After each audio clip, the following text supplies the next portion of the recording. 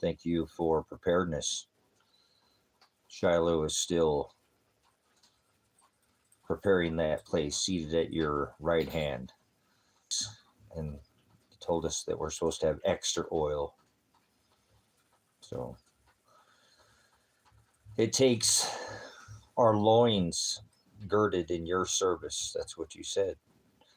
Have our lamps trimmed, because nobody knows the day or the hour. So we need to die trying, and you're serving the word, serving you the word. So when we follow what the word says, then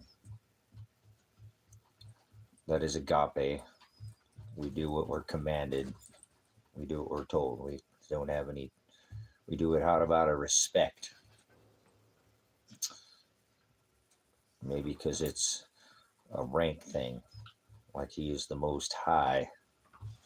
How about that? So I'm a military veteran, so how about militant? You know, he says, walk and follow in my commandments. So he's the commander. So he's not in the sky. Thank you for that. He's inside and written like the Constitution or the Bill of Rights or the Declaration of Independence. Or in the military, it's the Uniform Code of Military Justice. So there's rules, and he commands.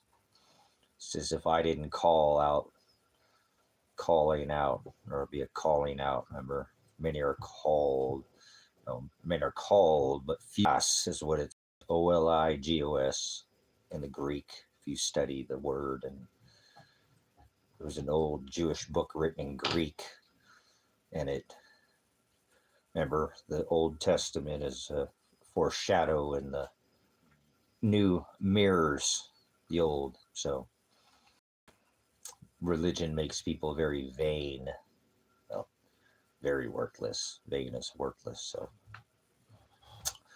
religion is in a physical, and it's Hokadesh, it's spirit.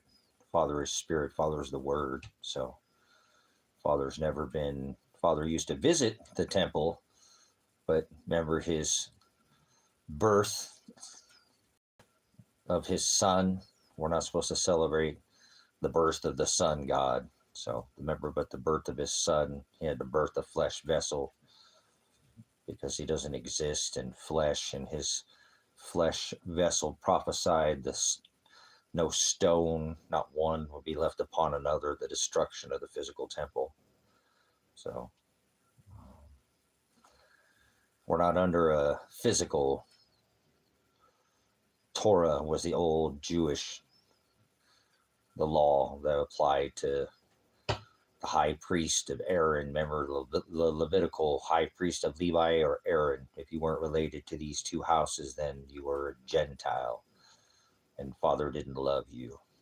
You'd go to hell. Remember, you could eat what you want. You could let the land lie fallow, rest, seventh day. None of that didn't apply to the Gentiles.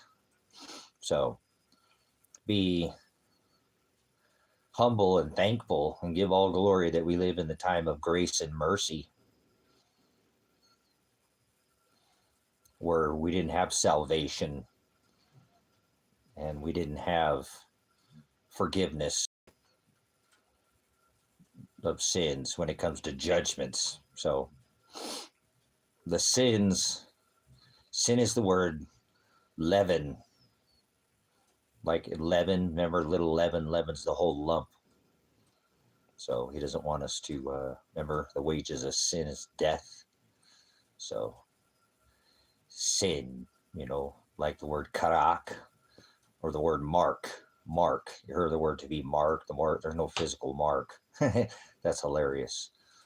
The word mark is the word karak, or character, and that means to be off the mark. To sin is to be off the mark. To be off the mark. That's what a sin is.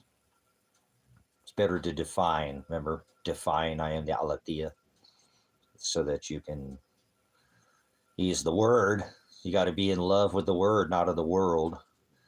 Be in it, but be not of it.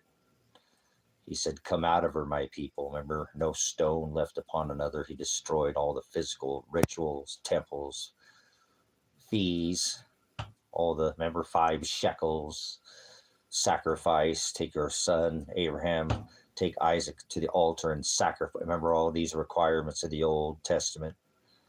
We should be, again, humble and thankful and give all glory to Shiloh, the one that is covering his bride for the sins, for their standing up and follow. He said, follow after me. So do you know what the Hamashiach did when he was here? Remember, he called them out. He said, these are the synagogues of Satan. You do the works of your father, the demonion, the distributor of fortunes or lies, the devil. Remember? You've turned my father's house into a den of thieves. People don't know the Hamashiach. He's this easy peasy cotton candy, you know, the lollipop Jesus. So it's okay. They don't ask no questions. Something sweet. Remember, sweet Jesus and leaven makes you drunk. That's how you make alcohol, right?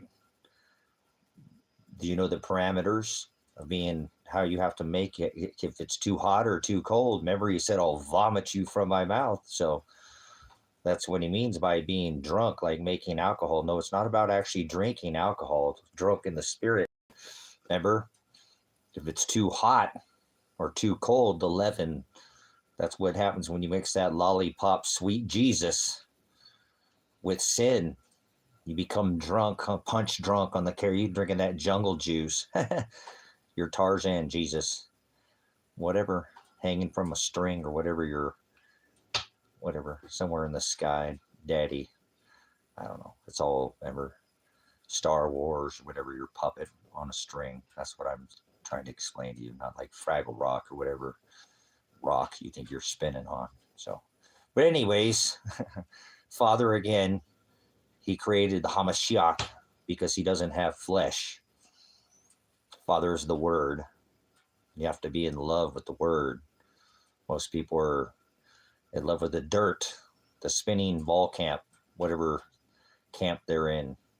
You know, what band. This one time in ball camp or band camp or whatever flute they're blowing on. Their old Peter Pan god. They're pan gods. You know about the pan gods? Like Mithra and, well, the Roman Augustus and Julius Caesar and all these, July and August, and their perversion to align their lunar calendar for Semiramis, Ishtar, the star, to worship of stars. They worship stars. So they're Star Daddy Jesus, Star Spacewalker, Anakin Spacewalker Jesus, that one. They're Sky Daddy. Their daddy's in the sky. Well, you're under the water law, land, air, and water. You're under water law, Nathan. If you're a citizen of the U.S., if you're one of those that goes by that corporate man-slave nation, the ones that are nailed to the U.S. stock exchange, the the inter-world wide web, get it? Puts and stops. Stop it. Derivative market, remember, 3 quadrillion. But anyways, let's not go there. So it's all right. Father creates this evil. Try to remember that. Get yourself awake every day and remind yourself, everybody I know is evil. Everybody in my family is evil. Most of my friends are evil. Everybody I see today, I'm going to meet. I might not ever in my life meet somebody that's going to be called out in the book of life. Few are chosen. Oligas. Father doesn't love everybody. Most people go to hell. Most people are evil. If you get up every day and you tell yourself that, it's not being negative. That's being real. I'm kind of a realist. I like to stick to what the word says. Broad is the way that leads to the wide gate. That's the gate that leads to hell. Remember, he's got the key to that gate. So I take it seriously enough to put that on these, so 2 keys, right? Well, He's the one that he gives the key. The Hamashiach's got the one to the key that he gives to the messenger to unlock the pit or the abyss, which is hell. So most people have no knowledge, remember? They don't know who the Hamashiach is. They don't know. There were a third of the messengers. The messenger is the word angelos. Get that word out of your face. Angel, like the Anaheim, like Angel Stadium, whatever, with your balls, knock it out of the park, home run. All right, get out of your homer. You can run like Forrest, whatever. I'm serious, I ain't playing that. So, homie, don't play that like Homie the Clown. Remember that? What was that? In Living Color? In Living Color. Oh, we got to go back to the color of law. So, I don't sup with vipers. People that are do their angel is a messenger. So now you got angels that are there's all this from above. Above doesn't mean in the sky. Once again, all this worshiping of stars. And as a magi, it offends me because nobody's going to the stars. Nobody's coming from the stars. Nobody's ever been to the stars. Sun or moon. You're not going to these celestial bodies. Remember, cosmos means an orderly arrangement. So that's not, the cosmos are not above your head. Heaven's not above your head. God is not in the sky. So that is what the message that I always come and convey with you, that the kingdom, that, you know, the king, remember the angelos, the messenger, the abyss, and Revelation 9:11, the one that's locked in the pit. Remember, he's got the key to hell. It's called abyss. Abyss is the word knowledge. He said, my people shall perish for lack of knowledge. Knowledge. I will throw them in place of knowledge. They'll gnash teeth. Flesh. Yeah, they're starved. Maybe. Remember, they're space boats. They fly space boats. Get it? The water's above the firmament. They're just messing with people. Space boats, ships. I mean, all right. Was it ships? Anakin Spacewalker, right? Shipwalker, shipwreck. I don't know what it is. It's a mess, is what it is. Like the Titanic, huh? Anyways, they fly space boats. Remember? Nanu. Mort. Yeah, that's Mr. Pappy, isn't it? But we'll leave that alone. They lead double lives. They're Geminis. Space boats. They fly space boats. They're rockets. They're cock rockets. They're Giannis, January, you know. They're screwing around corners or whatever. They land out in the ocean. Remember, they don't ever go straight up. They always. So, remember the firmament. You know, all this sky daddy worship. The worship of stars and the worship of space. Space is Antichrist. Space is Antichrist. North and south. How about that? He said, I am the horizo. That's east and west, remember? I'm the equator. I'm the separator. I'm the divider. That's what he said. I am the horizo. Look up what that word means. Horizo. Pro-horizo. What does that mean? Predestination. Well, what does that mean? You have to start defining the words that come out of your pie hole. You know, your American Pie, your band camp, whatever ball camp, whatever flute you're blowing on pan. You can take your whatever, Big Feet, Anakin Skywalker, Spacewalker, whatever. Had Chewbacca, they had a threesome and had Wookiee with an Ewok. Now they got Big Feet and Mr. Spacewalker and Mr. Space Force or whatever force you're with, and Han Solo. You can get out of here. Nope, Solo. Go and hang out by yourself. You know, we're not welcome. This is a family affair here, so we're not like the space. What is that? There's a cartoon. They do it with a bunch of space. They like to television, animation. What do they do that? What is that? Space. I think it's got like the lady that sounds like she's from. I'm drawing a blank. How come I can't do anything? Normally, it was the one that had Christina Applegate in it. And normally I don't remember any names, but I do now. That's okay. I'm not the best at. What are you doing, boy? What are you doing? You being good? We're getting snowed on out here, out in the desert. So, um, anyways, uh, that was. Oh darn it! It was a comedy. No, it's not the Jetsons. It's the other one that they do. It's the stupid one. It is. It's the one where it's more Adult Swim type of not the older one. It's a newer. Uh, I don't know, whatever. They do a lot of programming in that. Hey, we're getting pretty close to the Jetsons, aren't we? Nanu nanu.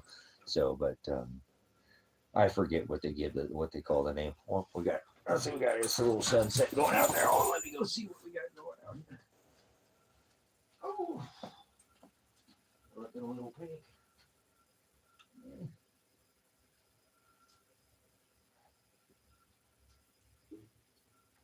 I've seen prettier, but it's pretty with that.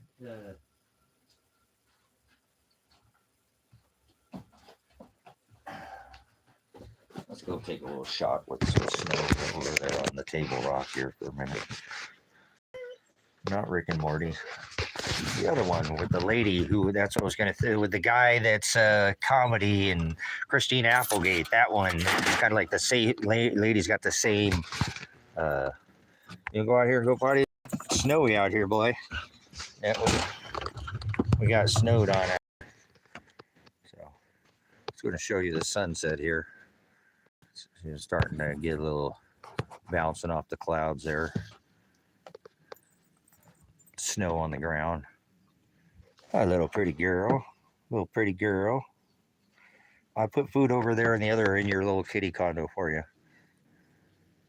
Good boy. You going body out here? So, Futurama. That's what it is. Futurama. My bad. I don't never watched the episode of it, so I don't watch it. So I don't know what the name of it was, but I remember now. Futurama. My brain is sharp. So, anyways, lots of snow come in here, and looks like we got a clearing over there. Look a little pink out there. It's more of an orange. Looks a little pink from the. Sounds like the coyotes are out there. More pink over that way. So, looks like the birds put themselves up out there in the birdhouse. So we got just a couple eggs today. We got 4 yesterday. So still laying out here in the middle of the winter.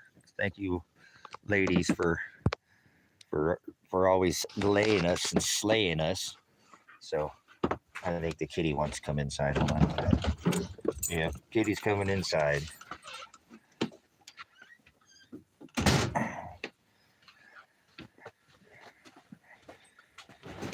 Oh, now I'm trying to think about the what was the name of the show out of the 90s, wasn't it? 90s and the 2000s with hold on. You come inside, girl. It's pretty nasty out there, huh? Are you not a winter kitty? You don't like that snow?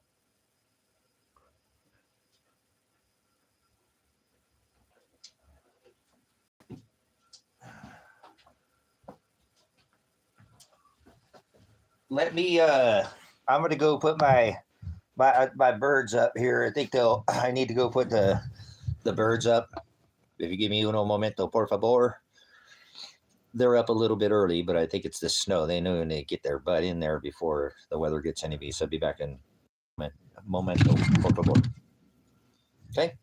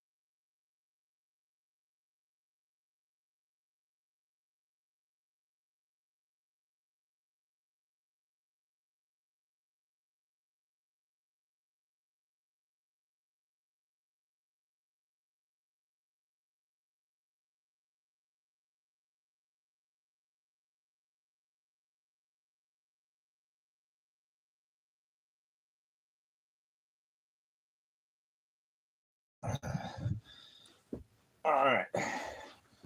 Thank you. Had to the ladies put up for the end of the night there. Make sure they're taken care of. I got something in my shoe. I had to get something in my shoes. Snowing out there. All right. Well, again, I don't know where our discussion led with Rick and Morty or Futurama, but all the subtle hints that they give us through their anime.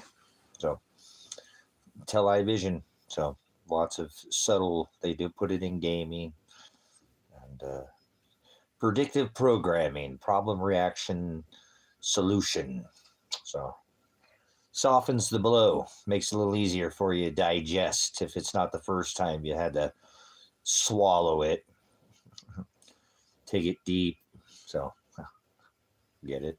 So like the pit, hell, but all right. So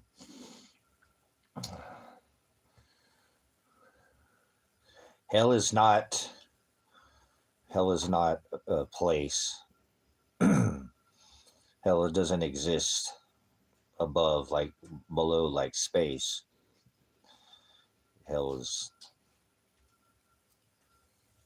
knowledge. Hell is the lack of. No, none, zero, none. Strip you back to zero. You'll just be stuck on dumb. How about that?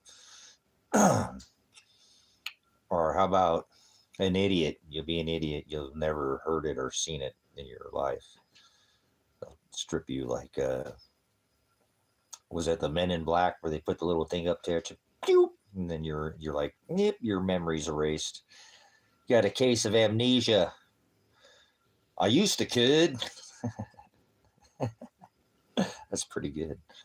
So, all right. What did I get? I'd come in here and share again. Give some gospel. Give some update again. I'm trying to push towards getting the property out here on the grid for the ministry. Do it for. I need to stop working so damn hard and let the land do. It's not like I'm gonna just sit there and not do anything. That's not how that works. You know, you gotta, if you don't work, you don't eat. Remember here. So, but I got the food thing, but like to be able to actually supply the abundance. So, and since I can't leave here for a little while, we'll just, make the very best of the time that we have here. Although, like I said, I adore this ministry. I still got to take up this place here on this rock 10 toes standing here where I'm at. So I do think it'd be much more inviting as well if it was a place that had, running water, septic, flushing toilets, and power that we can produce that abundance through that power more than anything. So a consistent power source allows storage as well as long-term food storage to be able to process. So it'll be worth it in the long run. Like I said, it's something I think I can do. I think I can pull it off. I'll just have to do it in sections, and I'll have to show and keep showing that I'm gonna. My major concern is the building itself. Whether I'm going to need to purchase a building. So, and then if, like again, if having been able to use this cabin, how many do I have to have how many separate inspections for your sewer or your septic, not sewer, because this isn't, on city in the septic, it's two separate inspections. You have your septic lines and then your tank inspection, and those are, two separate inspections. So what I was trying to do was to figure out what would be more, because if I had to move this cabin to put a pad underneath this cabin as well, that's all cost. I'd have to put a pad either way to put something down unless I put a foundation down, which I don't think I'm going to pour in a concrete slab or anything out here. I don't probably do just you know, TGI or flooring or whatever, you know, for flooring, and not put it up on post or pier or whatever. But I, again, talking with the, you know, somebody who's built out here and done something. Now they didn't go that route. That, you know, I'm thinking that having a building would be more cost efficient than to try to build, have the inspection on both plumbing and electric when you can purchase a building that already has it in it. So, but they're not cheap. So I'll figure it out. It's not the end of the world. You know, like I said, I have some small investments here. So we'll see. Either way, if I'll have to put some limits, you know, like stop or like, you know, do an investment and cash out, either way, just send it. Don't matter. As long as the mission gets done, you know, I'm not going to, whatever. It's just, you know, it's just an investment. That's what you have it for, is to, you hold on to something and you don't ever use your investment, then why did you even invest to begin with, if that makes sense? So you can be lots of ways. It can be, you know, investment can go away. It can go up and it can go down, or it can be just taken away. You know, you never know. So zeros and ones on a computer kind of investments, or even physical investment, don't matter. Remember? So I've had everything taken from me over and over again in my life, multiple times. It doesn't, it just, whether father's done it, you know, my dad died in a fire, lost everything. So had been stripped back to just the clothes, not even having shoes on my feet, you know, living on the streets. So been there. This property, you know, 6 years ago, everything was taken from it except for the tent that I originally moved out here. So that's not here anymore. It is, but it's all taken down. So,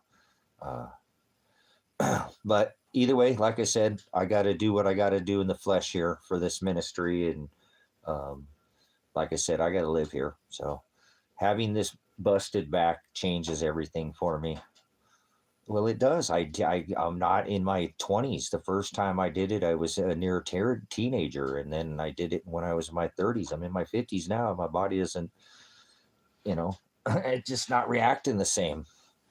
So I've got ways of trying to get around that. Like I said, things to assist. You know, I'll probably need an assistant out here, whether I like it or not. I'm going to have to pull the, you know, hammer on it and have somebody come out here, put some paperwork on it. I'll be all right. Give somebody a, you know, a beautiful opportunity. I hear a lot of people tell me I live the dream. You're living the dream, man. Okay, well, cool. I hear you. It's not the dream when you ain't got nobody else to share it with. So that's why I like coming on here at the ministry, because I'm not alone in this. You know, at least I have, because I don't have relatives like that. I don't have family. This is my family in here. I don't have friends. I don't have a friend that I keep up with. So, or I've known, you know, anybody for any extended period of time. So Father took the only thing I had away from me. And so now I live for the ministry. I live for this online ministry. I live for myself too. I do, because I'm still going to constantly, I'm never just going to sit here and do nothing. But I mean, look what I'm trying to do. I'm always trying to make improvements and, you know, help others. Stop. If I just stop and help myself, things would be different, but I don't care. I have no regrets whatsoever. That's just the way Father crafted me. He's creator. He's the shaper. You know, he's the one who's through these experiences shaped who I am since I was even a child. So it's okay. We're all very different from each other, and that's good. You know, although we're one race, the human race, he does give us very individuality, and that's good. We need to stand 10-toe. Remember, we're our source, where we come from the creator who's shaping us. So everything not written. So if it hasn't happened yet, everything that ever will be, he's, you know, all glory to the creator. So he provides, and he will, you know, and I know most of the time I have to do it standalone, and that's okay. Um, I'm not the only one out here suffering because they're set apart, and that's okay. This lifestyle is what I'm talking about, this homesteading thing, you know. I'm not the only one that's doing this. There are people who are a lot further than me, which makes me feel, you know, like I said, like I'm slacking. But that's okay. Are they dealing with the compression, fracture in their vertebrae for the third time, busting a vertebrae? Probably not, but that's okay. I can't let that stop me. You know, I haven't let it 2 times before, and I yet to go in and let them put me under a knife or whatever, how they ever want to do their, operation, their neurological and, orthopedic, their surgery. I don't want to have surgery. They want to cut on me. So I don't like the idea of being cut on. So I seen my dad. But I don't know. He could walk, and that was a long time ago. They put him together with steel pins and screws and rods and near needle, and he was like a Terminator back there. But yeah, we got a lot of it from the sun too. All right, all done. So there's energy that's been coming in from the sun that has a lot to do with it, atmospheric pressure and the phi angle, how it comes in, where you're at on this rock, has a lot to do with it, a lot of variables. Do you have problems, nerve problems? Well, yeah, you're going to, it affects the heart rate, cardiac arrhythmia. It could affect people's, man's genitals, erectile dysfunction. Maybe your guy's not getting it up. Maybe it's not you they're sexy. Maybe it's him because of the sun. Get it? The sun. So it happens. So people don't think the sun affects us, but it does. It has mass effect. It's, we're being bombarded by solar radiation, continual through, the magnetosphere has been depleting for the last, I don't know, since 1900 by my calculations. And I have the better calculations on it by my study. And I've been studying it for, I don't know, a couple decades. So I'm pretty well versed in the study. Magnetic excursion, a pole shift we're not having a pole shift. That's not a pole shift, is when the magnetic compass would be pointed to the south.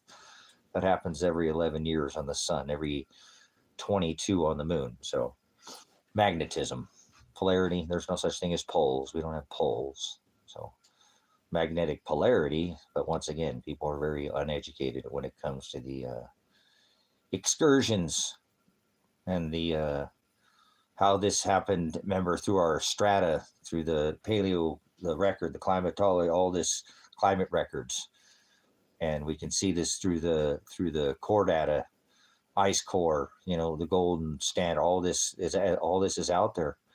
So it's not hidden, and science has been botched. But science used to have a lot more. Science is always disputing the constant, the known, with theory, but that's not the way science now, as we said, and this is what it is. So like, your children are never going to see snow again. Remember Al Gore? Get back in the closet, Al Gore. But whatever. It is what it is. Your children never see snow again. The polar ice caps are all going to melt. The polar bears are going to die. And look at the Arctic region right now. Look at the Arctic sea ice gains. Where it's depleting in the south and gaining in the north. So math, people forget simple algebra, basically, right? Or even just checking your math, add, subtract, multiply, divide, but they've lost the basics of they're anti-math. They're not Mathican Americans. They run by, you do the numbers with them, and they don't like to do it by the number. They like to take the Fifth Amendment, use the right to remain there, the silent majority. That's how they go down in history, is the silent. Get it? Miranda rights, that's your Fifth Amendment. But all right, we had to do it by the number. So, all right, hey, it's America. I can't, but they can. It is what it is. I can't. My dad said I was, given abundance and bounty to grow up in the concrete jungle where you do something different every day and not do the same thing twice. And he was right. But anymore, I don't. I don't like the country that I live in, and that's okay. It doesn't mean that I want to cause anybody here any harm. I just don't like the country itself. It's garbage. It's the new mystery Babylonian. People speak the psychobabble, new mystery psychobabble, whatever. American. It speak American is what it is. It's a watered down, dead language. So it's all It is. Everything has been watered down. So one word can have 10 meanings. So words get hijacked over time. Parables. They spoke in parables back in the past. So this isn't a tongues. This isn't a new thing. An idiom is not an idiot or two different things. So you can lead a horse to water, but you can't make him drink. You lead a person to knowledge. That's the word bis. But you can't make them think. That's no knowledge. That's hell. That's the word hell. No knowledge. Abyss. So it's not somewhere under your feet. Grow up. Stop it. Get away from me. Sky Daddy Jesus. So whatever, we got to keep it real. There's things that are, I don't know everything. I'm still in a study mode. I'm always in a study mode. So I can be refined. I can burn off impurities like gold and silver, he tells us. So, but anyways, we'll see what happens here in the future. My treasure awaits after I die. It's this Hokadesh, that heaven. That's Father. If you go to be in heaven, that is Father. That's where he's going. That's where the Hamashiach went to go prepare a place. Father's house was at. So that is heaven, right? That's Father. Father is the perfect, remember, the high priest, Old Testament of the church. Remember, Aaron and Levi, they had the perfect sacrifice, bringing that blood after having, remember, Aaron, out of that altar, they'd wash their hands in the glassy sea. They had to enter the temple, pass the table of showbread, the altar of incense, right? The 7 candlesticks, and go behind the veil and sprinkle that blood over the Ark of the Covenant where the 2 cherubs, this was done under one day a year. Father would come in as Hokadesh, spirit, light, ghost, visit. And now he's every day he's written on the hearts of the bride inside he's written on their heart. We don't do temples, or we don't do churches, or we don't do rituals or fees or fines or sacrifice, or he fulfilled all of these things. He said that when they hung him on a tree, remember? He said it was fulfilled. So these people are lost. They've forgotten, Prognosko is to have foreknowledge of. They don't even have any knowledge of. That's an idiot. An idiot is somebody who's never seen or heard in their life. So most people are idiots. Leave them alone. Remember, most people are nice. The word nice means to be stupid. Most people are actors, acting like everything's okay. Most people are going to tell you that the new year starts in the middle of the winter. So they've already been severed. They'll tell you it's 2026. Approximately 2026. There you go. See? But he's just using the new mystery psycho babble, speaking in a parable. If he said 5786, you'd be like, what the hell is he talking about? But that's okay. We won't use the Hebrew calendar. There's, the world is obviously 6,000 years old. Get away from me. But I live in this timeline, so I don't care about all these reject, and I don't care about times past. I'm spiritual. I come in and out of flesh. I have time immemorial. So do you think this is my first rodeo? I don't think so. I'm still learning, but this ain't my first time. I'm Hokadesh. You know what I'm saying? Hokadesh is what before you came into they call me Tracy. You think I'm going to be Tracy after I leave this flesh? He enslaved me in this meat suit. He enslaves every one of us. Father doesn't exist in flesh. Father is the Word. The Word became flesh. That is the Son, not above your head. That's not what Son is. There's the S-U-N and there's the S-O-N. So I speak on both. Shiloh is the one that holds the inheritance. He is the one who has the crown right now, right? Well, you have to have a crown to set at the feet of Shiloh as the high priest. So if you don't have a crown, then you're not going to receive your inheritance. See, that's not rocket science. You don't have to have some kind of mathematical or doctrine or degree. You know what I'm saying? That actually that'll put you in a box.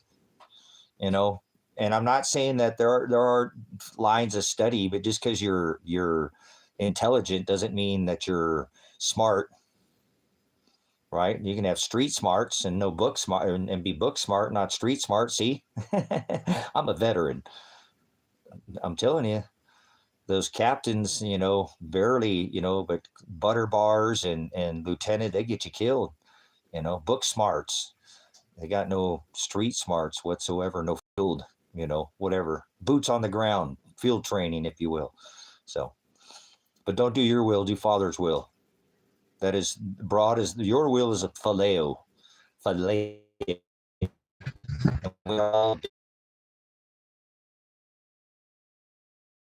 It's fine. I know that it's not easy to stand up against everybody, pretty much.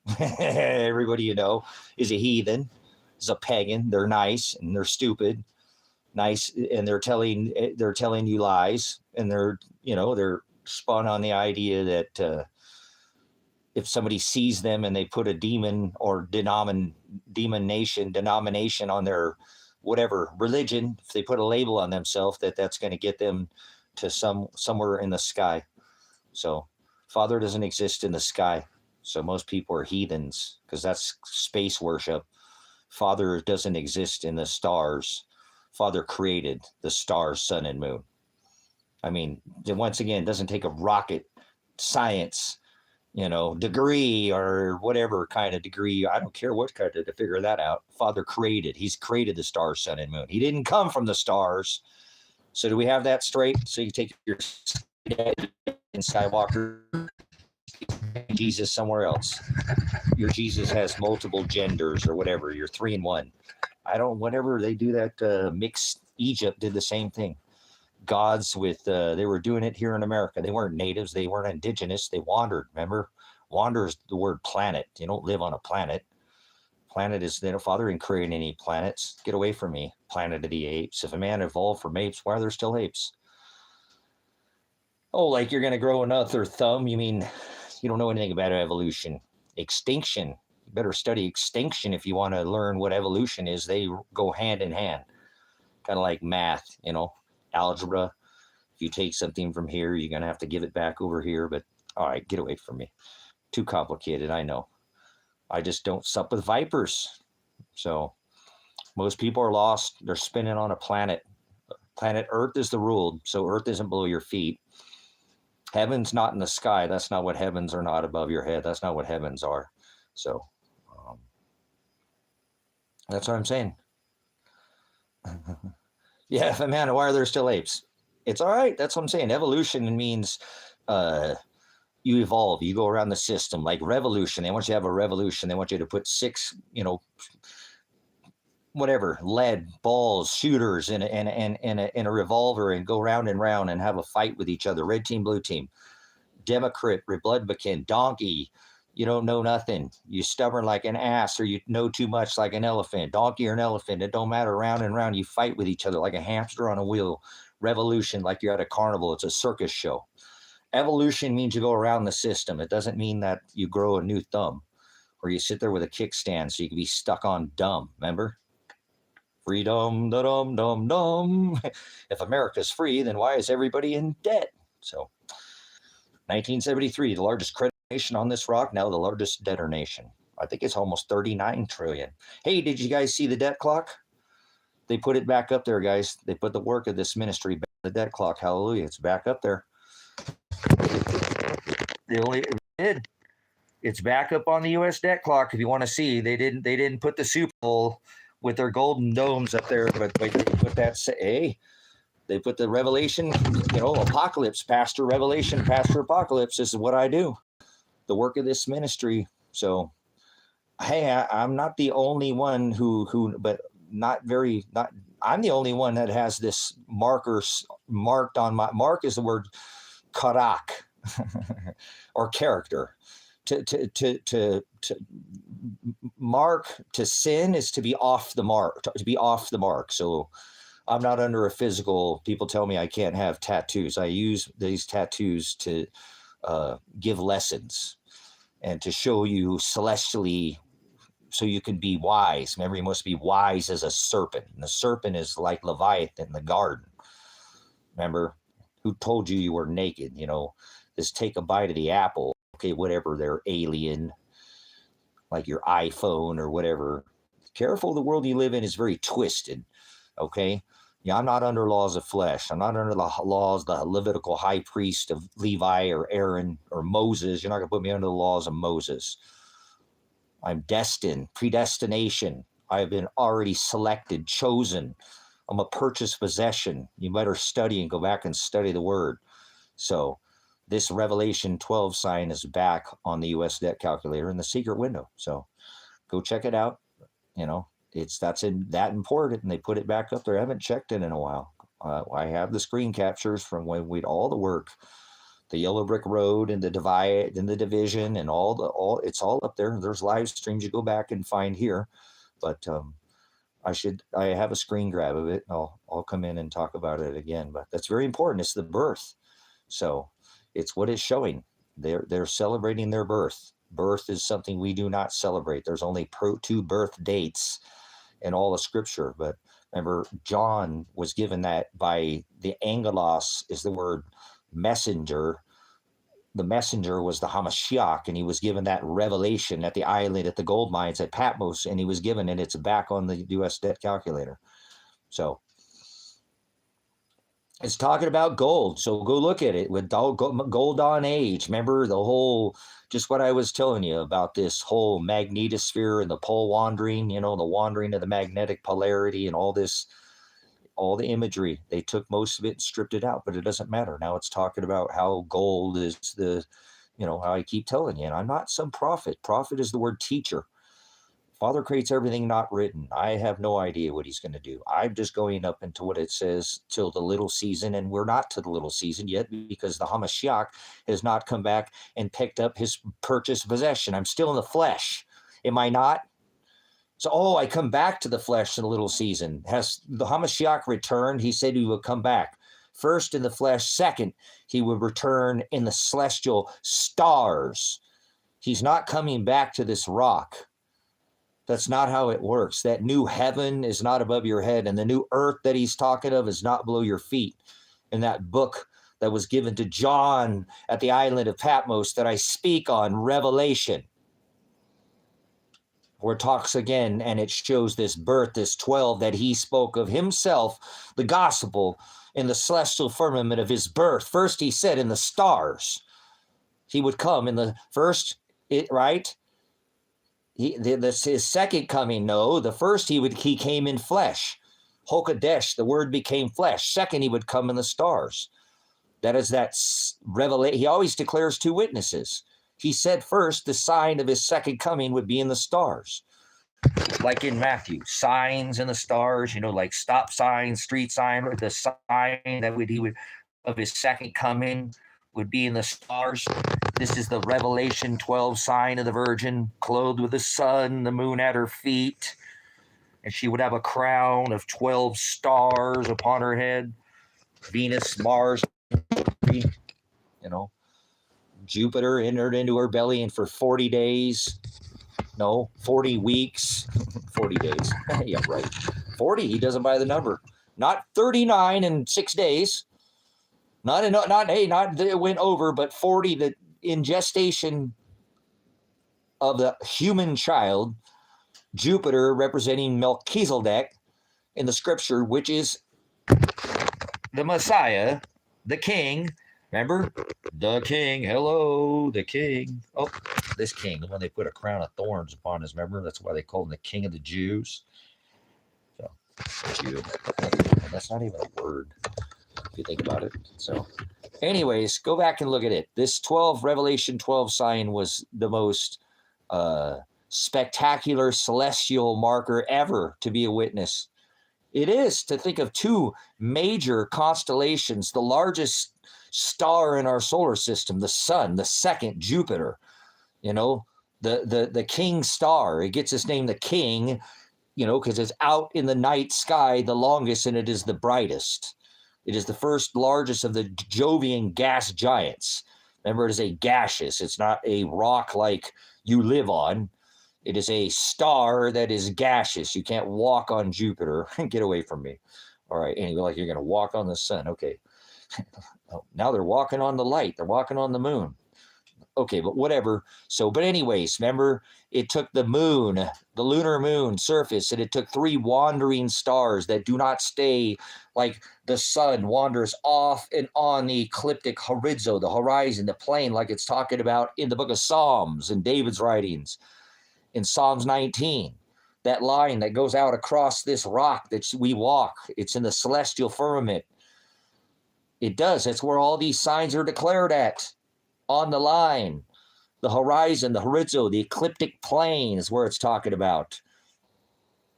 Not up over your head, not around here, not below. Right there right there, it's declared. And that's where these were all. Venus, Mercury, and Mars, the sun and the stars, the sun and the moon, all lined up on that same ecliptic plane. If you know what the Psalms 19, if you had a celestial eye to see, imagine that the Hamashiach, the Messiah himself, visited John at the island of Patmos, and the very last scriptures, the very last yods, right? Letters, cosmos, an orderly arrangement of letters gave John at the island of Patmos, spoke of this celestial marker in the firmament, and it happened in your lifetime. It took 2 major constellations, the Virgin, the birth of the Virgin, remember? The Virgin, Virgo, right? And then remember the crown of 12 stars. Remember, it was Jupiter that parked at the head of Leo, the king, right? The lion king, Leo. This is how the wise men, remember, they were looking up at the celestial firmament, watching the celestial markers, remember, pointing at Jupiter because it had, remember, it birthed, it married, it union, it had a marriage that was called the morning star and the king star, which is known as the Star of David. Remember, David declared him the Lamb of God. David was born of Bethlehem. Christ was born of Bethlehem. Christ was from the house of David. David, obviously, from the house. This is known as the Star of David. I have this marker on my body to know, so you know that I am celestially wise to the celestial marker. Do you know that happened again? That hadn't happened in over 2,600 years. I'm talking about something that happened years later.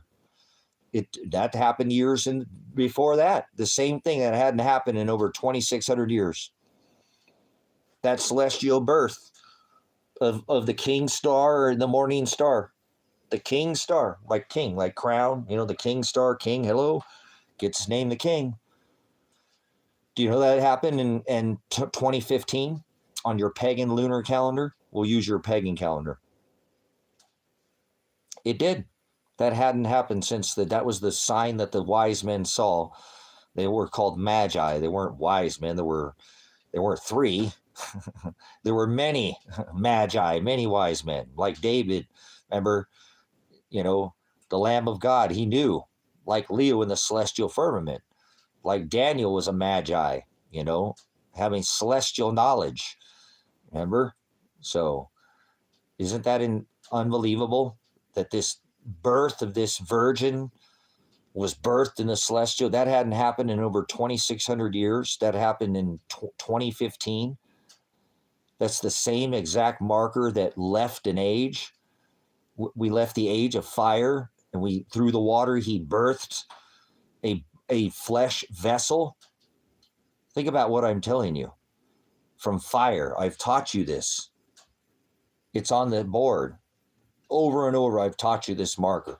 From Aries, fire, the tabernacle, the place of rest, like the triple conjunction that happened in 1939, how they birthed this in the middle of the desert. It's a spiritual Israel, remember now? Spiritual Jews, spiritual bride, spiritual testament, spiritual covenant. Spirit is Hokadesh. Wrestle not against flesh and blood, but against principalities, powers, the rulers of the darkness of this world. Spiritual. Hokadesh, spiritual wickedness in high places. That's where your battle lies. So it's not against this flesh. We all succumb, and the flesh is weak.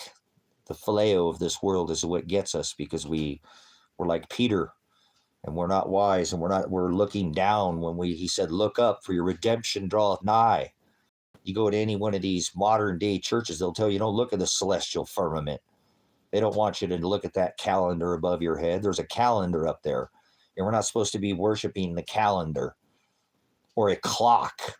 You think a clock is some digits on a screen, or some zeros or ones, or some hand pointed at some numbers on a wall on a circle. That's not what time is. Time is a doorway. How about that? Like death. It's a doorway. Where one door closes, another opens. So your whole idea of time is off. You think we die and go to the sky. No, we don't. That's not where people don't die and go to the sky. People don't die. Hell's not below your feet, so they don't die and go to hell. You don't die and go to hell. You're lost in space. So your words, you got to go back, and you're adding to scripture, and he warned of that. Don't add even a period. He said jot in the Greek. Well, Hebrew, Old Testament Hebrew, my bad. Or tittle. Exactly. These are my space. They're all, get out of my space. I can't do it. They're like zeros and ones on a computer. That's what they think. Space. There's a clock above your head. You're not going to the clock. But that's the whole television. Space farce. I know, I was there in Hollywood, California, at the Grauman's Chinese Theater at the first showing of Star Wars. So I was programmed as a child. Yep. Seriously. The whole use the Force, Luke. I am your father. The whole nonsense. Whatever. Seriously. I was there for the very first showing. Whatever. That's what Father made me that way, so that I could be the way that I am. If I wasn't exposed to all that and didn't, get all that predictive programming, pre-programmed, then I wouldn't be the man that I am today. So we all got programmed with it, because we all, Ronald Reagan said he had the Star Wars, program. Remember the Star Wars program? Now it's the Starlink, Mr. Stinky Muskrat. Same program, just a different name. It's like, nobody, the regimes don't die. They just change their names and their accounts move. Kind of like some of these DHS or not Department of Homeland Security, Department of Human Services. So, hey, I'm just telling you, whatever department it is, Human Services, Health and Human Services, Department of Children's, Family and Services, because they lose their funding. So they change their name and their accounts move. Nothing's changed but the weather. It's like Rome never died. The Vatican's still there, is it not? So, and then remember, we had somebody come in and ask about Russian Orthodox. They already met in Antarctica and did their little powwow, circle jerk, whatever they did down there. So, pole worship, get it, circle jerk to the poles. So, Pope. He's like calling a man father. Blasphemy. That is Satanism. So, all their isms, Calvinism and Mormonism and the Baptist and the Southern Baptists and the Presbyterians, and they're all part of this insanity, Christianity. They all follow the Pope. They all follow the pedophile, all these PDF files. So he was on the list, been to the island. They're all a bunch of island boys, and girls. Let's not forget, equally yoked under this covenant. So we got the Billary Foundation. They bring boys and girls to the island. So Careful. Got to watch out for them island boys. I'm telling you. You'll know them by their fruit. How about that? Bunch of bad apples, aren't they? So come on down. Like the price is right. Come sell your soul. That's what they want you to do, right? Don't worry, but it's already chosen. Self-will. You'll blot your name out. So you can't fool the elect. They'll do it to themselves. It's not possible. He already chose who his bride is going to be. So it's a puny number. It's a fraction. Most people go to hell. So that's what the hell's in Revelation 9:11. So hell is not what you think. Hell, most people they're already there. Shh, don't tell them. That void in their head, I don't know. Yep, I know. Exactly. It's an idiot. An idiot is like being in hell. It's basically the same thing. You never seen it or heard it in your life. So that's what hell is. No knowledge. No bis. So move along. Move along. That's what Elton John was telling you. Mr. Rocket Man. Remember, he knows, come on by and give it a try. They like to do that. In fact, it's cold as hell. Sabrina's been listening. Yeah, well, remember, there is no free will, right? Free will is a made-up fallacy. There's agape and there's idolatry. You've been here long enough for me to give you that lesson over and over. I beat you with it like a war drum, like a chant or a mantra. I do it like the rosary. They do it in the church. Stand up, sit down. Stand up, sit down. Stand like doing push-ups is like calisthenics and a little bit like jazzercise. So yeah, no, it's hilarious how they give unto this free. Everything has a price. You think you're going to get away with something, you're not. So that is not free. It's called idolatry, and it does come with a price. By self-will, you will blot your name. Our name is Shem. Shem. And remember, Shem is a Torah under this. We're not under the Torah, but under this covenant. So people need to get that straight. Your name will not be called out like Iceman or, Stoner or, that's Revelate. No, that's not how it works. That's not how that's not what's called out. You get these mumbo jargon. You're doing your pig Latin letters scramble. Well, I don't mean to go there, Ryan. I'm just trying to show you so that people understand that idolatry is what gets our name blotted out. That's why he divorced his bride Israel. Father has rules. Shiloh has rules. Remember the Old Testament, the wages of sin. It didn't matter if it was a venial or a mortal sin, which a sin is a sin. Remember, the wages of one sin was death. Now he said, don't make your own arrangements, your own cosmos, don't make your own law. Don't make your own agape. That's why I stick to these same things. Oh, it's you again. You're saying the same thing. Yeah, I don't want to change. You can't refine the gospel. The gospel is singularity. The other gospel that Paul spoke of is what we've all been guilty. You know what I'm saying? Well, a church is not. Charity doesn't come with. Although he said when you fed. Remember in the scriptures it said when you fed him. They were talking about that man in the street with that. When you fed him, when he was hungry, you fed me. The body. When he was without clothes, you clothed him. You clothed me. But the most agape love to be charitable is with the word. So good. That's not, you shouldn't, I'm not saying that you can't get help. There are foundations out there and churches that will help. Not all churches are in a position to, I don't know what it is, what your help that you were asking for. A lot of people come to churches for a lot of different reasons. So some come for prayer, some come for assistance through finances, some come for a death, and maybe condolences and lots of, just off the top of my head. So I'm not sure what you're asking, but church is, it says, where there are two or three gathered in my agape, in my shem, in my authority, there I will be. This is church. What we're doing in right here is church, sharing the gospel. That's church. But most churches are the synagogues, or they're, he said, the Most High does not dwell in temples made by hands. So that's some fake Jesus, some fake gospel, some gospel. He doesn't dwell in a physical temple, in a physical church. He's not under physical ritual by celebration on a Saturday or a Friday or a Sunday.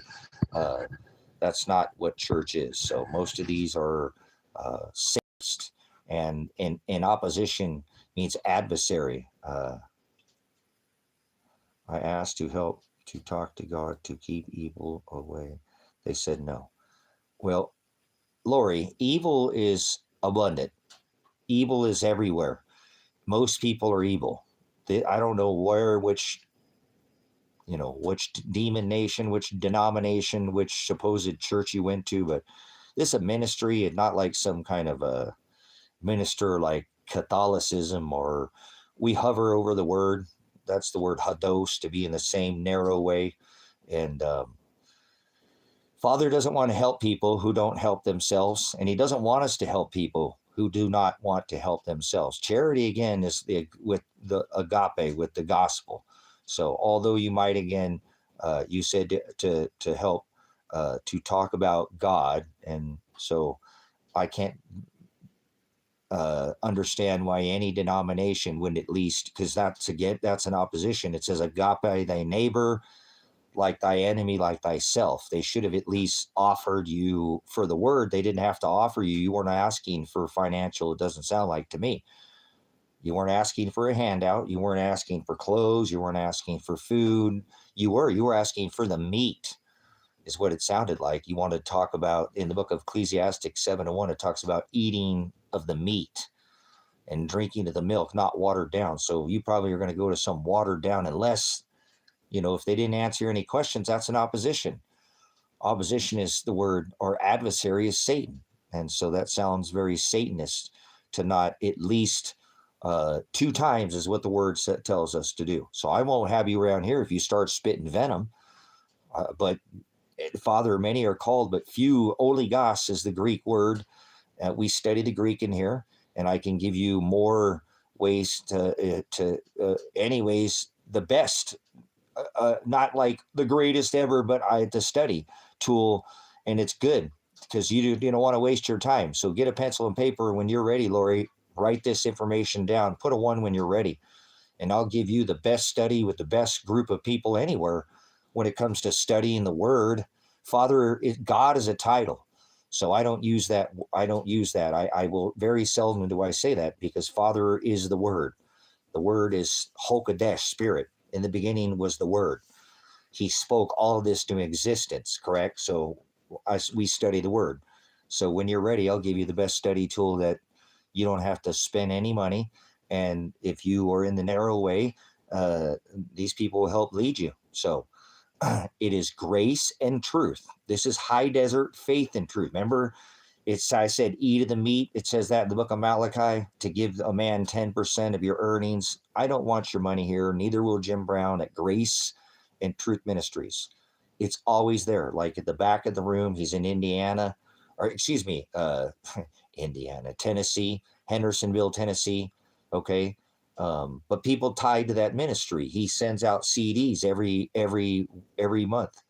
Won't cost you a dime. Just get a hold of them there, and they'll send you 3 CDs that are 3 hours a lesson each. So take that link right there, Thank You Connection, and that's the best study tool. There's a live stream he does every Wednesday and every Sunday, and it's a great live stream. Get a pencil and paper and get ready to learn.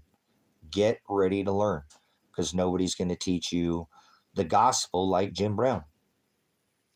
Not another man on this rock. You'll be abundant that you did. You'll need to unlearn and relearn. The best thing, most of us were very taught incorrectly, taught ourselves, listen to people who are not in the narrow way. And so all glory to Shiloh that you were rejected away from wherever. So Father sent you here, because nothing happens by chance, no free will or no luck. You're going to hear things at Grace and Truth that you've never heard anywhere, but it's with the word. It's Grace and Truth. Jim Brown is Pastor Jim Brown. I am Pastor Revelation. This ministry mirrors predestination. That is the prior channel name, Predestined for Light, and the gospel. So predestination is that Father already chose. Romans 8:29 through Paul's writing says he also did foreknow. I said he also did foreknow who he did predestine to conform to the image of Christ, to the one that was anointed, the one that we must anoint ourselves as he was anointed. Have the covering, put on the armor of God, like it says in the book of Ephesians in Paul's writing. So, yep, get yourself a lexicon, get yourself the interlinear Texas Receptus, get the accepted text, start studying one word at a time, unlearn and start relearning one word at a time. And I'll tell you what, the word comes to life. He said, I am the life, right? No, he said, I am the horizo. I separate the dark, the death. We're supposed to die daily to spiritual death. It's a little bit different vernacular verbiage than you've heard. You won't hear it in that church that you, whatever establishment, block, brick, rock, mortar. It says he doesn't dwell in temples made by hands. The Most High, he said that. That's why I personally tattooed my hands with that. The Most High, Jim Brown doesn't have any tattoos, doesn't dwell in temples made by hands. The kingdom of God is within. He wrote it on the hearts of the bride. He says that through Paul's writings in the book of Colossians 2:14, that the stone tablets were the law, the 10 commandments, the Old Testament, 5 first books in Scripture. Genesis, Exodus, Leviticus, Numbers, and Deuteronomy were 613 statutes, commands applied to 2 houses. And it was not written on the hearts. You had to follow the commandments of Father, where the wages of one sin was death. Now he commands us, do not add a jot, a tittle, or a thought, idolatry. Same, nothing's changed under this covenant. But under the Old Testament, he didn't love everybody. He only loved his high priest of Aaron, Levitical high priest, and only applied to 2 houses. So understanding this from a scriptural record, understanding the history is written in a book, and there's only one scripture that we study, and it's the one that was defined at the Council of Nicaea.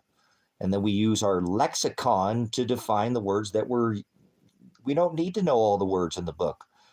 I only study the gospel anymore. I really stay away from a lot of the other scripture. It doesn't do anything for me. It doesn't wind me up like that. I know I don't do it as a feel good. I know it feels correct. Correct. It's called edification. We're supposed to discern. That's why you're not supposed to sup with vipers. So if you're not getting people who are studying then they're just watered down. The Old Testament is an old, the Hebrew. Remember, that was a language he spoke all of this. You need to study the Hebrew toroidal field, the Torah.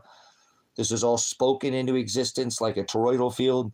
Like if you take copper and you wrap it around a magnet and you spin it, it makes electricity. That's how all this was spoken into existence, just so you know. Very simple for you, just very simple. The Torah, the toroidal field, Torah. Each one of those letters, it's called a yod on the Old Testament. The yod is a letter, and each one of those is somewhere on that toroidal field, on that line. And each one of them it's a mathematical language. Each letter, each yod has value and frequency and resonance. It means something. It's the definition of the word tongue. Foreign, that's the word alien. No such thing as aliens. That's the one thing that I can give you here that Brother Jim just doesn't have. And that's fine. You don't need what I teach you here. You don't need the celestial gospel to have a crown. That just is, like it says in the book of Timothy, adding to your faith. So that's what you can do, is add to your faith. You can go there, get your base gospel. Do not build your house on sinking sand. Okay? Then you come back over here and tell me that I don't give you the same exact mirror teaching of the gospel, because the gospel can't be changed. The gospel is suffering. The gospel is being in prison. The gospel is separation. The gospel is refiner's fire. Long suffering is what the scripture tells us. You're not going to hear that from any of these churches. They push this peace and prosperity gospel. which is Antichrist. He said, do not think that the backbone of this ministry is Matthew 10:34-39. He tells us, do not think, the word is shalom. Do not think I came to bring shalom, peace. I came to bring a sword to division. I divide the dark from the light, the day from the night. I am the separator.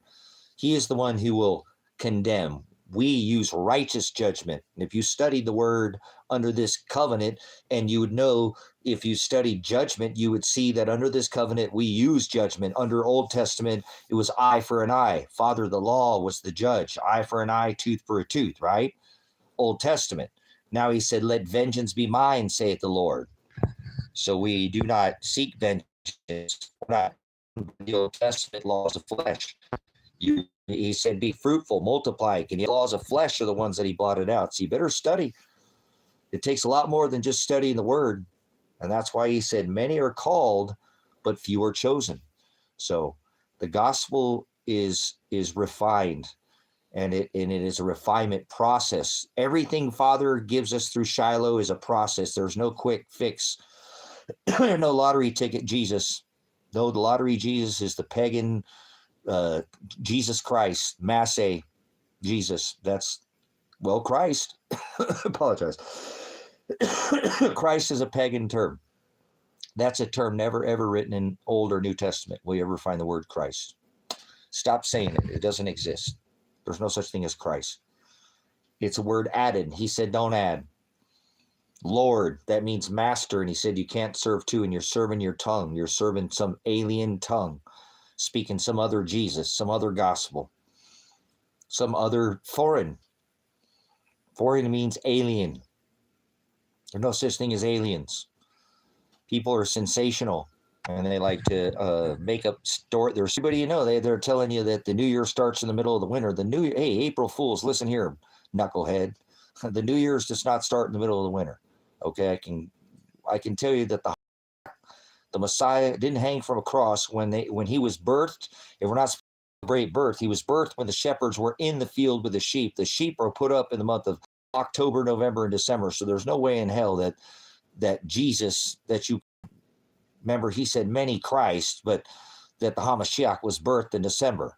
For 100% certain, the birth of their sun god, Satan, Mithra, Apollyon, whatever you want to give him, his name is Jesus Christ in the modern day translation. They're Masse, eat my body, cannibalism, drink my blood, vampism. That's the Saturnalia. That is the feast of the Yule. Like a ewe is a baby lamb. You know, like the wreath, the Christmas wreath. I thought there was a goddess of heaven spinning the Big Dipper around the North Star. They were pagans, heathens. It tells us that in Jeremiah. Learn not their ways. Be not dismayed at the signs in the firmament. The heathens are dismayed at them. So you're a heathen. You don't understand these things. You're dismayed, not to cause you to stumble, or, you know, tell you, oh, don't look at that. Don't, you know, no, whatever. There's a firmament marker up there. He said there would be in Genesis signs for times and seasons. In Matthew, in the stars, sun and moon. Remember, it tells us these, you know, nobody will know the day or the hour, but there would be signs. Paul, in Paul's writing, said you'd see the day approaching. But if you're thinking it's 2025 and the new year starts, or 2026, or whatever pagan lunar year you're trying to tell me it is, and you think the new year starts in the middle of the winter, then you're asleep. And I don't care what kind of degree you have. It doesn't matter. You're not to do these things. The devil, which didn't say devil, it said the word daemonion, will be able to change times. And this was perverted long ago, back in the time of Rome. This is what they made, this lunar calendar, to combine with their pagan calendar, which is called the Gregorian calendar. It's not 2026. Grow up. And the whole world's doing it. So if you think I'm crazy, go ahead. Noah was crazy too, for 126 years, and then it rained. You ever read the book of Luke? He said, fear not. Oligos, teeny tiny flock, right? In the book of Luke. My disciples in the book of Luke. Take up your cross. Book of Matthew, he says, deny yourself daily. Take up your cross daily. Follow after me daily. So if you're not doing what the Messiah did, you're not Christ-like. And then therefore your name, which is not some 3-letter God or 5, you know, or devil or Yeshua or Yahweh, or that's not what name is. Name is Shem. Moses, remember? Come on, the laws, Old Testament, Aaron, Levi, remember? Noah, had 3 sons, Ham, Shem, Japheth. Shem meant name. Shem. How would be thy Shem? It says, and it says, if you were to pray like this. It doesn't say Lord. There's no Lord's Prayer. Get that out of your dialect. Nowhere in the Old Testament or New Testament does it say the word Lord. Lord is the word masters, and he says you can't serve two. See why I'm trying to get you not to serve these foreign dialect? The Father is the Word. The Word became flesh. He said, before Abraham was I am. Now before we know he is Father. So start studying the Word. When you fall in love, is the word agape with the Word, then you'll stop doing what the world is doing. The world thinks that they're spinning on a planet. Planet means wander. Or deceiver, almost like Antichrist or Satan, adversary. So it's an opposition to use this, like people wake. Why, did somebody die? You can have a funeral, you have somebody mourning, you wake up and you have a mourning. Stop using these, you understand me, then get off your knees. I know what I've been licked. Do you overstand or do you understand? Are you be less? Are you less? Or are you more? Do you have abundance and bounty or are you less? Careful, this language, this dialect, this glossa, the tongue that this modern day is not, it's dead. It has no frequency. It has no value. It talks about this in Scripture, about washing the language. Oh man, that's fire. Oh, you want me to get the fireman? No, I mean, it's fire. No, it's cool. Now, wait a minute. 1 minute it's hot, 1 minute it's cold. No, it's cool. I know it's fire. Nobody uses the word cool anymore. That's kind of an outdated word. Oh, hey, that's cool. I guess you can still use that. But anyways, hey, it's sick, huh? Let me get you to the doctor. Yeah, he's having a seizure. He must be having a demon. Let's get the high priest and we'll get the Catholic priest. We'll sprinkle some holy water on him because he's having a seizure. They thought he was having a demon. Grow up. So it's okay. Fairy tales, sensational. They think God's in the sky. They thought God was in the sky. That's exactly why he divorced his bride Israel. They were going after gods in the sky. That is Baal worship. Baal is sun worship, star worship, worshiping gods in the sky. That's why he divorced his bride Israel. And idolatry. Idolatry, let me define the word idolatry for you. In the word idolatry, in the Greek, it is idolatria.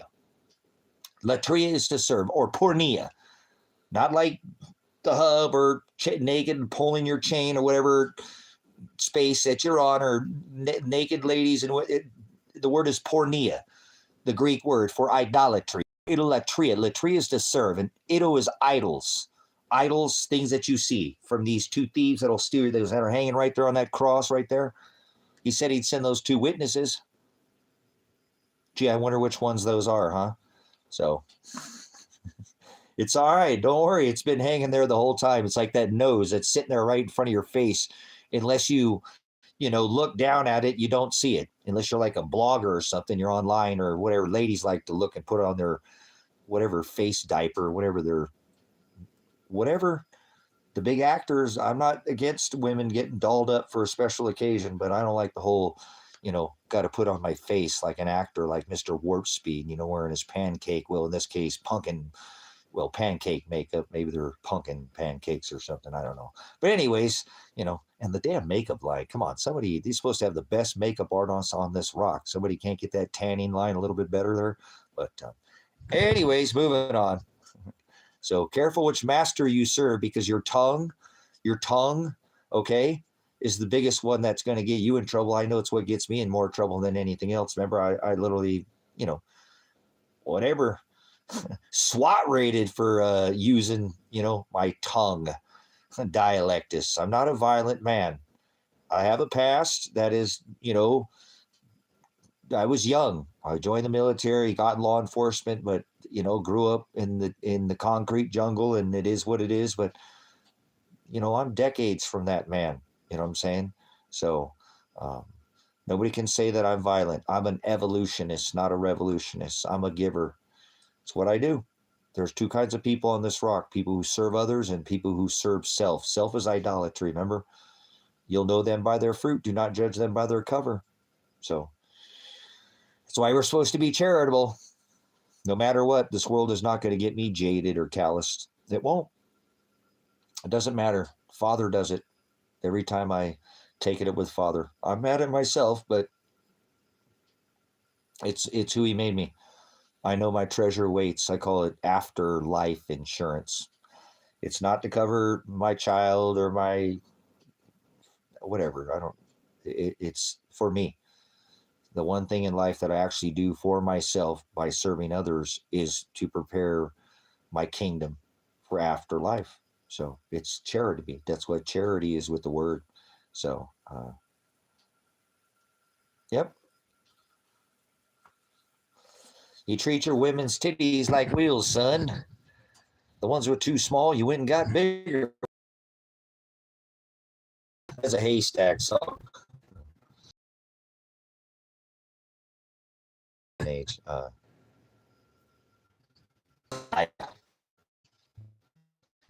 The Gentile Messiah. So remember whose pocket he's in. So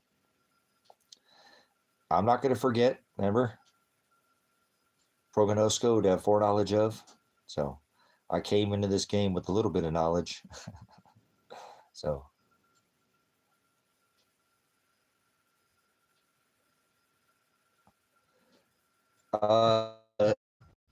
there's only one Texas receptus. It's this one right here. This one right here. See this? It's called the interlinear. The interlinear. It's an old Jewish book written in Greek. If you open it up on the inside, you'll see that it's written in both Greek and English. You see the English over here. Each one of these has a number above it. So you can use that to study first with your lexicon, your dictionary, like an old Jewish book written in Greek, like a Greek lexicon or dictionary. If you're studying the Hebrew, the 53 of the Old Testament are in this scriptures, the first 53 of the Old, the 22 rejected. I have rejected text right here. And the word Bible that you use, that means book. So there's only one accepted text, okay? All these others are translations. Every one of these, you can take one word out and define it. Definition. They're definable. There's no other version like this version. This is an old 12th century book. So you can find this at Christian bookstores. You're looking for the interlinear means dual language. Interlanguage, dual language. Texas, this is the accepted text.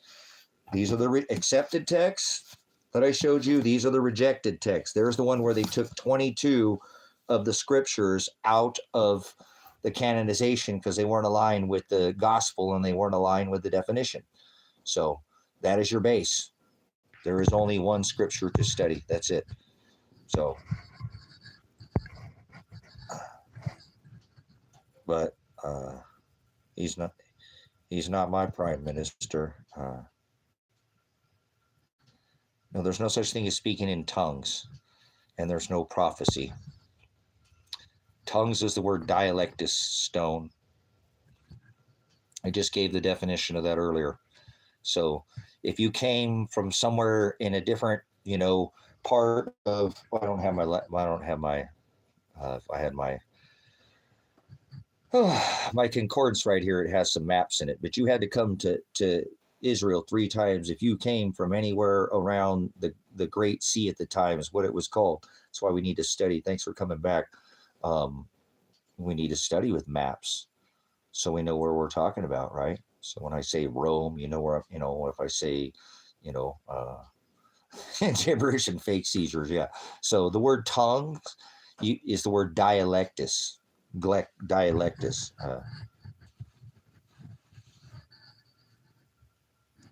So no worries. All glory to Shiloh, all glory to Brother Jim Brown, which helps with this study as well.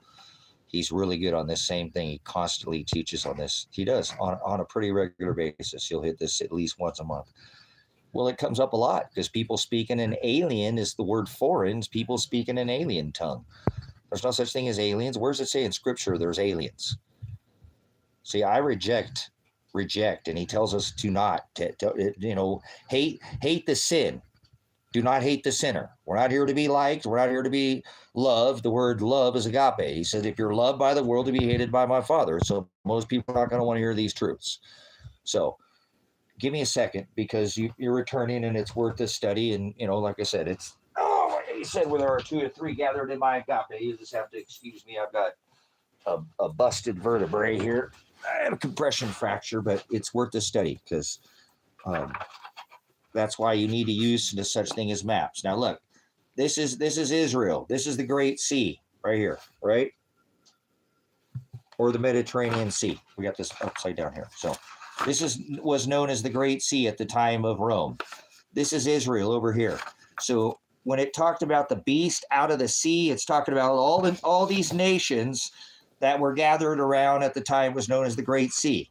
Okay, like the Garden of Eden. No, we know where they went over here to Iraq or Babylon. You need to study where these maps are. Syria, Palmyra. A lot of this will help you, okay? But you had to come 3 times a year to Israel. And if you wanted to be grafted into the vine, remember, you had to have 2 turtle doves sacrificed at the altar, right? You had to be circumcised to the male genitalia and had to be water dipped there. That's right. Hallelujah. So this is what the word tongues comes from. So when you study with maps, which is very important, because you need to understand more than just the word. The scriptures are full of idioms, and there's a difference between an idiom, and I'm not calling you an idiot, but if you don't know anything, then you're an idiot. If you've never seen it or heard it in your life, then you're an idiot, and that's not an insult. And most people are very insulted when you call them an idiot. It's the same word as ignoramus. To be ignorant means you do not know, and you've never been told, or you've never seen it or heard it in your life. Therefore, you can't hold somebody like that accountable. That's right. The more we learn, the more we need to learn and relearn. That's what I have found, Stone Ministry. Personally, I spent a whole decade unlearning because of bad teachings, bad self-teachings, and just lazy studying. Not studying with maps, not studying the customs of the time. They didn't say the things back then. They were called parables or idioms. The dialect has changed. The gloss of the tongues, the same language barrier that we're talking about right now. It's a good conversation. Spin right into this. Okay? Spin means to twist or warp, to change, add, or take away. So what it meant to speak in tongues. So if you came, you had to come 3 times a year to the nation of Israel, and you didn't speak it in the same language, linguistics, vernacular, your vocabulary, your glossa. When it's foreign to you, you use a glossary, That's the word glossa. Or dialectus, your dialect, foreign language, okay? Dialectus, thank you, there it is, okay? See that? So it was in a foreign dialect. You had to get it interpreted in your language, not tongues like, oh, well, Stoner Connection said, you know what? I can interpret that for you. It said, God loves everybody. Come on in and have some cracker Jesus. Hallelujah. See, I speak in pig Latin, swine talk.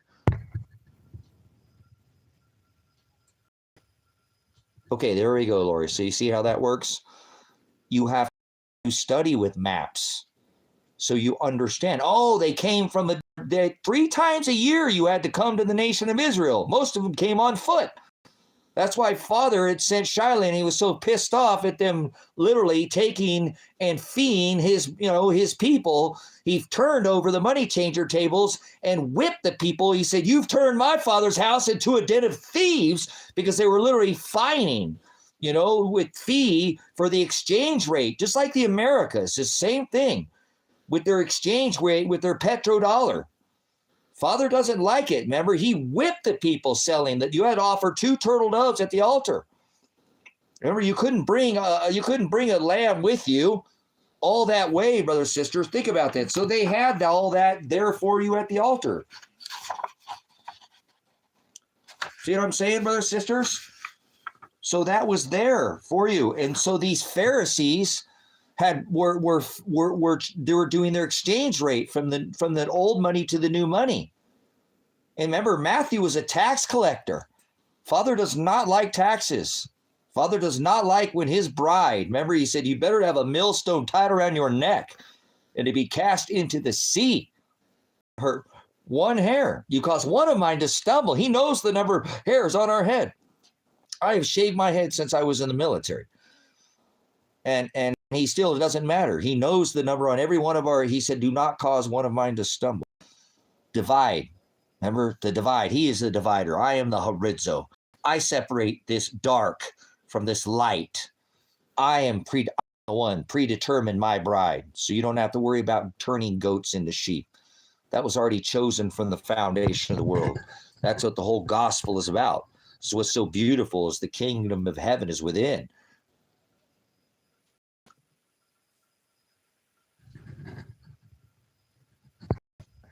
One stain is the same as a million. That's right. A sin is a sin. That's why he said when he returns, he wants to find our garments washed clean in the blood of the Lamb, washed stone, right? When he returns. And that baptism is a process. So, and it's not a literal, like throwing the goat. If you ever go back to the Old Testament, before the birth of Christ, they would throw the goat off the cliff, remember? And that like a tether around there, that blood, remember what would happen to it? And then with the birth of Christ, they would throw that off. Remember, you need to look into some of these old traditions and how these things carry on through Scripture. And that these, just like right now, this is all about a wedding. This is all about a wedding. He's only going to be with the virgins. Remember? The ones who didn't defile themselves. The wise virgins. There's wise virgins and foolish virgins. Do you partake? Did you fornicate with the beast? Are you guilty? We're all guilty, brothers and sisters. That's why he covers us. He said, come out of her, my people. Be in it, but be not of it. We've all been there. We've all been a Peter. We've all just done the easy thing to just save ourselves in the moment. Make it so we don't have the resistance. That's what he does to us. He separates us. He imprisons his bride. They have been separated from the foundation of the world. He said, I knew you before you were in the womb. Okay, so there's no prophecy. Okay, we spoke on tongues, the word dialectus, gloss of tongues. So there's no such thing as speaking in tongues. You spoke in a foreign language. It's like coming into this ministry and clogging it up. That's how it would work. So if you were coming in here speaking some Christianity or some Mormonism or you'd have to be taken somewhere else and go, hey, listen, this is what he's telling you. You're not even hearing what he's saying because you're speaking in some new mystery psychobabble. So start defining the words one word at a time. Father is the Word. The Word became flesh. That is Shiloh, the one that will redeem his bride. In the book of life, call them out in the book of life at the wedding supper. Remember, supper, it's written on tables of our hearts. He said, don't sup with vipers. Don't cast your pearls. Your pearls is your treasure. Remember, let no one take your crown. I come quickly. In Revelation, he said he's going to come like a thief in the night, like a thief. And you're supposed to be burning bright. Nobody knows the day or the hour. You're supposed to have extra oil. Trim your lamps. He said, trim your eyes, the lamp of the body. If it's filled with light, then the whole vessel, the whole lamp is filled with light. The eye is filled with darkness. They don't mix dark and light like oil and water. Remember, anointed. That's what Christ means. That term is never written in Scripture, but he's the anointed. He's the one they hung from a tree, not a cross. Nobody hung on crosses. That's blasphemy. That's this is what religion will do to you. It will water you down. Have a relationship with the Word. Go study Roman torture from a tree. They nailed him to a stock, just like they nail people to the New York Stock Exchange. Va, va, va, your Monster Energy logo, your stakes or your nails that they put in his hands and his feet. It was a torture machine. Stretch you back so you couldn't breathe. That's why they did their COVID or what's it? He said you got to be as esteemed as the potter's clay. Turn their works upside down. What is COVID back? Is Devak. Get Devak out of here with your bringer of the disease and the cure of the disease and warp speed. That's Apollyon. Yeah, the bringer of the disease. They just did it. Lupercalia. They just had their worship February 14th on their pagan lunar calendar. That's sodomy, word age of clay. Hallelujah for We're in the age of clay. We're not in the golden age. That's why Mr. Gold On said we're going into a gold on age.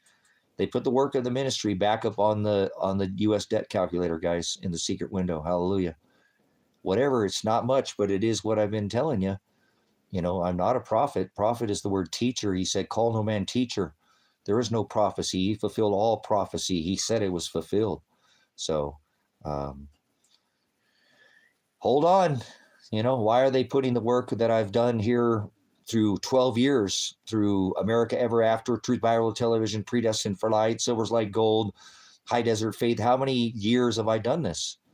Have I done this research and been putting this out so that, you know, he said, be charitable, not for the gain. I remember this channel's it's not monetized, it's demonetized. They took the monetization away. They don't know these truths. They can't handle the word truth is aletheia. So the only support that I get is through you guys. And that's fine. I normally don't ever call. Like I said, I go for 3, 4, 5, 6 hours, and then I'll ask at the end and show you that like I said, there's a link in the description through CashApp and PayPal. But don't worry about it. Father provides. I'm a hard worker, so I'll take care of it. By the loins girded in my service, he will provide. He's a way maker. Way is the word hados. Well, narrow is the way. He said that's hados. So he always he makes a way when there's no way in hell. But you know, like I said, why is that Revelation 12 sign on the U.S. debt calculator again? They brought it back. They took the golden dome out of it. They took the yellow brick road. They took the divide of the chaff and the wheat and the you know, a lot was taken out of it. So that's why you got to keep your skin in the game. I'm glad I went back and looked. Wrestle not against flesh and blood. We're not be in it, but be not of it, he said.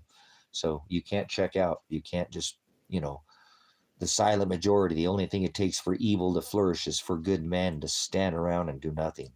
So we have to speak up. Do not partake in unfruitful works of darkness. Put the light on them, rebuke them.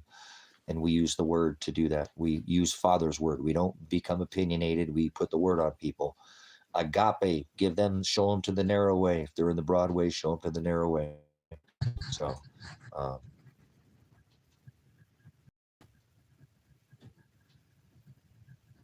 well, the two witnesses, it's a spiritual. The two witnesses are those thieves that are hanging right there on that cross right there in front of your face there, Stone. This right eye and this left eye. Dirt lovers. Don't love the dirt. You see what I'm saying? So, but again, the witnesses, it should be quite obvious. There's always this question on who, if it's Elijah, if it's, you know, is it Christ? No, Christ doesn't come back. He never comes back here in the flesh. He took the flesh to be with Father.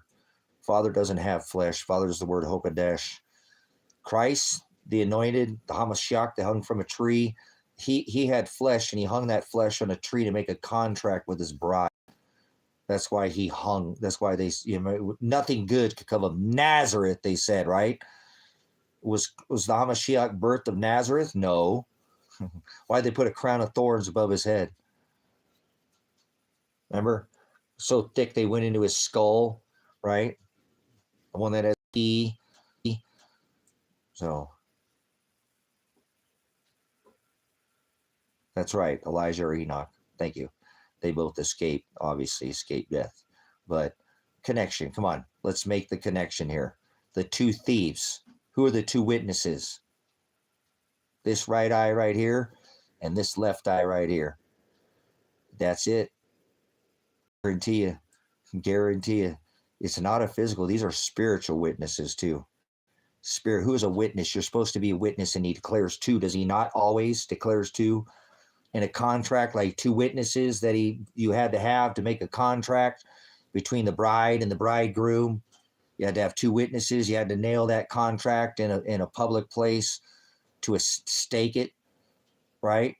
To a stock, right? Well, the contract, the paper, in this case, they would stake you to a stock or nail you to a yoke. Do you understand what the witnesses are declared? These are the ones that'll steal your inheritance, brothers and sisters. These are the ones that'll steal your crown. He said, I come quickly. He warns us of idolatry and imagery. What does he say? What is the second coming? What is the sign of your second coming? He said, be sure that no man deceive you. Who did he warn about? The deceiver, the lying eyes. That's idolatry, distributing fortunes or lies to self, loving the dirt. He doesn't want us to love the dirt. He wants us to love the word. Fall in love with the word. The witnesses, that's the contract, brothers, sisters. The body is the temple. The two witnesses are sitting right there, hanging right in front of your face, like the nose on your face that you don't see unless you look in a mirror. Look down, it's there the whole time. Logos, that's right. The word. So, hallelujah. So, Father is a living testament. He is a living testament. Remember, it is a new living will. He grows with us. He does. It's like a walk in Christ. It's a continual process until the very last breath. Girded, he said in my service. Lamps trim. Right? But burning bright, he said, be burning bright until I return. That's the great and dreadful day of the Lord. That is the wedding supper. Remember, he'll put one foot on the land, one foot on the sea. It'll be changed in the twinkling of an eye at the last trump. Remember? They would blow the ram's horn, the shofar, the final trump. Remember? Trumpets.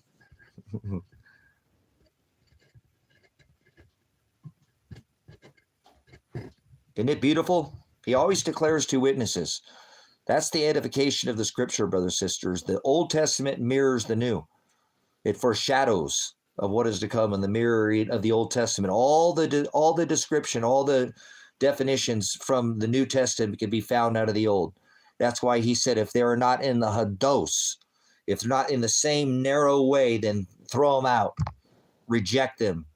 It might be sweet to the taste, but bitter to the belly. That's what the discernment does for us. That's why we don't sup with vipers. People are going to feed you some sweet nonsense Jesus that don't take the time to use their lexicon or their concordance. They don't one-word study. They don't love the word. They love the world. And that's okay. Don't try to change them. Father did not want you to try to change anybody. I made more than a decade of a mistake because of the thinking I'm out there being fishers of men, making up my own, like dice, shaving things off and adding to things, so thinking I'm going to change the number. No, it didn't work like that. Father said, don't add a jot. He even means like a period. Don't even add a period. A yod is a letter. He said, don't add a thought. Idolatry. If you add to this book, you will receive of all the plagues are written in these scriptures. If you take away even the smallest jot or tittle, I'll blot your name out of the book of life. So he ain't playing, brothers and sisters. Father is not, through Shiloh, through the birth of his son, he is not playing around. Nothing has changed. Get that through your thick skull. I have to remind myself of it every day, that he ain't playing. The Old Testament, add one sin, venial mortal, death. Add one jot, death. One tittle, death. One thought, death. You'll gnash teeth. So we all fall short of the word. So if we're sharing the word, make sure we're defining what it is that make sure we're defining it. Father is the word. Father is not some God in the sky. Father is not some winged dude with long hair like, what's the guy for Lord of the Rings? I can't remember his name right now. Darn it. Dumbledore for what? I don't know. I never watched Lord of the Rings. You'll have to excuse me. Rings. Like Satan. The halo is not a good thing. Anytime you see something with a halo, that's representing the serpent like Leviathan. That imagery, brothers and sisters. He warned you about idolatry, the Greek word porneia, idolatria, the service of our eyes, things that we see. He doesn't want us to serve the dirt. Father doesn't want us to love the dirt. Father wants us to love the word. Study the word. In the beginning was the word. The word became flesh. Remember, he spoke all this to existence. So when you fall in love with the word, you'll start rejecting false translations. It's not hard to tell. If you leave the definition, you've left the truth. So start studying one word at a time. Gandalf, thank you. I can't remember. I have never seen any of them. So, but I know what it is. A lot of that stuff is biblical reference, guys. I've seen a couple decodes, not a whole lot. It just doesn't interest me. But it is what it is. But there's a lot of scriptural reference in Lord of the Rings. I'm certain of it. I've seen enough, like I said, just a little here and there, or whatever, to understand what they're referring to. It really is. A lot of it's scriptural. Most everything they do. Look, go to Casey at Enter the Stars here on YouTube. He is the best decoder, movie decoder anywhere on this rock that you walk. Guarantee you'll not find a better decoder. He's been doing it on YouTube for a dozen years. You'll not find it. And he goes through, I'm sure he's done a Lord of the Rings decode or whatever, the escape from, I don't know, Cave Junction. I don't know what the hell they call it. I don't know what it is. Alcatraz. I'm not sure what it. All I know is Lord of the Rings. There are sequels to them, but they all have some kind of scriptural reference. And so does almost everything that's put out. It is, brothers and sisters, it is so hard to believe how much of television has programmed us, whether it's some B-rated movie or if it's commercial or if it's a halftime, a cult Super Bowl halftime show ritual or what it is. It is just littered with scriptural references. Most of them come through Ezekiel, Revelation, Genesis. A lot of them are.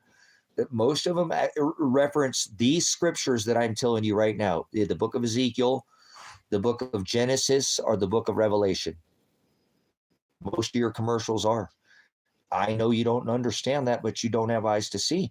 It's you have rose-colored glasses on right now, and that's okay. I'm not trying to change what you see. It's almost like staring at one of those things for a while, and then the image comes out. You need to have, but that's just the way it is.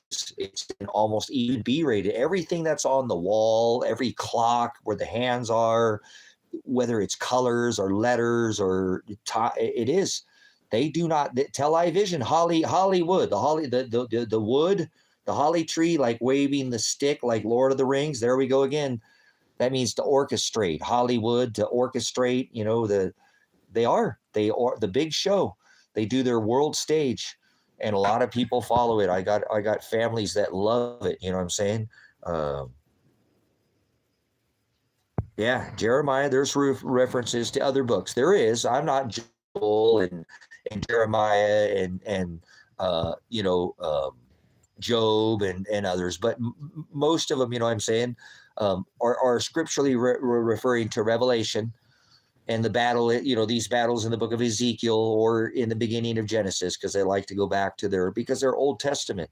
They are fake, the ones that warned us about the fake Jews, those who say they are Jews, but they are not. See, it's a spiritual Israel. In the book of Revelation, when it's talking about Israel, it's not a physical in the middle of the desert. That was formed off a triple conjunction in the tabernacle in 1939. That they knew when they saw that. That's right. Israel is in our heart. Hallelujah. Ministry. Hallelujah. It's a spiritual Israel. It's a spiritual bride. Hallelujah. Much agape for that, because most people don't understand how his bride is spiritual Israel. It's a spiritual, they're inwardly spiritual Jews, is what they are. Inwardly spiritual Jews. Inwardly spiritual Israel. So it's all flesh. It's not some place in the middle of the desert. When he said all flesh, he meant Jew and Gentile, man and woman, black, white, brown, red, and yellow. Like there's 12 eggs in one whole dozen, all flesh. He's an all-loving Father, but he does not love everybody. That is blasphemy. He only loves, remember the Old Testament, one sin was death. He only loves his bride. He didn't love the Jews, right? Or the Gentiles. He only loved Aaron and Levite. So, no, you're correct there. The ones, the invaders from the north, the Sumerians, the Gothics and the Vandals and the Visigoths and the Stands, you're not wrong. You're not, Duck. You're not. The invaders from the north. All the Ostrogoths and Visigoths, the Vandals, the ones that were teaching this Baal worship. Grove, Baal is sun worship, tree worship. Grove, Moloch, Al. You got it. You nailed it. You're right over the target. So it warned us about them, and we know that's why we know that they're spiritual Jews, spiritual Israel, and that these are the fake ones. They invaded, and it's okay. Remember, that means during World War II, none of those were Jews either, were they? No, they weren't, because they're spiritual Jews. Grow up. Those weren't Jews. They're spiritual Jews, and Jew is white, black, brown, red, and yellow, not some dudes hanging out in the middle of the desert. So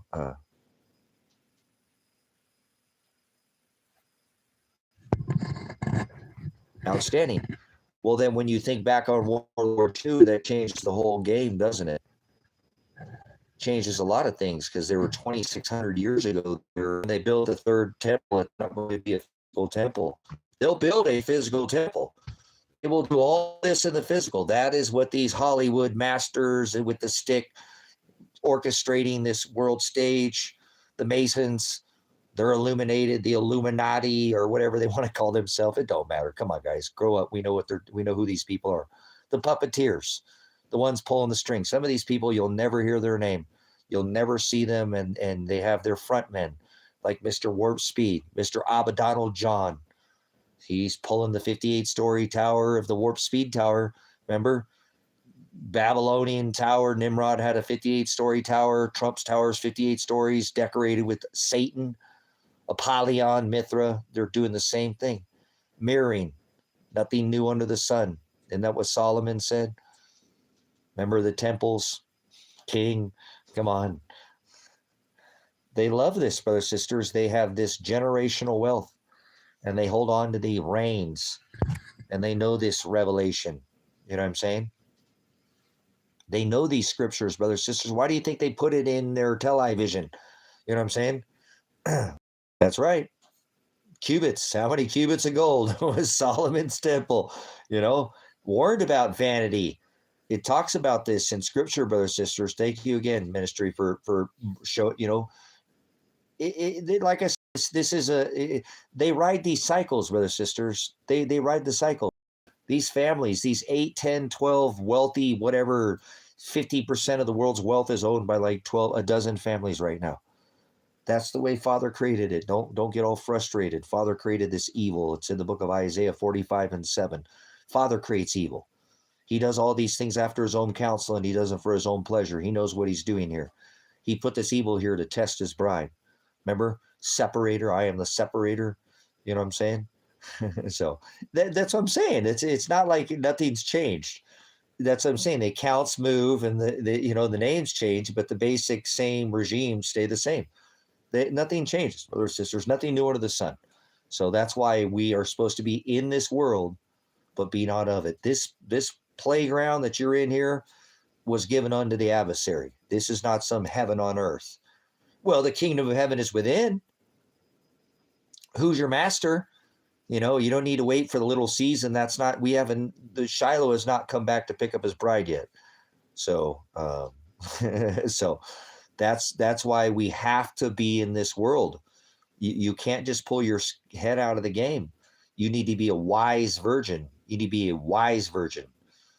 Foolish is somebody who is not have extra oil. They're serving the world.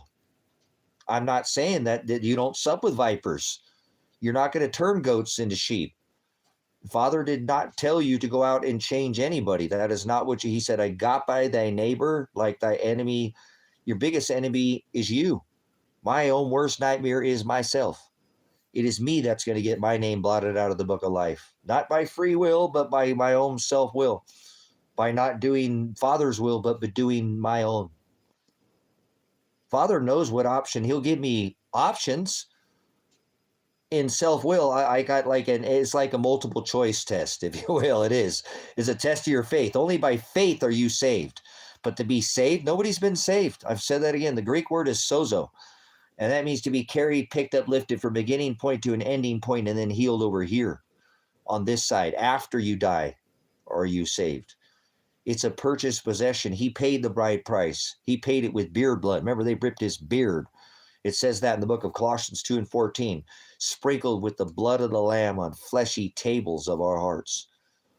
Beard blood he paid, not just the stripes. Are you out there earning your stripes, conforming to his image, following? He said, follow after me. In Luke, in Romans, he said, conform.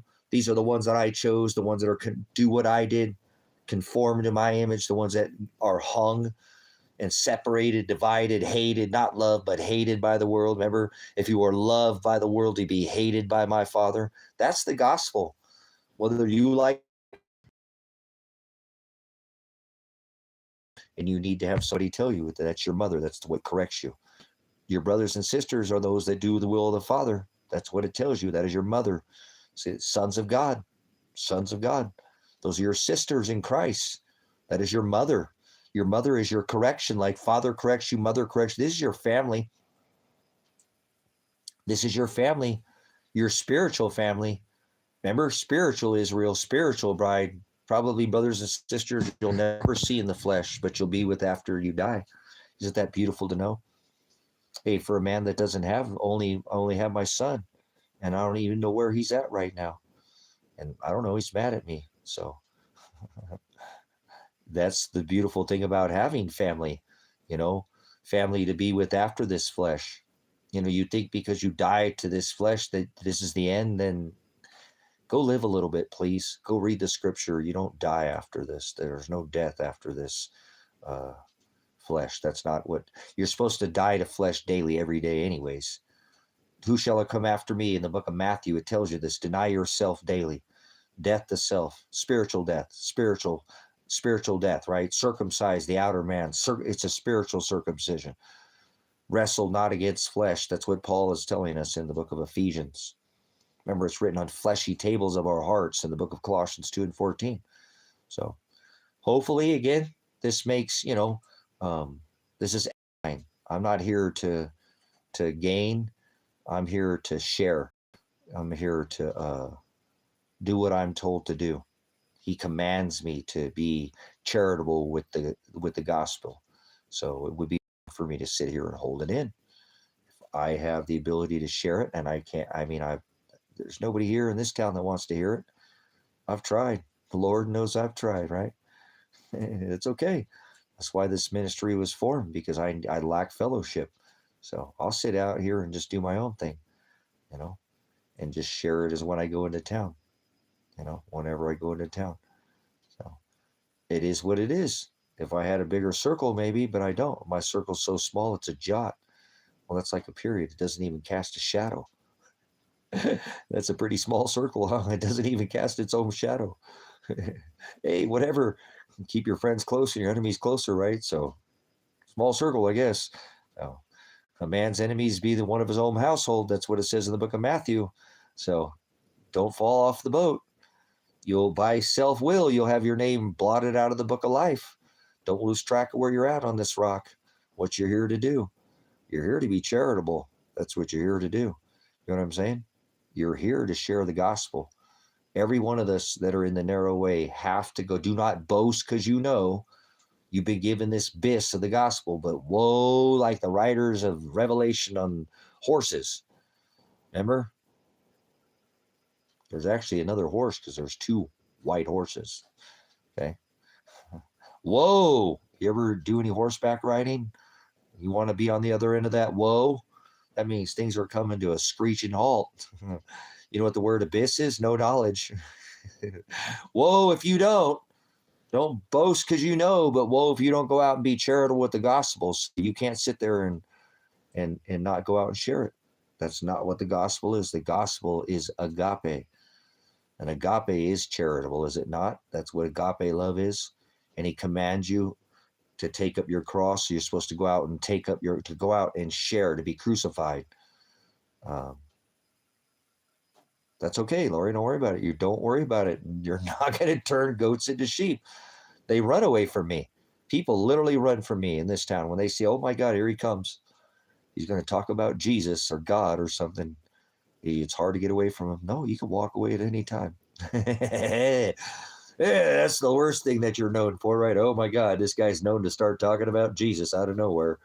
Not everything's about God, Tracy. Well, God, Father created all things. How is everything not about God? You're blasphemous. Hey, stop being a heathen. Father created everything, and he pushes the man's hand, or in this case, the woman, because we're equally yoked, right, under this covenant. Whatever, everything that ever will be is. So if it hasn't happened yet, Father created it. Stop trying to take glory for it.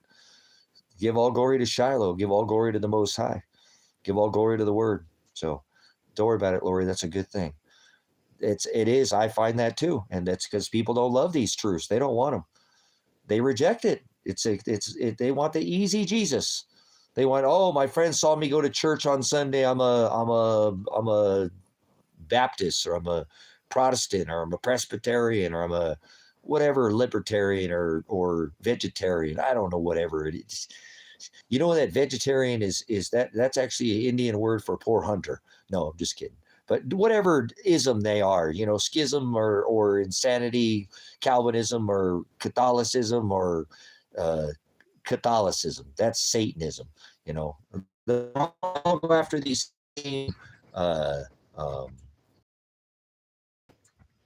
Baphomet gods, the in one God, basically. So when you try to tell them that God isn't in the sky, they don't want to hear that. When you tell them heaven's not above your head, they don't want to hear that. When you tell them God doesn't love everybody, they don't want to hear that. When you tell them there's no such thing as free will, they don't want to hear that. When you tell them there's no such thing as Christ, that's a pagan term, they don't want to hear that. When you tell them there's no such thing as Lord, that's a pagan term written later and added to the text, they don't want to hear that. They're comfortable with Jesus. Remember, Paul spoke of another Jesus. Remember, the Hamashiach himself said, many Christ, many will come in my Shem, in my name, and they will be deceived. So there's all your demon nations, your denominations, whatever rapper they want to, you make me want to lick a rapper, yeah, whatever, they're like a lollipop, remember? Lick it like a lollipop, they're lollipop religions. They ask no questions. They put something sweet in their mouth. They don't ask questions. They don't tell no lies, do they? Just sit there and go to church on Sunday and they sing that lollipop. And when that one runs out, don't worry, I got another one for you there, sucker. It's okay. I got to keep them coming. That's what it does. The religion just sweetens them down. Then when they run out of that one, guess what? I got another one for you there, dum-dum. Remember dum-dums? I wonder how many licks does it take to get to the center of a Tootsie? We got all kinds of sweet lollipop Christians and Catholics and Protestants and Presbyterians and Mormons and Calvinists and Southern, all of them. They're all vain. There's not one of them. They throw me out. I go into any church anywhere in the world, they'll throw me out. Give me 5 minutes, they'll have me out in the parking lot. You're exposing our religion. Yep, he doesn't dwell in temples made by hands. He's not here. He doesn't dwell in this establishment. You've turned my father's house into a den of thieves. This is a den of thieves. You're stealing the people's inheritance.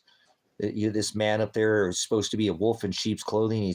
He's a dog acting like a shepherd, leading the sheep to slaughter is what he's doing.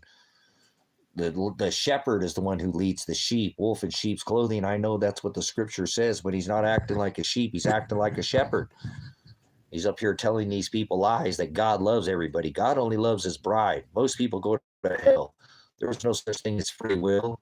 There's no such thing as Lord. There's no such thing as Jesus. There's no such thing. Why did Father create any planets?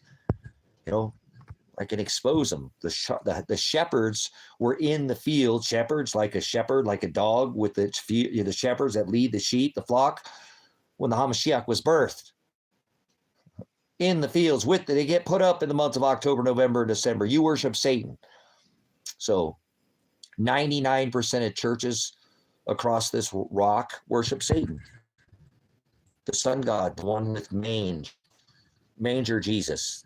Remember, the Hamashiach was almost 3 years old when they came into Bethlehem, not a baby. The birth, the celebration of birth is occultist, Masonism.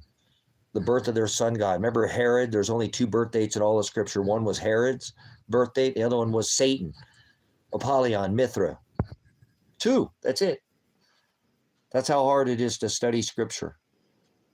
Well, if you go through all of it, you only find 2 birth dates, so what the hell are you celebrating birth for? We're not supposed to celebrate birth. Remember, there were more than 3 wise men. They gave 3 gifts. You're an idiot. Stop spreading lies. That's a demon. That's the word daemonion. My scripture does not say devil, and anywhere in the scripture that I read does say the word devil. Like in Ephesians, finally, my brethren, be strong. It doesn't say Lord. In the Lord, may the power of his might. Put on the whole armor of God. It doesn't say God. It doesn't say that you'd be able to stand against the wiles of the devil. It doesn't say devil. See how different your scripture is? You need to go back and read the original scriptures. For we wrestle not against flesh and blood, right? But against principalities, powers, right? the rulers of the darkness of this world, spiritual wickedness in high places. Wherefore I say unto you, put on the whole armor. The armor is the word, the helmet of salvation, the breastplate. All this is, go in and keep reading in Ephesians. Continue to read, and you'll see exactly what he's telling us. So, got to be careful, brothers, sisters. People love to pervert the word. And that's what he tells us don't do. Don't add or take away. And that's the society that we live in. They think that heaven is above their head. They think that people die and go to heaven in the sky, and heaven is not above your head. When it says fallen doesn't mean from the sky. Fallen means they're not doing the will of the Father. That's what fallen is. Fallen from his Hokadesh, his spirit, his word, doing your own idolatry, your own will. You're not following Father's will, and he will make you do it. So don't worry about it. You don't have to try to change anybody. You're not going to come to this ministry. Oh, God, they're trying to change me. Honey, listen to this. This guy's trying to change goats into sheep. No, I'm not. You just might not like what I'm saying to you, but that doesn't mean that I will change you. I'm not going to change you. You know what I'm saying? Read the definition of the words that I'm giving you. If they're not aligned with the definition, then correct me. Correct me. Okay? But you have to correct me with the definition. You have to be able to use your lexicon. So that's why I don't get off, and I keep this a gospel-based ministry. We go through the 13 books more than anything, the scriptures out of the 13 New Testament. I talk about the Old Testament. I quote the Old Testament scripture, but this new covenant is what I'm concerned about. I don't care how old the world is. I don't care if it's flat, if it's round. I don't see color. There's one race, the human race. So color is an illusion too. I don't see color, just where I grew up. So you can't tell me that we're different colors. Melanin is not color. You know, when I say white, black, brown, red, yellow, I'm not talking about, that's not what I mean. We have melanin in our skin because of how close Father put us towards the equator, and that's it. Less or more shaped our eyes for no other reason. Anything else is racist, and you get out of my ministry. It's not mine, it's ours, the ministry, but you're not going to hang out. I don't do racism. So there's one race, the human race, period. So if you can't act like a human being, act with some humanity, and that we're all here, got to be on this rock, good and evil, and we have to figure out how to make it work, because Father put this evil here to test us, then you're not welcome here. I don't sup with vipers. I don't cast my pearls. I'm not going to throw out my treasure in front of somebody and have them, no. He said, do not hang out with people who are in the broad way. Show them to the narrow way, and if you're not going to change them. You'll know them by their fruit. Do not judge them by their cover. So some of them have the strangest names. Some people say but a couple times and then let them go. Don't cut the knot. Just untie the line. Okay, there you go. So it is what it is. I can't help it. Like I said, I've made these mistakes. Trying to be a fisher of men, trying to pull people into the fold. That's not how it works. I don't care if we ever get one more subscriber. I don't care how many people leave this ministry that don't want to be here. I only want the ones that are here that stick. Quality over quantity. Somebody said it earlier. I think Connection said it, or Doug said it.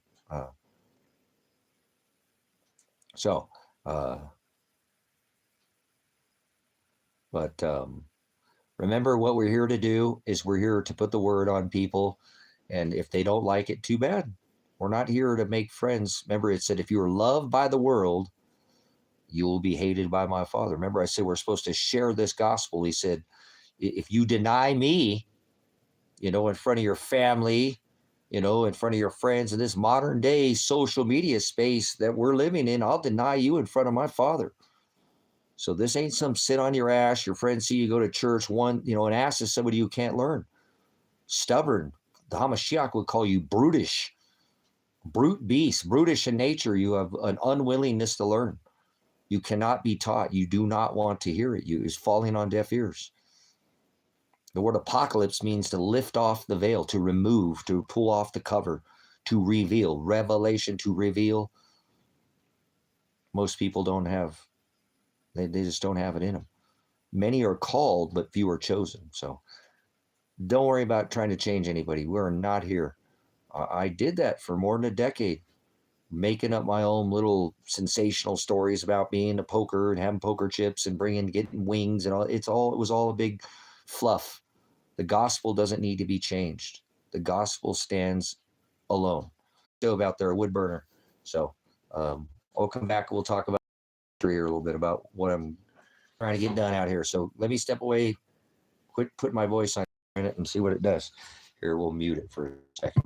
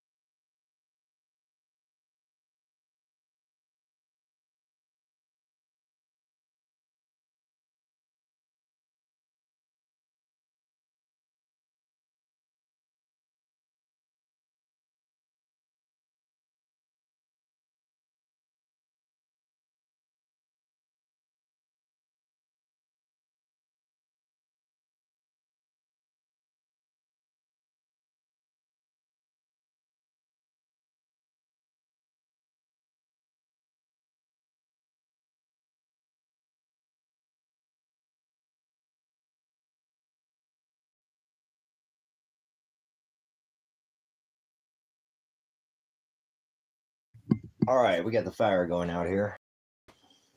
Who's got a wood burner? Who's off the grid? So get the fire going here.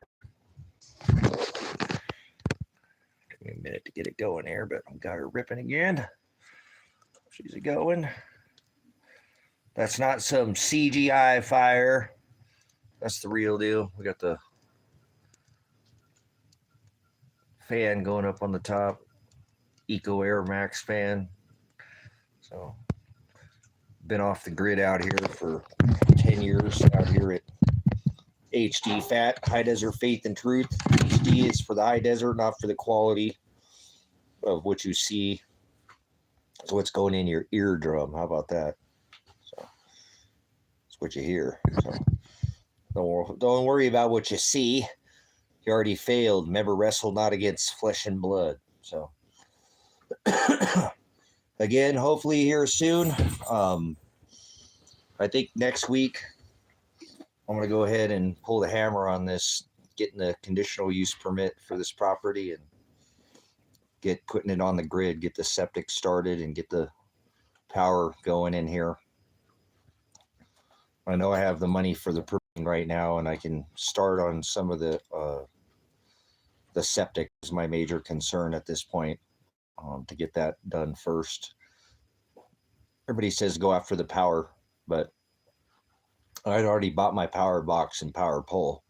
So I need to purchase the wire, which is part of my purchase when I put the power out here to get the meter on the property. It's included, but I have conduit that I thought that was steel, and it seems like it might have to be like a PEX. I don't know. So I'm gonna have to get down there and ask them, and then see if this cabin is something that I can have them grandfather, since it's been here for as long as it's been here. Or how's it going, Nicole? So that's been the focus more than anything right now, is don't overwork myself and get this property on the grid, and start with my septic. So like I said, I know for now I have the funding to get the permits. So the septic is going to cost about $5,000 to install with the permits. There's two permits. There's a permit for $750, permit for $550. Cool. I'm just taking it one day at a time out here. You know, just it snowed out here today. We had no snow. It finally snowed out here today. So we got a little snow. And Kitty came inside. So got her boys hanging out here with Dad. We just threw some more wood on the fire, trying to keep it nice and warm in here. So, yep, you're being a good bobo. So, anyways, I've been still working towards getting this property, on the grid. I want it on the grid. So, so I can donate. I can give it all over to the ministry. I want this property put into the name of the ministry. And the sooner I do that, then the sooner I can. I realize, because of where Father has me at in my life right now, I can't get to Ecuador, and I can't create abundance of,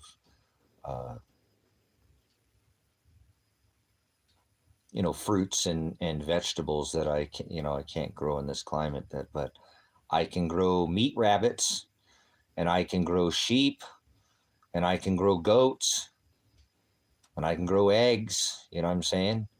And I can grow meat chickens. And I can grow it organically, and I can grow abundance and have bounty and send it to the ministry, so that this ministry is serving some kind of purpose here. It's not just sitting here and taking it, space and to not have a purpose. It needs a ministry is supposed to serve. So I think with having it on the grid gives the ability to do that. Obviously, if we could, putting flushing toilets and running water and, electric out here, it's going to be a game changer for the ministry and the property itself too. So, what are you doing, Jennifer girl? You gonna go up there and lay down? come inside to warm up, pretty girl. So, yeah, that's going to be, like I said, I mean, I can't do anything right this minute. The ground is super hard and, with snow on the ground, but what I'm going to try to do is continue to, no, I haven't yet. I've been thinking about getting just another cat, so that another female is what I think, as I think that Kevin's cat, he's constantly over here, is going to run off any male cat, maybe until I get her fixed, and I called and they're all booked out for getting it, they are, whatever. So, they're booked up for a while for cats right now. They can only fix so many. There's a lot of cats out there, so. But I'll have to get on their list and try to do that as soon as I can. But I've been thinking about getting another female cat, something that she can play with, because I just, she liked Tango a lot, and not that like Bone is not, but even Bone in his old body didn't have a thing for cats like Tango did. So Tango loved the cats, and Tango thought he was a kitty. He did his rub with his butt in his rear. God, I miss my big guy so much. We were missing Biggie the other day, but I think eventually I will. Like I said, that she needs some companionship, because she used to play with Yasher. I think Yasher might be down the road. I think he might be down the road. I do. I think he might be down the road. I'm kind of hoping so, because there's a big, huge hay barn down there, about 3 miles, and that's not that far from here. About 2 miles, 2.5 miles from here. For a cat, 2.5 miles is nothing. So, and they think that they've seen him over there. So, if that's where he's at, he's okay for now, I guess. I miss him so much. I want to go ask them if they see him again to please let me know. And I even saw her today, and she didn't say anything to me at the store. And, but they said they've seen him. They thought they've seen him there when they feed all the cats. They kind of herd feed him, throw out a big pile and let him.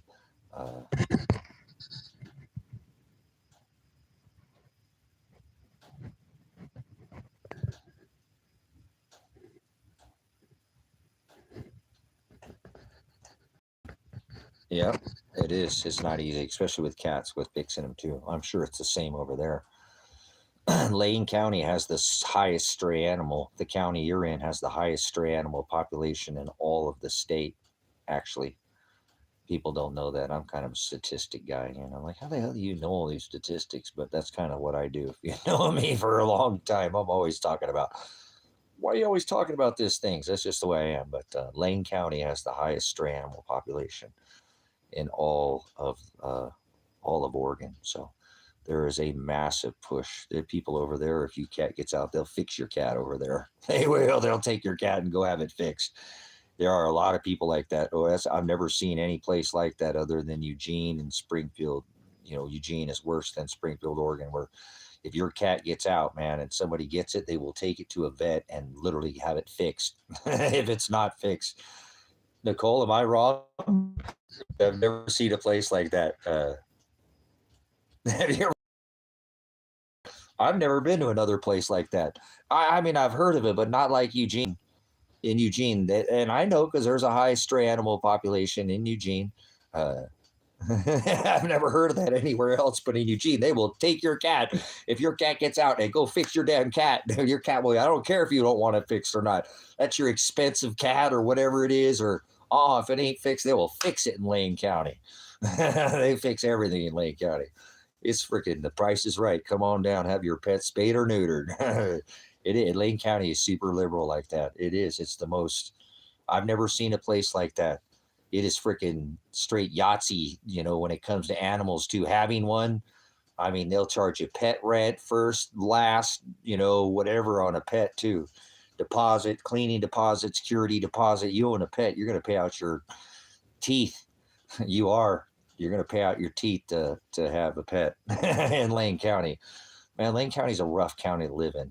It is. It's not an easy county to live in. Oregon's not an easy state to live in. You got to take the good with the bad. Like I said, imagine your cat getting out and then it getting fixed. That's insane. So it's all right. Like I said, you gotta roll with the punches. So either way, again, I thought I might, that you asked, I might eventually get a cat for Juniper out here. Get her another female. Although I like male cats, I like cats too. She's an amazing cat. Like I said, she's up there sleeping right now. She went to bed. She hasn't slept in the last. She came into heat. The last, I don't know, 3 or 4 days she heated, and she didn't want to come inside. But she's out of heat now, so she's come back inside. Plus, it's snowy out there right now. So, um, and she's pretty amazing little kitty. At night, she don't get up in my face at all. She sleeps down by my toes. Every once in a while, she'll fidget a little bit, and I just tell her to knock it off, and she just lays there and she won't. She'll stop. You know. But when she was younger and little, she slept inside because she was raised inside. I raised all my animals inside, and she would mess with my feet a little bit, but I don't wiggle my feet, when I sleep. So,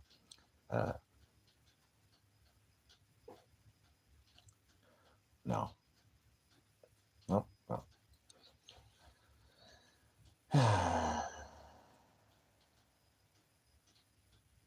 Oh, that sucks, Lori. You know what? I don't know if you can change, and that's what I've had cats for many years, and I haven't always had cats. I got cats when I moved to a farm, and needed to use them as a service animal. Not that I didn't like cats before, and I'd seen cats and been around cats. I wasn't mean to cats. I just wasn't raised and didn't have them when I grew up. It wasn't not my mom had cats, not, but my dad didn't have cats. So, um, I feed my cats diamond lamb and rice dog food. I find that the cat food is appalling. Well, not that I don't. I love my kitties. I just love my kitties, but I'm a dog person. I am totally a dog person. I'll always be a dog person. It's just the way I am. Uh, he's sitting right here, right below me. He's right underneath my feet. Mr. Bone Bones right here. So he is. He's literally right there underneath my feet. So, but I have tried to explain this to people. A dog and a cat out here, especially where I live, the cats eat what the dogs eat. The cats chase the mice, the dogs chase the mice, the cats chase the sage rats, the dogs chase the squirrels, the chipmunks. I even see Bone eating the birds.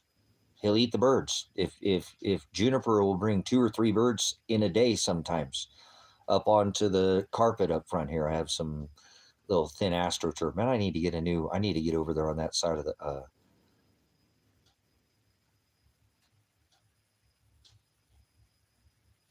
so Lori, I'm not sure. I have a dog that I got from Nicole. Sister Nicole is the reason why I had one of the most beautiful dog ever. I love him and I still miss him so much. He's always going to be on my heart. He's my biggest ever.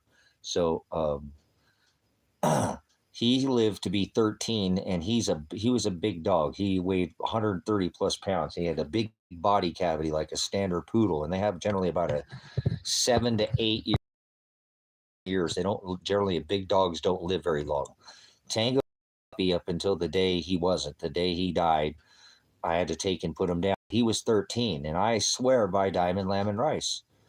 And people say, well, I know there's more expensive food. I have raised, and I'm a dog breeder. I breed working dogs. I breed dingoes. That's what Bone is here. He's a rebirth of the dog that I got from Sister Nicole in here. And he lived to be 13, and they were blown away. He didn't have any gray in his face. If you go back on the live streams back, months ago, you'll see him. He was always over here at Dad's face and saying hi. I have yet not to go back and watch one and tear me to pieces. I don't know if I'll ever be able to watch one. I don't know. I've never went back and watched one yet. I'm like that. I'll bust up in tears and cry my eyes out. And I'm not ready for that yet. He's just still very fresh in my mind. I don't want to see him or I'll cry.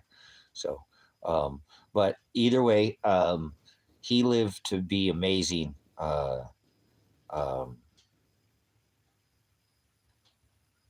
you bring income?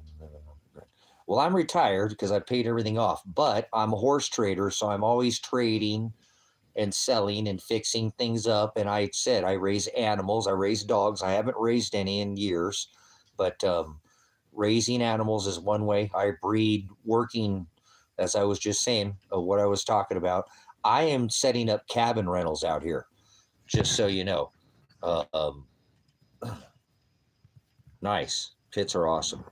Uh, purple.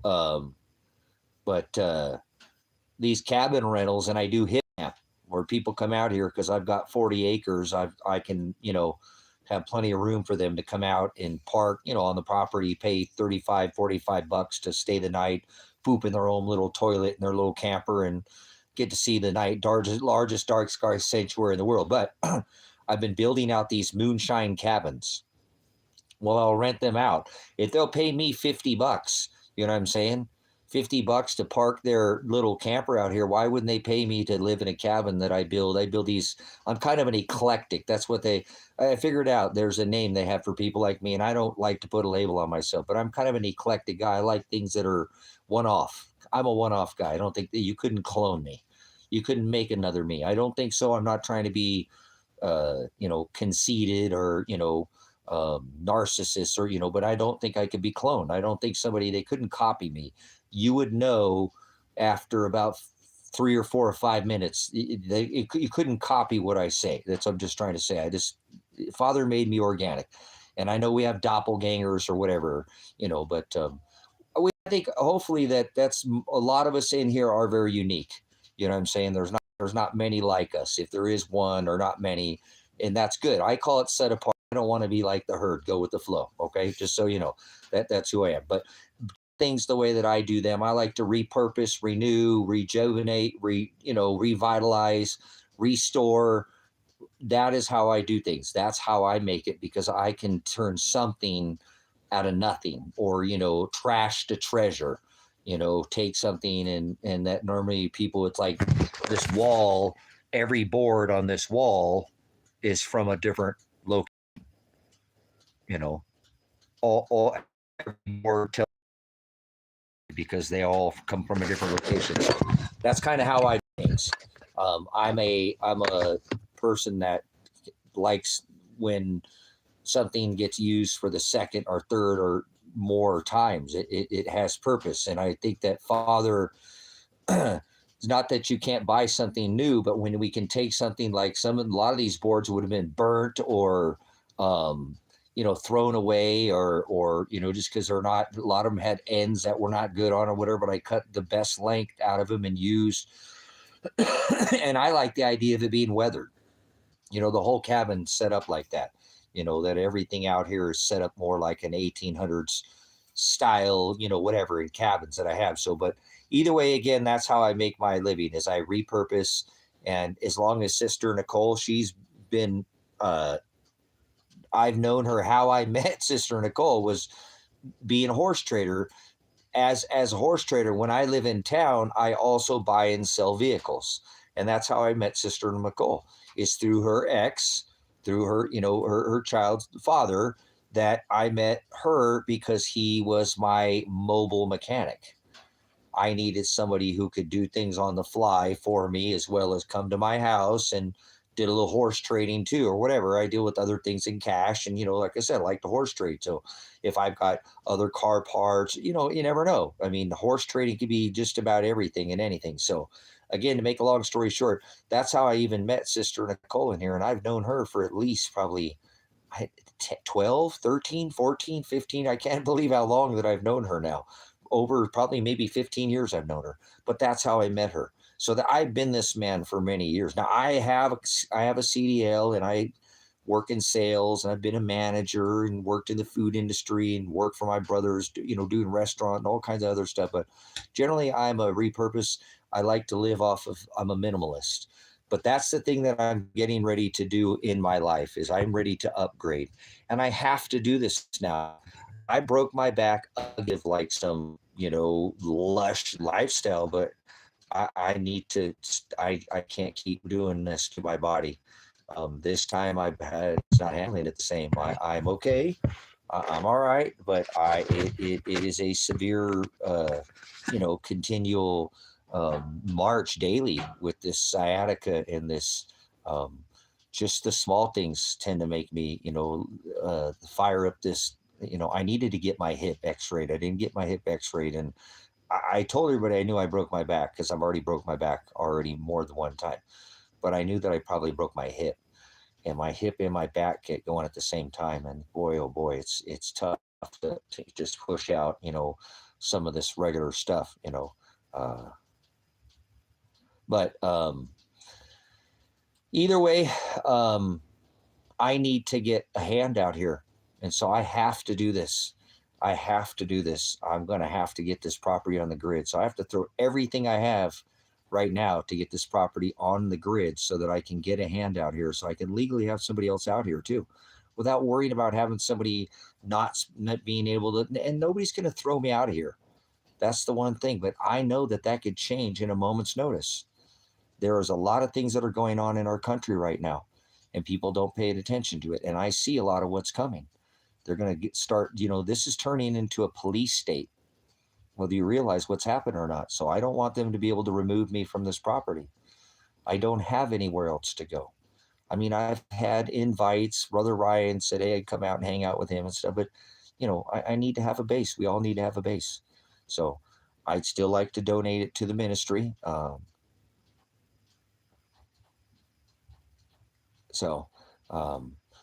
Before I get any worse, guys, I won't be able to do this. There's one, I could wake up one morning and not be able to get out of bed. I've had that happen before. And I've been looking at this too. I need to change this. I can't keep doing this. I look at this. I've got this lofted bed. I have a lofted bed. All the cabins have lofted bedrooms in them. They're up in the loft. There's one day I'm going to get stuck. Remember? I'm going to get stuck that one time because of the fluid, because of the tear gas or whatever.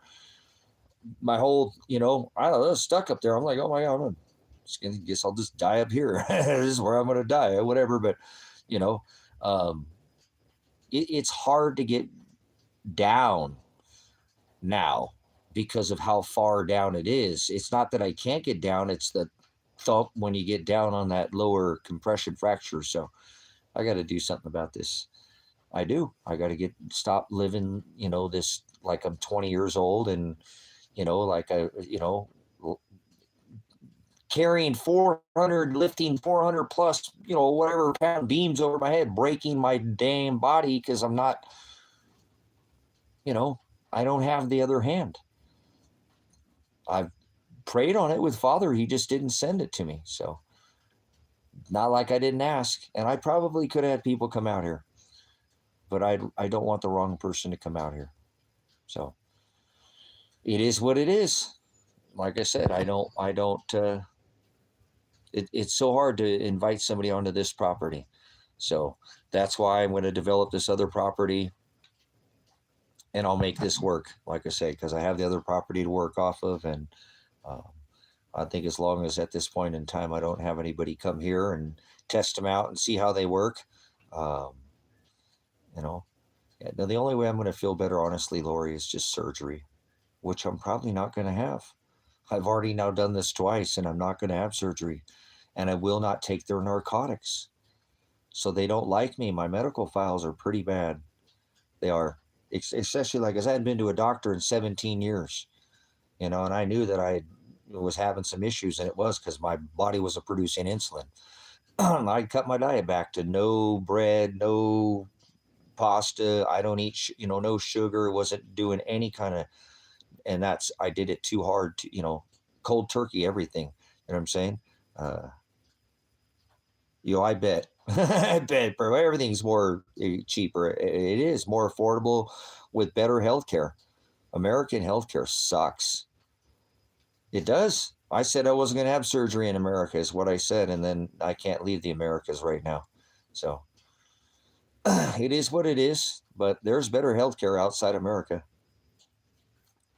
There is. Go look at South America's got outstanding, and most healthcare, even in Asia, most healthcare doctors, even in Asia, do speak English. Many of them do. So it's crazy how horrible the healthcare is in America. We're supposedly the freest country, and we have horrible healthcare.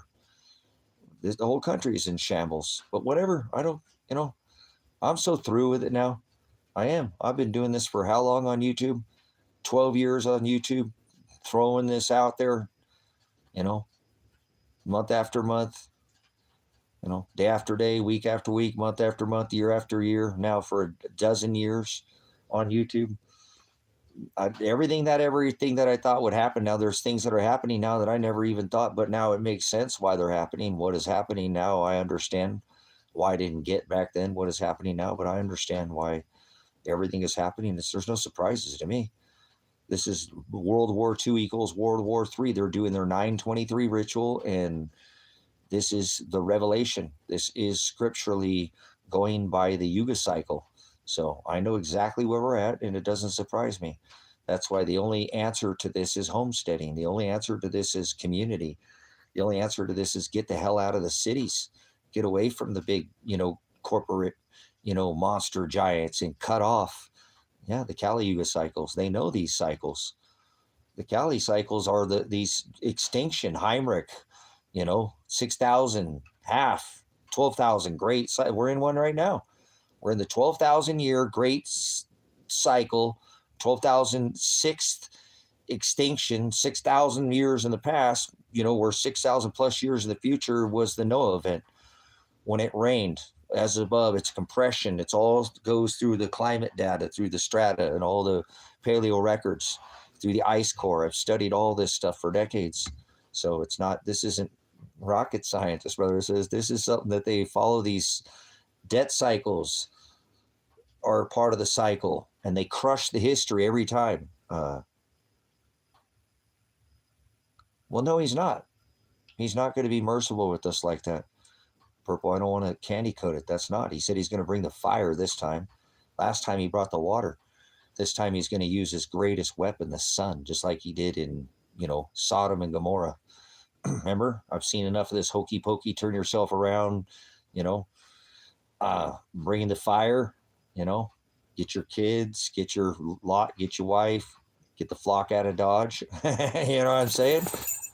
So he's not playing. So he won't be. It's just the way it is. As I said, the judgments, the measure that you pour out will be returned on you. Judge that shall be judged. So let's say look at the world right now. Like, for example, the price of gold is an indicator of chaos. The higher the price of gold, the higher the chaos. Gold's at a near all-time high, isn't it? Pretty chaotic out there. It says sorrows. It's going to get a lot worse. So let's keep it to scripture. Let's not candy coat this stuff. Got to keep it in the word. That's what prepares us so that we can thrive, not just survive. While others are just barely surviving, we'll be able to help another brother out or sister out because we have extra oil. We're girded and we're charitable. And it doesn't, remember, charity is with the word, but extra oil is many things. So it's nice to be able to, it's better to have and not need than need not have. So that's ministry. This ministry is about being able to create abundance, teaching people how to do this, getting out of the system. That's how you do it. Cutting off the supply chain, getting away from the big supply corporation, becoming your own central bank, making, investing in beans and boar goats and rabbits. Silly rabbit tricks are for kids. They got you punching a clock, going and paying somebody else's, beautiful living, as we all get poorer, they just keep getting richer. The wealth gap has grown. My dad warned me of this in the early 80s. Seriously, 81, 82, 80. Kept telling me over and over, the rich will get richer, the poor will get poorer. And he wasn't. It's the same thing. It's socialism always leads to communism. Capitalism, it's the same thing. Father hates capitalism. Father hates pride, one above another. That's pride. Remember, to shine and rise above another. Father hates two-story buildings. Well, he does. If you're going to have two, you're going to have three, then you're going to have four. You got to keep up with the Joneses. I don't want to hear it. He likes that single ranch home, doesn't he? No, I'm not saying he can have a second story, brothers and sisters, but you see what I'm saying? He doesn't want us to rise. Remember the Babylonian 58-story tower in Manhattan? Babylon, trying to rise up to the stars, God's in the sky. So here we are again.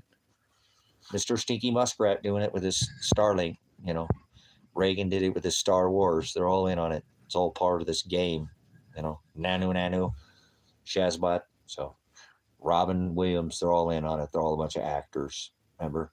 Pappy, that's what his name is. They're Geminis. That's what they do. Say one thing and do something else, like a forked tongue, like Leviathan in the garden, that snake. He said, you know, I was a snake, remember Mr. Warp Speed, before you let me in? Then he let Joe Biden.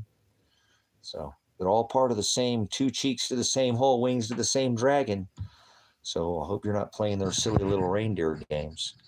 So it's all part of this beast system, brothers and sisters. This, you know, like 8, you know, like October is the 8th month, right? November, I was born in the November, and the 9th month of November, right?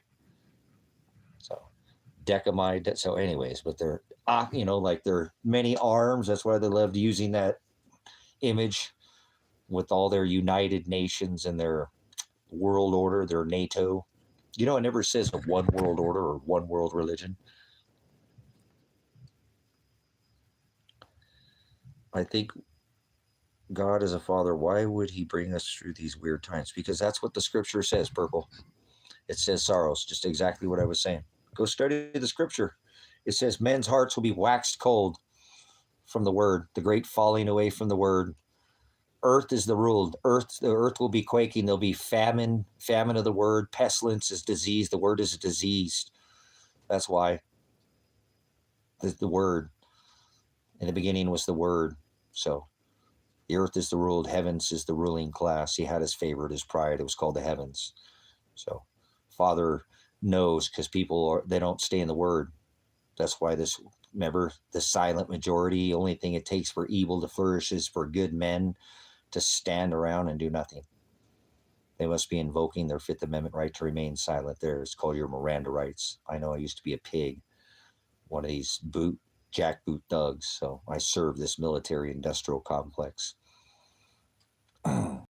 Guilty. So, but Father is evil, Isaiah 45:7, because it's necessary. How about that? It is. It says sorrows. There'll be famine, wars, and rumors of wars. There's been wars since the beginning of time. People have been warring. Remember his pride? He had his favorite. No weapon formed against you will prosper. No fiery darts. If you love me, will penetrate your armor. If you agape me, if you don't go after gods in the sky, tree gods and sun gods and owl gods, and you don't make up your own laws, your enemy will come against you one way, and I will make them flee 7 ways. Father required war. Remember? Father required sacrifice. Father required fee. That's the God of Aries. That's the God of wrath. The God I am. Remember? He said before Abraham was I am. So Father creates evil. He does all these things after his own counsel, in his own pleasure. So that's why Father creates the evil. It's necessary. It's got to be here. Don't get mad at it. Father's perfect. He's blameless. The word is ruach. Pure, holy, without blemish, spotless. That's what he wants to find you, spotless. Your garments washed white, clean in the blood of the Lamb. That's right. It's necessary. It is. It just, by the way, I don't want to say that, but it is. So a lot of people, how does that, Father? Because Father knows what he's doing. Don't question him. He said, I do all these things after my own counsel.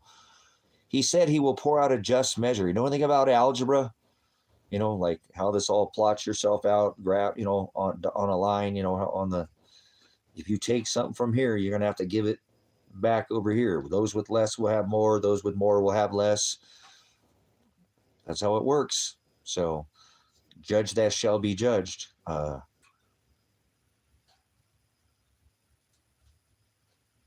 Good stuff. So stay in this gospel. Stay in the narrow way.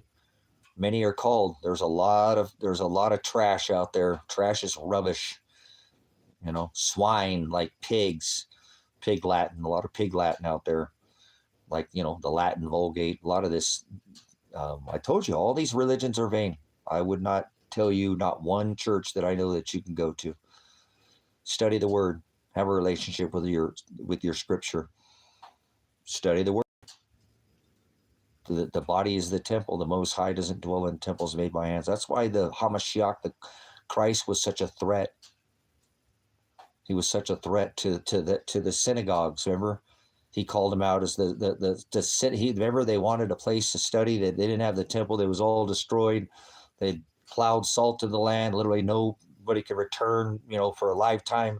They wanted a place. He gave them the rabbis, who later became the Pharisees and the synagogues. At the time of Christ, they were the Pharisees, and he called them out as the synagogues of Satan. The same thing is today, brothers and sisters. I don't know one church anywhere on this rock that you go to. He tells us that he does not dwell in temples made by hands. So I don't care which brick or block or mortar or which demon nation or denomination church you go to. Remember, there were 2 or 3 gathered in my agape. There's the promise. He'll never leave you. There I will be. So you don't go to temples. The body is the temple. If you want to have a relationship with Father, then study the word. If you want to edify and fellowship with others in a building, that's different. I'm not saying that you can't do that, but what are you studying? A lot of people go over study and they don't go over the gospel. They go over everything but the gospel. They truly do. They don't want to study the hard truths. Narrow is the way. Difficult is the path. They candy coat this. They spin. They give it their own forward. They pervert and give it their own spin. And that's okay. They don't define. They don't sit down with the lexicon and one word study. And it. You can tell by when they start speaking. They sound like some religious idiot. Well, idiot, that's kind of a different. Idiot means that you've never heard or seen it in your life. So an idiot is not an insult, but most people are very offended by the word idiot. You can't turn goats into sheep. That's the nice thing. You're not here to change anybody. You're here to fellowship with those that are in the narrow way. So Father brings his bride, to the fold. That's why I don't worry who comes and goes through this ministry. I don't try to add or take away to the ministry. We don't condemn anybody. We put people to the side, but the moderators, even myself, have never permanently banned anybody from the channel. Never once has anybody been permanently banned. Everybody's always had the ability to come back. Father will condemn them. I'm not under the laws of Moses. Remember, the high priest of Aaron, Levitical. I'm not under dietary laws or Sabbatical laws or laws of flesh, or you're not going to rip the Hamashiach down from the tree he hung on and put me under the Old Testament, the laws of flesh. Remember, Paul said, wrestle not against flesh and blood. So that's the beautiful thing, is we're not under these Old Testament laws of the temple and the high priest. And remember, all this was destroyed. The body is the temple. If you want to have a relationship with Father, you better study the word. Father is the word. That's the problem. You know what I'm saying? Is that we become our own, personal Jesus and try to make up our own. And I've done it. I have been guilty of it. I'm telling you, I am not innocent in this in any way, shape, or form. When I was young, like when I first met Sister McCall, I was different. Not that I didn't love the word, but I thought my job was to bring people to God, and that's Antichrist. Nobody's being saved. There's no such thing as accepting Christ. You're not bringing anybody to Father. That is all incorrect. Whoever taught you that is a adversary, a Satanist. Saved is the word sozo, and he hasn't picked up his bride at the wedding feast of the lambs. Therefore, nobody's been saved. He said, if I didn't call out to their hearts to seek after me, not one of them would. So you can't accept Christ. He said, I call out to their hearts. He said the heart is continuously filled with wickedness. So you can't accept Christ. That's blasphemous. All this is what religion does to people.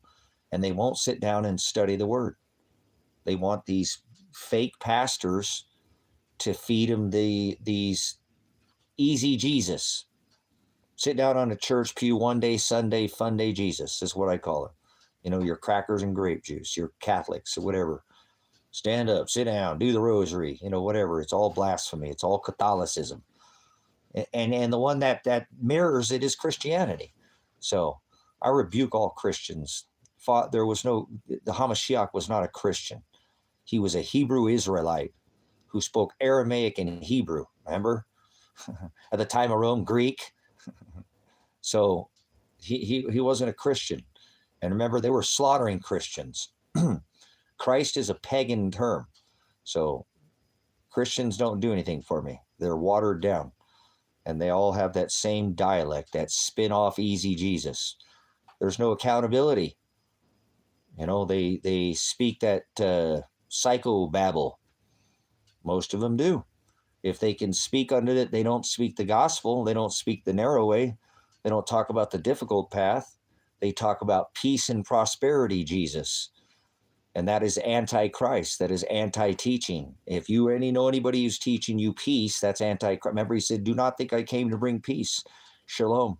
I am the divider. I will condemn them at the wedding feast of the Lamb. I will separate the chaff, the weeds from the wheat. You go out and judge with righteous judgment.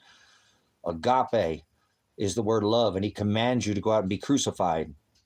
But most people don't want to share these truths. They want to go out and share that God loves everybody. God doesn't love everybody.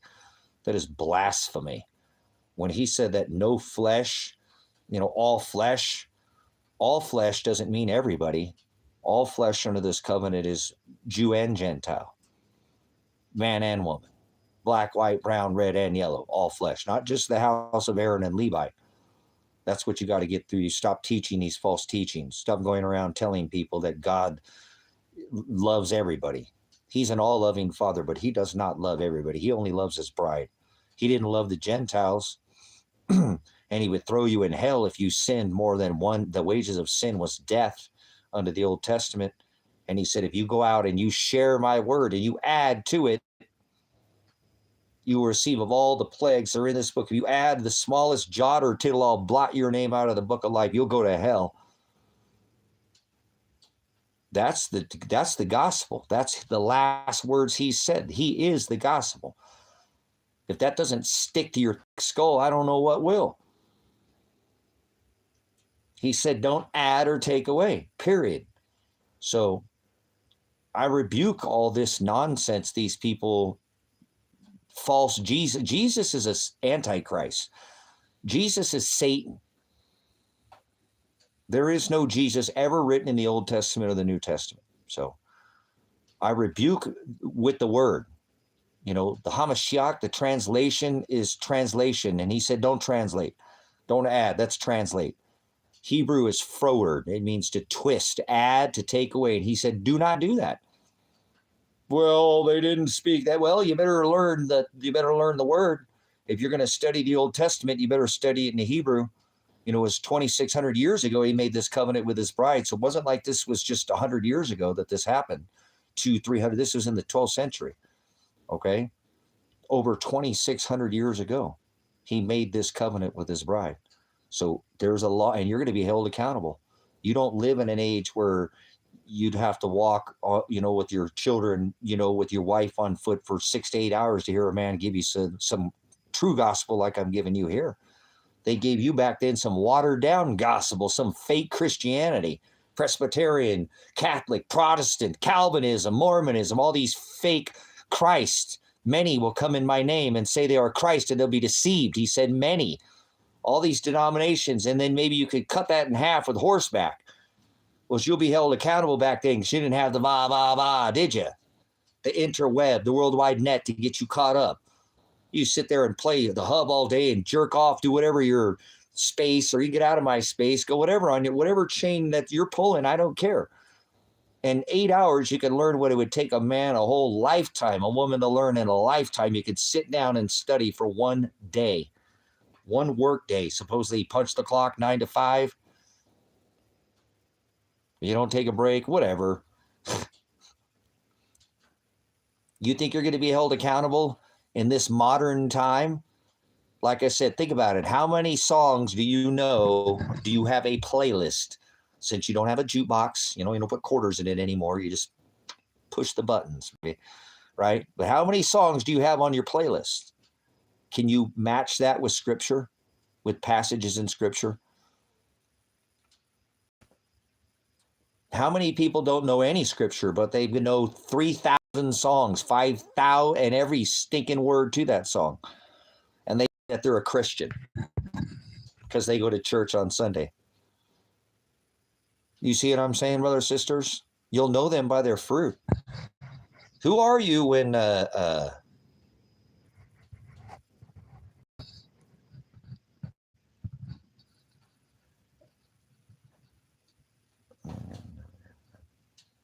That's what happens there.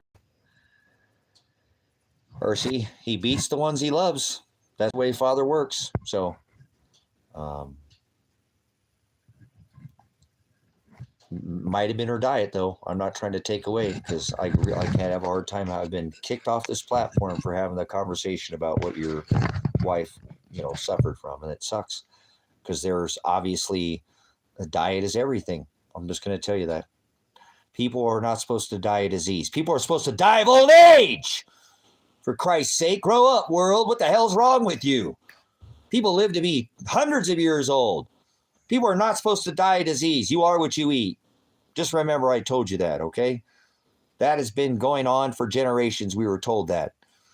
If you can't read it, don't eat it. So, some of it's genetic, but old people died of. People aren't supposed to die of disease. People are supposed to die of old age.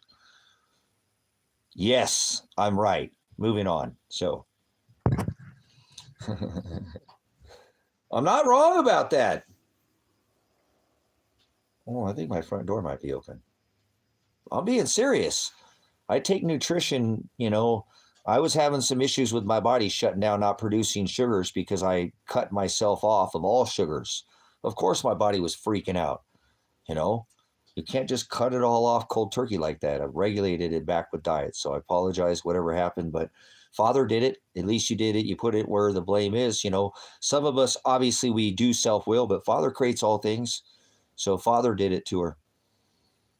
We can do things to ourselves, obviously, like I said, but the body is a temple. So we don't live in a time where it's easy. You know what I'm saying? It's hard to get access to good food. You got to be freaking a millionaire pretty much. And I don't want to hear this crap of the food at the store because it's organic. No, it's not. Half the time it says it's got no GMO label. Yes, it is. And remember, they don't even have to put the origin of country and all. A lot of this has changed now. If there's more than one genetically modified ingredient, they put it behind a QR label, So I'm not kidding.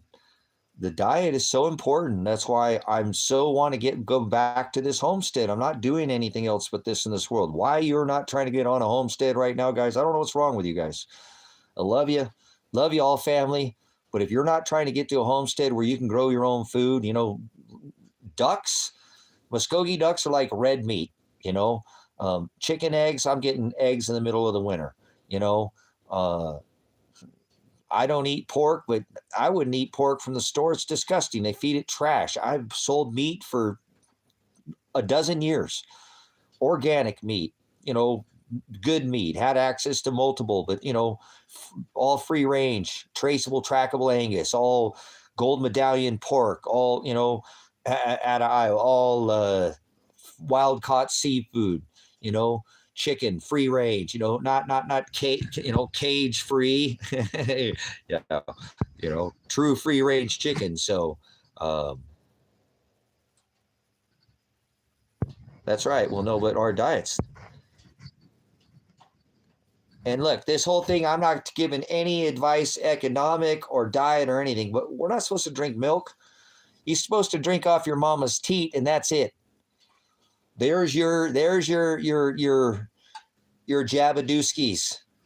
It is that colostrum in the first, and through those first periods, there you go. You have been immune. I don't want to get one. I got to be careful with that one too. So seriously, I'm not, and it sucks because not all women lactate, not all, so,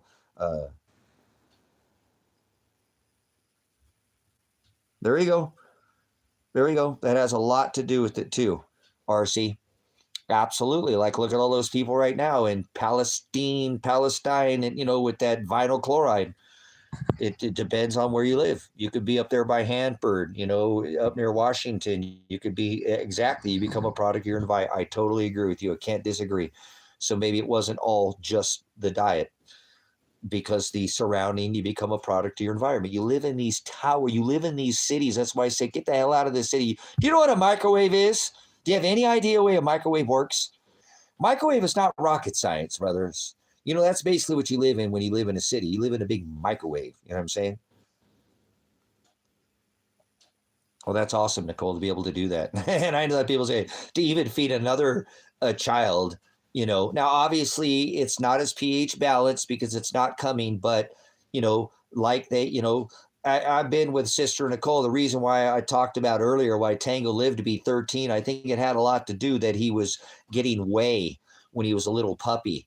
You know, they had goat's milk out there and whey and some, you know, that's the closest thing that you can get to a mother's natural milk too. That's another reason I'd really like to produce goats out here and produce goat milk so that we can freeze dry that goat milk. Or for somebody like Sister Nicole, if I can find a lady that has, because some ladies have to actually get way too much, you know, breast, and they need to pump because it hurts. It's just the body is just overabundant. Some ladies have too much, some ladies have not enough, and that's a hard thing to go through. I would not want to be a lady. I'm telling you, leak 9 quarts of oil every month without dying and getting all that whatever. Ladies got it hard, man. You shouldn't be taking that bite out of the apple, right? Nobody took a bite out of the apple. I'm just kidding. Yeah, see what I'm saying? So it becomes hard. Like I said, some women have a lot, and you can freeze dry that now, guys. That's why I want this freeze dryer out here. You could freeze dryer that. You could freeze dryer that milk. You know what I'm saying? If she had access to a freeze dryer, she could have taken and freeze dried all of that. And then that can be brought back to a woman who, like I said, she could give that option to a lady who couldn't have, you know, maybe that child wouldn't latch to her, but would latch to, you know, to a bottle or, you know. Outstanding. Good to hear that, RC. I've never heard of a recall on venison. No, breastfeeding isn't fun. And I don't think, you know, like I said, I wouldn't want to be a person that, like I said, I feel for you ladies. No, I'm not kidding. You know what I'm saying? I'm not kidding. You know, diet is everything you put in this child's body from the beginning. It's like building your house on sinking sand. So putting these beginning, like I said, you look into a lady's colostrum. I told you that I think this is enough, like giving them whatever they need for life. There's no reason to stick them with anything. I'm not kidding. I feel that strong, and I'm not giving any advice like that. I don't want to give advice because I don't want to get myself in trouble. And like I said, I'm on a mission here. I don't want this channel shut down. If this channel shut down, it would literally disturb me. I don't have anything else in this life, guys. I don't. My life is in shambles. It is. That's just the way my life is. I'm working on trying to get the ministry to keep me focused and do what it is that I'm doing here at the ministry. But, you know, this goes down. I got to be careful when I talk about some of these things because I've gotten medical strikes and I don't want to, you know, they've already demonetized the channel. So I'm not, there's no super chat. There's no income coming in. And I don't do this for money. It's that I'm just saying I don't want to lose the channel. I'm already kind of hanging on the fringe there. So I got to be careful, but I know there are some things I can talk about, but I got to be careful. Sometimes I got to put my little disclosures in here so that we, you know, we're just doing this for theory, but diet's important. I don't want to sit there and tell you that I'm some kind of doctor, but I've studied nutrition, like I said, and it's very important. You know, that's why I want to try to get this property on the grid. Like I said, I'm going to go and talk to the county. The only thing I'm lacking right now is a building, basically is a building. If I had the building right now, I could do that. It's if I could get this, I just don't. I don't have the single wide right now. I need a single wide or I don't think that they're going to let me use this building that I'm in. Or I think there'll be too many no, I'm seriously, Nicole. I've been banned off this for talking about can, see, her, talking about that specifically and talking about alkalinity, which you got to be careful, and acidity. So, that's crazy. Yeah. And they normally, why would they do that? So, but anyways, the point that I'm trying to make out here is when I get this property on the grid, brothers, sisters, then for the ministry, then I can provide the abundance.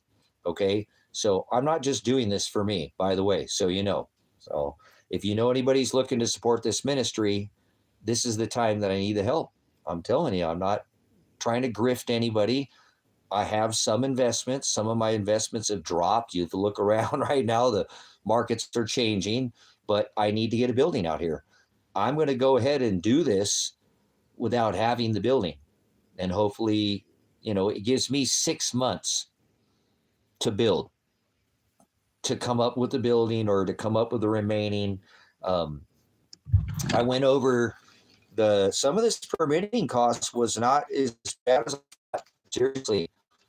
So I'm really hoping to do this as soon as I possibly can. And I told you why. I need to do this because I have broke my back again, guys, because I didn't have any help out here. I know when I did it, it was lifting the beam, building the rusty dragon. So I blame it on Father. I'm frustrated with Father. I'm like, why can't you even send me a hand? My back and my hip wouldn't be hurting right now like it did if Father would just send me somebody. Oh, well, life ain't Burger King. You got to move on and work with what you got. So that's what I'm saying. Every day I wake up and wonder where my son's at. I can't do anything about it. I just got to move on. Focus on the ministry. Focus on the ministry. Stay focused. Keep your eye on the prize. So I know with the things that are coming very soon on this rock, okay, they're going to be putting the smack down on a lot of people out here. A lot of people are going to be coming out here with this downturn in the economic, downturn that we're going through already. And because this place is very affordable, it drives people with that higher income out here with whatever they have left. And it drives the price of everything up out here. And there's going to be a bunch of people that come out here. There are so many people out here right now because they have satellite imagery that are not on the census, but they know that they're here. And the next time that happens, they're going to put the crackdown on everybody. So I don't want to get thrown out of here. Sometimes I see things way ahead of time. And I'd rather be 5 years too early than 5 seconds too late, if that makes any sense at all. It's kind of like when I was trying to get people to get in at silver, and I'm not giving them economic advice at $12, $15, $20, $30. Even look at what has happened right now, even from $20, $30 to $75 or $1. That's a great job. That's great. Outstanding. Great job. Take some freaking profit, like I told you when it was at 110. Isn't that what I was screaming? Take profit before it ever dropped. Take some profit. It's not wrong to take profit. Look at the move it's made. This is not a natural move. I'm not a prophet. Okay. I'm not. Pull some profit out. It's never wrong to pull profit. Pull your original if you need. No.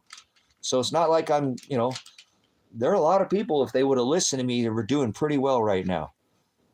And I hope they are. And I'm not giving any economic advice, but I got to do what I got to do for this ministry. So right now, what I'm trying to do is put 100% focus on, like I said, if they'll let me build this building. But when I started thinking about this building, I'd have to pull this building out and put a pad underneath it. So I have to move this building. So I have to hire a moving company to come move it out of the way and move it back when I'm done. Now, I don't know if they'll let me put this building on the grid. I don't know. It's a cabin the way I built it. I didn't build it like code. I didn't build it that way. It's an off-grid cabin, so I'd have to add septic. So I'd have to add plumbing to it. I'd have to add the kitchen. The kitchen's already built, right? But I'd have to add the plumbing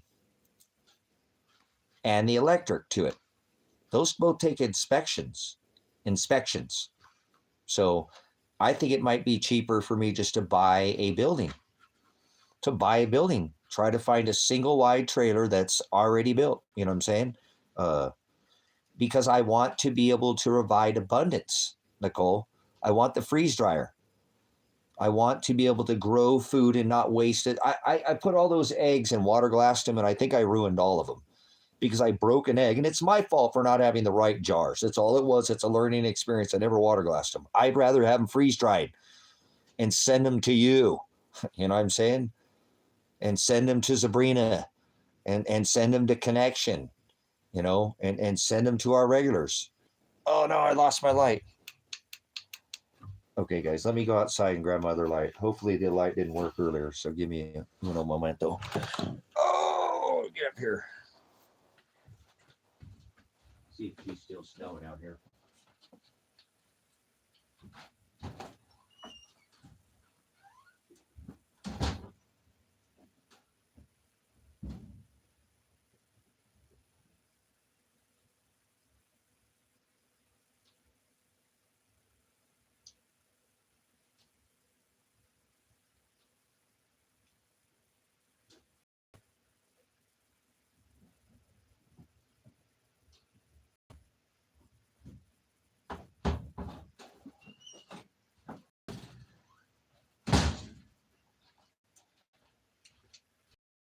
Oh, no, it's not working. Why is this not working?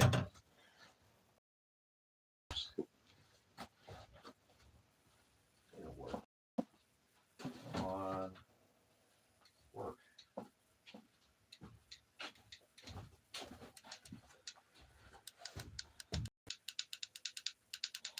Huh, why is it not working? There it goes.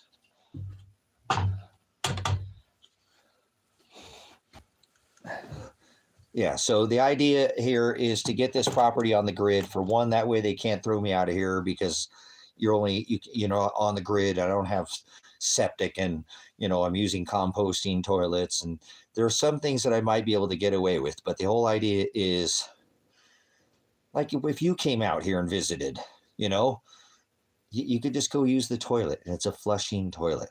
I don't like the idea of wasting water. I hate the idea of having all that water wasted, but whatever. I'll get some toilets that are like the least amount of flush that you can. I'll find them. I don't care if I got to pay more for them. I'll find one that uses a half a gallon or whatever, you know, minimal. They have them, you know, and probably still just use a composting toilet for the pee. I probably will not pee in a toilet and flush it. You know what I'm saying? I'll probably still have a second bathroom. Seriously, I'll make it, I'll figure it out that I will have a composting toilet, and I'll still have the property off the grid. I won't use the power much. See, Nicole, the neighbor, put his property on the grid. He's got a freezer, and 3 refrigerators running right now. He runs his lights to the outside, and his bill has been $7. $7 to do that a month. $7. So, man, that's too bright. Let me turn that down. Okay, I guess not. So, $35 is their base charge. There's a charge for when you're using like a tremendous amount of power. There's like a $35 base. He said the most his power has been is $42. $42. So, you know, when your power bill gets higher, you know, get into the 100 or a couple hundred or something. If you got, you know, a lot of stuff, people have, they run electric heaters, all kinds of stuff that they, you know, a lot of ways to cut power costs down. And they'll stop charging you $35, you know, and that goes away. But it's too cheap. Like I said, and the idea is to create the abundance here. And the idea, it's so multifaceted. You know, I looked at the total cost. So the total cost, you know, like I said, at right now, which seems obtainable. Like I said, maybe I can get somebody to help me out. You know, we'll see. It's not up to me. I mean, I'm trying to do whatever I can, and I'll do whatever I have to as I get closer. If I got to cash out, you know, I have an online investment. I already talked about it in the mining stock, and things have kind of gone down in the precious metal sector. So it's went down, you know, and I was hoping that it would continue to kind of climb. But the conditional use permit, I think it's like $500. The permit for your electric is $500. the permit for the septic is $550. Excuse me, it's $550 for the permit for the electric to pull the permit to do electric. It's $550. It's $275 for the permit to file for your address. To file for your address, you have to file a permit to get your address out here. It's the way it works. So there's a permit that needs filed of $750 for your septic tank. The tank that you have to pay separate. So it's one thing to have your lines inspected. You have holes that you dig, and then you dig out your lateral lines. So it's $750 to have that tank put in. So the total cost, though, I talked to him today, was $3,000 minus the permits. So the permits are, what is that? That's $550 and $750, $1,300 in permits. So it's $4,400 to put the septic in here, to have flushing toilets, minus whatever plumbing and whatever toilets. And so I think that's a fair price. The power itself, he said that I would probably have to pay $2,500. Now I have the power box, and I believe I have the power pole. If not, I can get a power pole. I have to buy the power lines. And when I purchased at the $2,500, he said he paid $2,350, but I'm putting in a bigger box. That way I can put in a garage here later, or, you know, have just pay for it up front, pay a little bit more. It won't cost me that much more.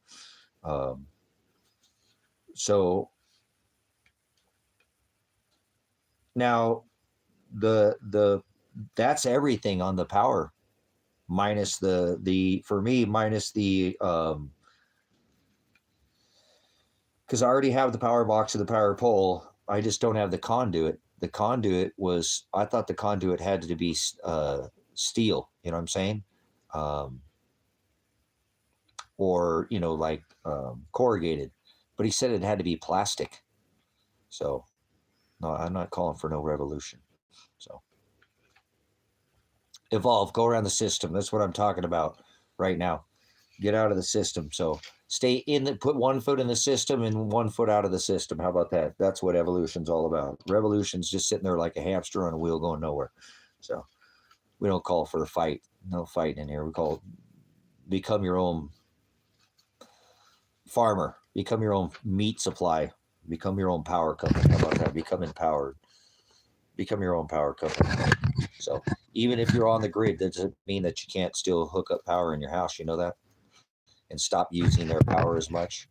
So to grow tomatoes, that's revolutionary. grow some chives on your windowsill, maybe some radishes, a small garden. Grow some tomatoes in a 5-gallon bucket. Now it's evolution, not revolution. So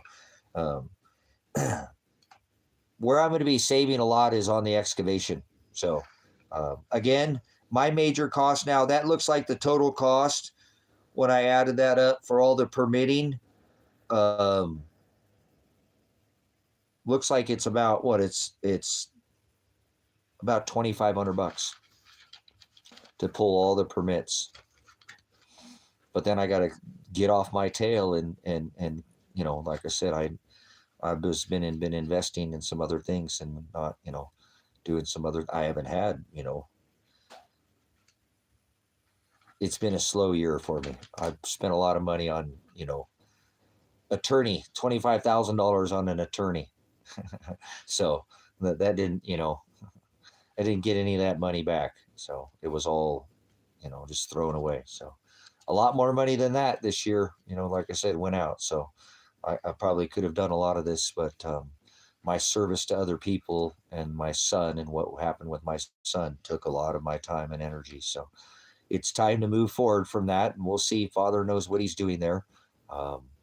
We'll just have to keep faith and know that Father doesn't make mistakes. And whenever my son is, if he's alive, if he's ready to talk to me, he'll contact me. He can contact me. You know, I haven't moved. I'm in the same location.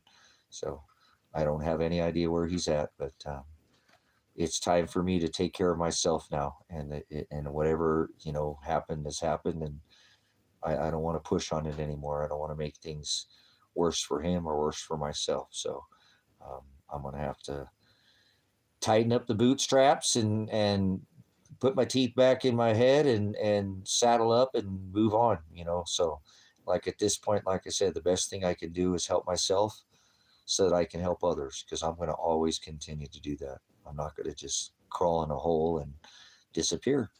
I wouldn't do that. I just can't. I already would have done it a long time ago. I know I would. I can't. It's not in me. I don't have it in my nature. I'm a service to other beings. So I'm going to serve this ministry, and I'm going to get it to where if I have to ever walk away from this ministry, it will serve the ministry itself even after I'm gone.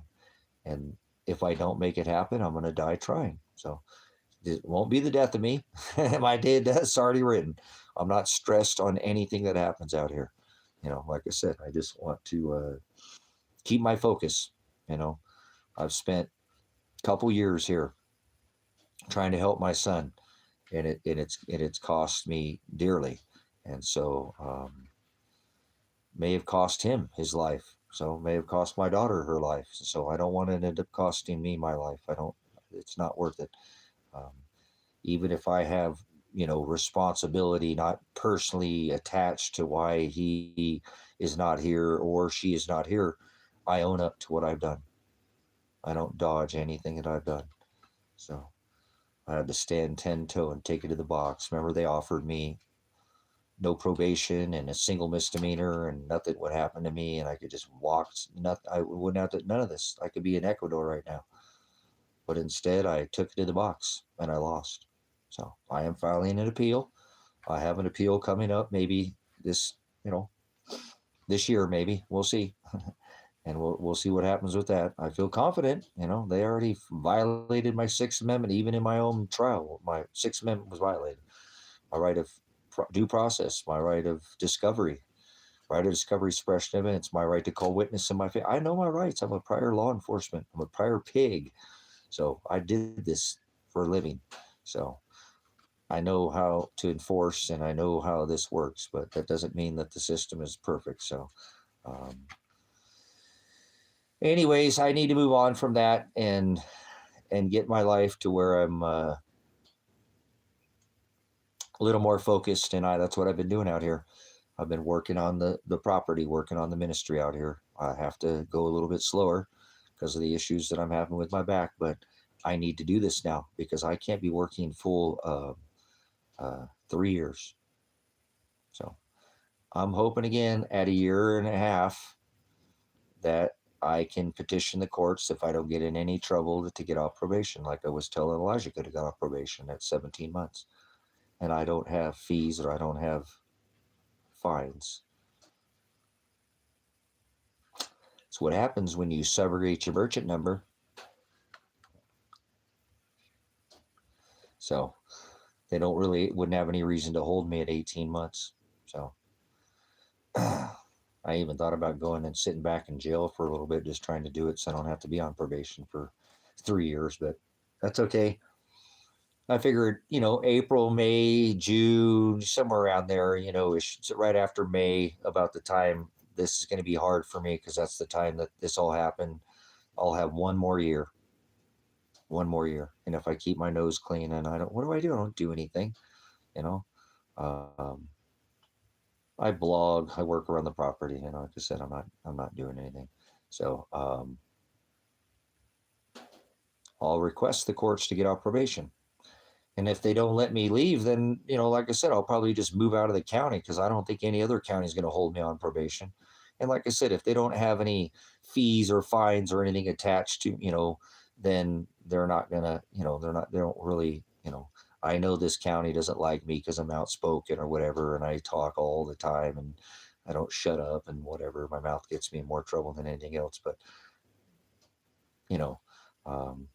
we'll see. That's a long time from the time that, that seated judge might not be on the bench anymore. Maybe he'll be gone and some other judge will come look at it. And I don't have priors, I don't have a prior record or anything like that. No, they'll let me go. and my life can go back to whatever, like I said, I'm not tripping. I don't do anything anyway. So my major focus is to stay out here, work on the ministry. I don't plan on going anywhere anyway. So I can't leave the country right now. So whatever, I'm going to stay hyper focused on this ministry. And again, hopefully I can find um, the means. I'm going to keep working at it. I really don't want to rent anything out here right now. I don't want to rent anything to anybody because I don't want to get anybody involved and have an issue right now. So I probably should have already. I probably could have. I could have made a fair amount of money. I'm sure I can rent out this Rusty Dragon for $700 or $800 a month as it sits, you know. But then I got to deal with somebody living in the building, and I don't know if I'm just not ready for that. So not on the property. So um, okay, but anyways, the idea again, my idea is to stay hyper focused on putting the property on the grid, getting myself an address, and that way, if something happened, I have an address. You know what I'm saying? And that I can't be told, hey, you got to get out of here. So, and I'll come through on my end. The bargain for this. What you have to do is you have to prove to this county that you're not going to come out here and just put a travel trailer out here and park it and plug it in and never build a house. So, I have built several buildings out here, and I think that I can show this county that I have the skill set to build, you know, and if I can make changes to this building, maybe I will. But I think the best thing for me is to buy another building that already has, buy a single wide, buy a single wide. So I found one, but it's just not in my price range as of right now. I actually found a double wide, a really nice double wide, but I think the single wide be better for me. I don't need no double wide. I don't need that kind of room. Um, I kind of like the idea of having a single wide too. I don't know. It just seems what I've been looking at is some of these office trailers. You know, like a job trailer. A lot of them have the heat pump in them, and they're all wired. They just don't have a kitchen or a bathroom, and I can put that in. I think that's the one thing I can work around with the county and say, hey, look, I'm putting in a building that's an office building, like a job trailer, and they're already set up, or like a school trailer. A lot of them will have a heat pump, with electric in them and electrical outlets, and like, classrooms on both ends, and, a center. And um, like this one that I was looking at, it's 14 by 66. It's pretty good. There's a 1 year piece on that. So again, hopefully I can get this taken care of. So I think if I had $15,000 right now, I could go make that guy an offer on that building, and I think he would probably take it on that classroom. And I think the county would pass it. What could I build for 15,000?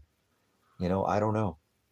I'm a thrift. I'm a thrifty person. I can. I haven't been to Home Depot in a long time, and bought that kind of material. Bought a cut list, and went and purchased for do a full build out, because there's a lot of costs that go in from scratch. So that's where I'm thinking that maybe it'd be better just to purchase something that's already complete. You know what I'm saying? Uh, so um, I like the idea of those classrooms too. They're very well insulated.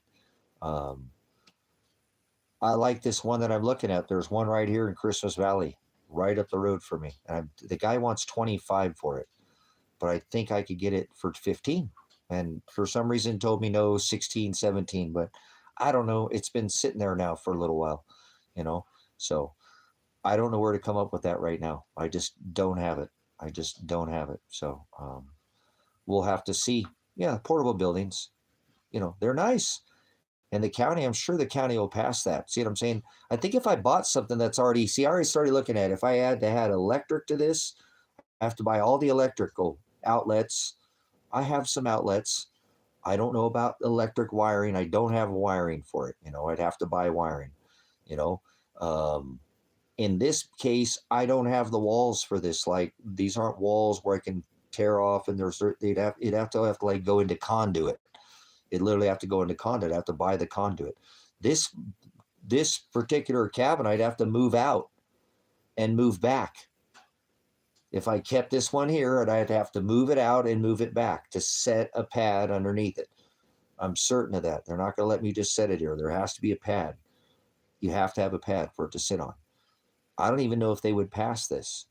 So even if I spent like $15,000 to try to get this building up to plumbing, I have a hot water heater in here, I have a shower, whatever here, and it's the hot water heater, but the plumbing, the electric, the 2x4s, the insulation, the tie back, the sheeting, the nails. I don't think for $15,000 I'm going to get very much. I don't think I'm going to get very much. You know what I'm saying? I don't think that you'd be able to buy a lot. I mean, that's just not a very big, list. And what kind of thing could I build out of $15,000? You know, I don't think that's gonna. I don't think that's gonna cut it. Now, I'm a person that can do my own siding. You know what I'm saying? I have siding out here, and there are things I can cut off the, my list. But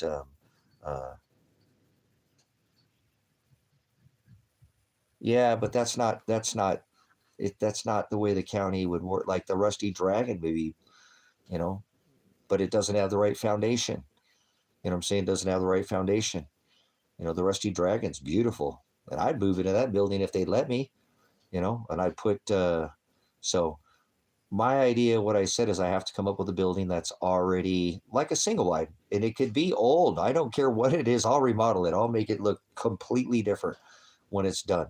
So that's been my focus right now. So I think I'm going to go ahead and get a hold of the county this week or next week, probably next week, first part of next week, and say, hey, look, I want to get on the grid, and I need power on my property so that I can build. And that will give them the ability to let me start digging my, trenches for my power, and tell them, hey, I want to get my inspection, and I got to wait until the ground breaks to have my excavation done on my holes. You know what I'm saying? So, I might wait, but I don't think I want to wait. I think I want to start the process, and that will motivate me, to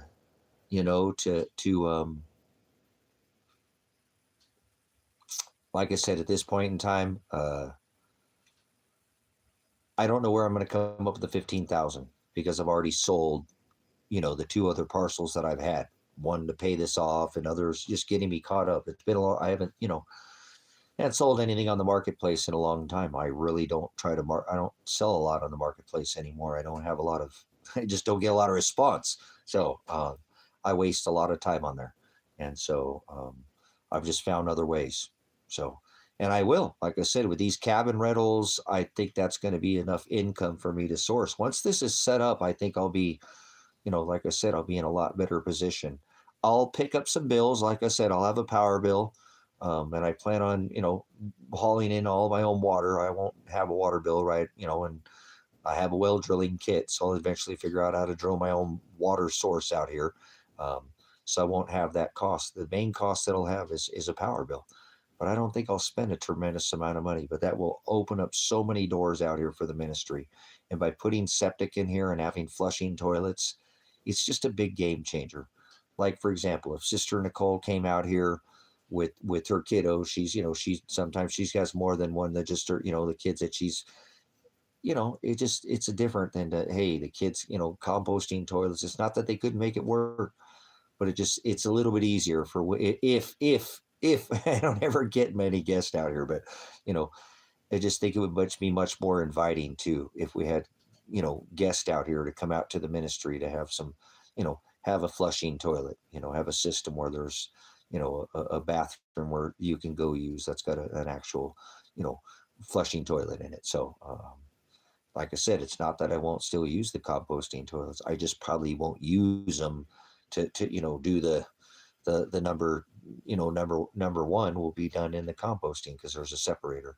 So again, hopefully I can make this happen, within the next 6 months is what they give you. By the time you file your permits, like I said, I think it's going to be I think the first check that I have to write them is about $2,000, or bring them $2,000 cash. That's all. That's to get your permitting started, get your conditional use, get your address, start your permits. And I need to do that. And that will focus me. And then I have about another $5,000 to $6,000 to get tanks, lines, the electric, power conduit. And I think I can definitely make that happen. I know I can make that happen. Now my biggest thing is, how do I come up with the building? So the neighbor, he paid like $2,000 for his. I hadn't seen anything come up like that though yet. So it's just a single wide. It's a 1980. It's old. It's ugly. It was rat infested and mice infested, but the floors were good in it, and the lid was good in it. So he went ahead and bought it anyways and cleaned it the best he could, and something like that I can make work. So that's what I'm hoping, something like that I can find, but I haven't found anything like that yet. The only thing I have found that's close, that's local, is this classroom, which is really nice. It's much nicer than a single wide, like that's like an 80. This is a 91 or 2, I think it is. Um, and it's just much more insulated, and it's got a much higher ceiling in it too. I like that the ceiling is, and it's like 14 across, where the other one was 12. This is 14 across. So it's got a nice, vaulted ceiling. It's real open and spacious. It's like a studio at this point, but that's what I'm hoping that I can get, because I think it's the only thing in this area that I'm going to get access to. That's already has an inspection on it, that's got a title, that I can get the county to sign off. And the county doesn't need to know right now that it doesn't have plumbing in it at this point. Seriously, that's like, I think I could get it, put it here if I got my permit, say, hey, I'm looking at getting this building, it's a 90s single wide, tell them that, and, and then get it out here and plumb the building.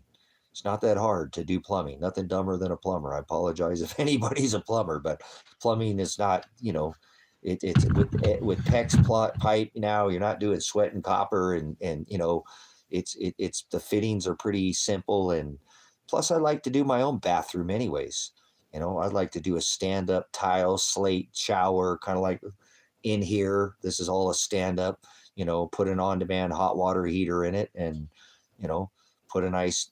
I just bought another sink the other day. I got a triple sink, I'd probably actually pull this triple commercial sink out and put that one in there, and put the triple sink that I got the other day in here, because this place is cramped for room out here. So, and then I'd have this as the guest cabin, you know what I'm saying?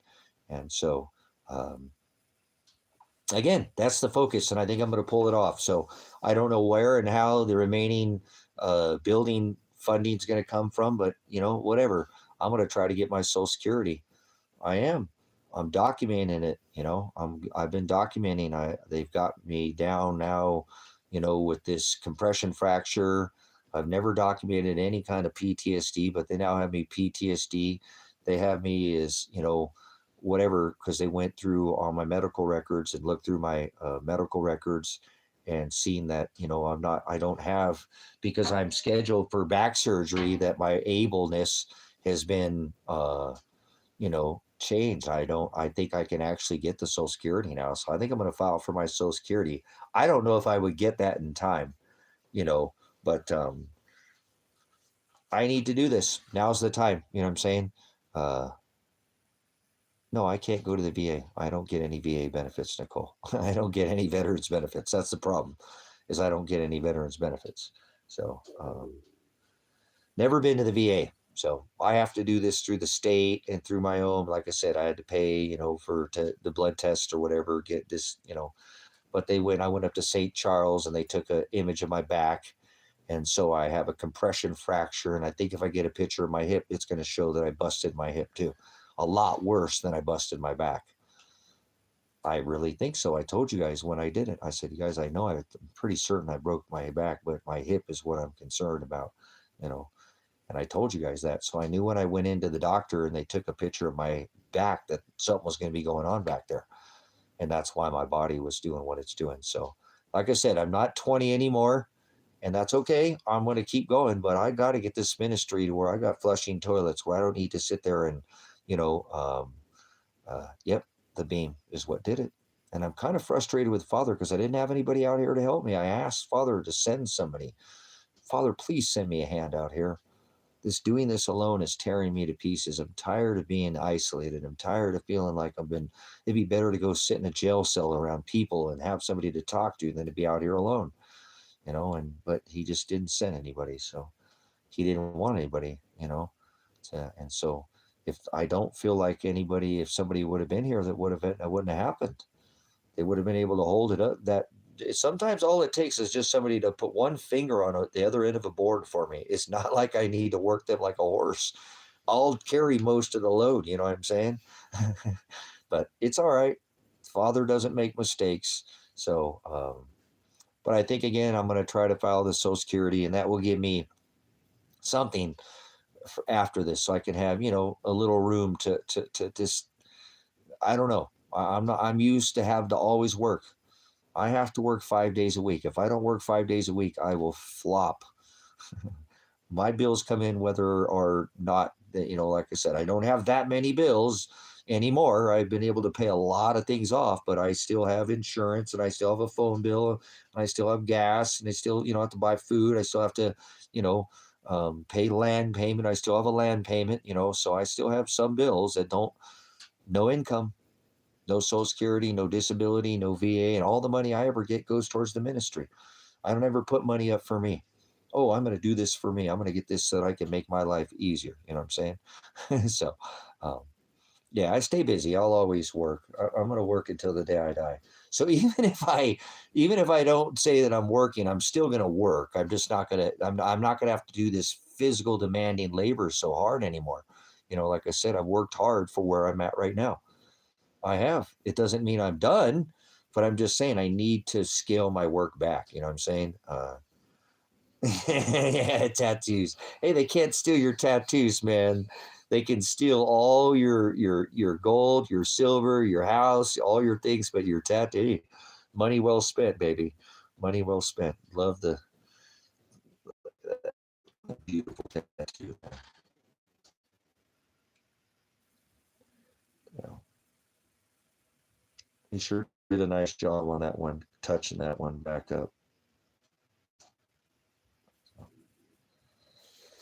Anyways, like I said, that's where I'm headed, though. Stay hyper focused on the ministry. Once this property, like I said, has an address on it, it will change things. I can get mail at the end of the road. You know what I'm saying? Which I won't have to drive all the way town to get mail, which is nice. Obviously, having a mailbox, 5 miles away instead of 12 miles away. Hey, that's 7 miles. It saves me, there and back. It's 14 miles that, it saves me.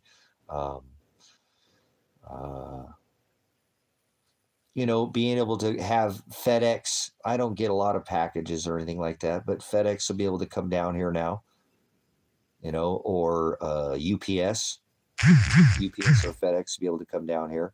I can actually have a physical address. For fire, fire.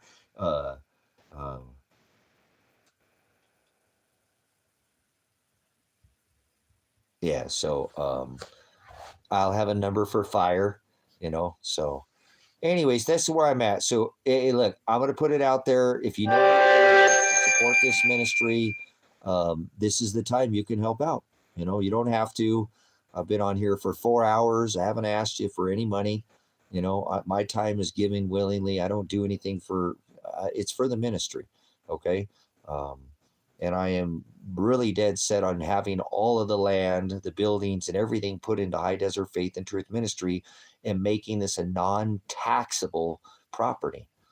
That way, I'm willing to give up all my work for the ministry and put this over. That way, future tense, that it can't be taken, that it stays in the name of the ministry, and it can serve after I'm gone.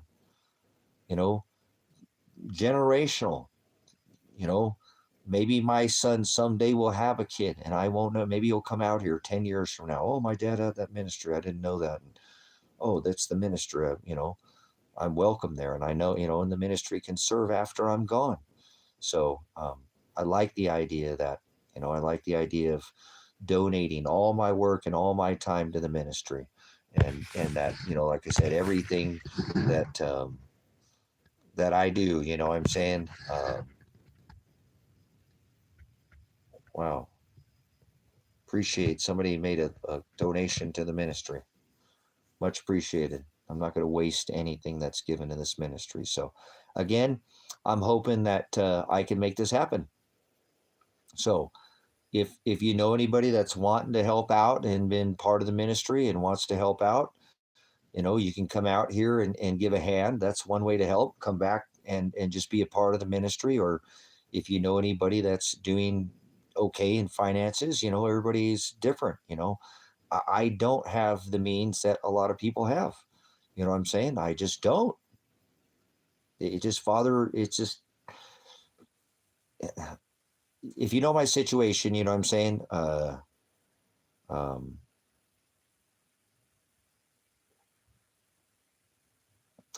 he's made it this way for me because he wants it this way. Okay. I don't want to take from anybody. This would have to be from somebody who has abundance, and bounty. So I put it out there, and I appreciate everybody who has been, supporting this ministry through their time. And I don't want anybody to donate to this ministry that needs themselves. I have what I need out here. There's food out here. There's water out here. I have a vehicle. It's getting old, but I have a vehicle. It's running. It's having, but I'm not going without. Everything I'm trying to do out here is to help support the ministry. So I appreciate, if you've been listening and you want to help out, I've got a pretty big bill. It's gonna be about, if I could get that building for $15,000, I'm going to get it. So I have some investments, you know what I'm saying? I appreciate it, Ryan. I always appreciate your support, man. I really do. Um, I have some investments. I have invested in a mining stock, and I've decided that I'm just going to pull it. I got that mining stock during the COVID, guys. That's how long I've been invested in that mining stock. So I think I'm just going to pull it very soon. And I don't care how much profit I've made, even if it's not that much and it's been in there for how much, if it could have gone through the roof. It might pay for a whole building in 6 months from now, but I can't hold on to it. It could go down again. You know what I'm saying? No, I appreciate it. I told you what I'm going to do, Ryan. I'm going to take and put all this towards the ministry. I have a building to purchase now. Like I said, I think I can swing, I can swing the permits right now. I can swing these permits. It's about $2,000. It puts me out for the next few months, but I'll figure out how to do that. I need to focus on this building. Like I said, it's a big task, and I can do it. I can do it. I don't have the assets that I once had out here, but I still have that pickup truck. I wish I had somebody out here who was a little bit more mechanically inclined. Really, I think I could get that Ford going if I knew somebody who knew Fords. 3 times I've tried to get somebody to come out and work on that Ford for me. I just can't seem to get anybody to come out. It's because I live in the middle of nowhere. So it's hard to get a mechanic out here. So there's something there on that too. Like I said, and it's not like I'm trying to live some extravagant lifestyle. I am looking for a single Y. You know what I'm saying? And if I can find something like what the neighbor bought for, a couple to $2,000-$3,000, I will buy it. But there's just nothing available right now. And that would take a lot of improvement too for a building like he has. I went and looked at it today. It is rough. I didn't see how, he let me poke my head in the inside, and it's, woo, I've been working on it if I was him, but whatever. He's going at his own pace, but there's just a lot of little things in there, and I'm guilty, brothers, sisters. So, but anyways, like I said, I have a mining stock. I kind of set a limit, I put a limit on a low on it. And if it goes down a little bit more, I'm just going to pull it out of there. I am. That mining stock was double at one point in time from what I originally purchased it. Now it's not there because obviously look at the silver price has come down, considerably. And look at the, and the mining shares have done the same thing. But I've had it for 5 or 6 years. So it will go to good use. It like I said, it's not enough to pay the permitting, but it'll be a chunk towards that. So I think I can make this happen. And I think I'm going to, like I said, I'm going to just do it. And this will motivate me, not like I need motivation, but it'll motivate me to, you know, put every single effort that I have. It's like I have some change that I bought. I told you I went to the laundromat and I got quarters. I need to go through all those quarters. I think I might have $100 worth of quarters or something like that. I need to go through those. What if one of them was worth $100? You know what I'm saying? Now my eyeballs hurt or whatever, but I need, I'm going to do any way that I can. And I'm not going to do anything illegal. Those quarters I bought from, like I said, getting changed from the laundromat, but, any way that I can, you know what I'm saying? Yeah. And this is what I'm saying, Nicole. I need to get my mind off of this Elijah thing has been just shredding me. It is. It's just tearing me to pieces. It has just been tearing me up, shredding me. I can't get up every day not knowing what's going on with him. But you know what? I have to just let it go. I've got to let it go. It just, he'll know that I didn't give up on him. I didn't. I've done everything I can do. I've done everything I can do. I have to tell myself that I've done everything I can do. It's time to help Dad. It's time to help myself. I've literally put myself out there. I've gotten myself put on probation because of him. Remember, I didn't have anything to do with this. And this is not my doing. This is not my doing. This is just Dad being a dad. I'm just a dad. That's what I remind all the time. I'm not some hardened criminal. I'm just a dad that used my voice. I didn't threaten anybody. I didn't hurt anybody. I just used my voice. So is this what Father, he stripped me back, stripped everything away from me because I stood up. Remember, I could have taken a deal. I could have saved the $25,000. I wouldn't have even had to ask anybody for any help. And normally I don't like to ask anybody for help because it backfires in my face. Normally, or when I help somebody else out, it backfires in my face. So I don't want to put anybody out.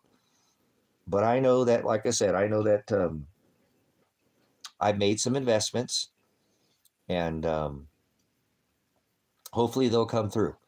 Like I said, I can't be digging out here right now. I probably will. That's what I'm saying. That's that'll fire me up.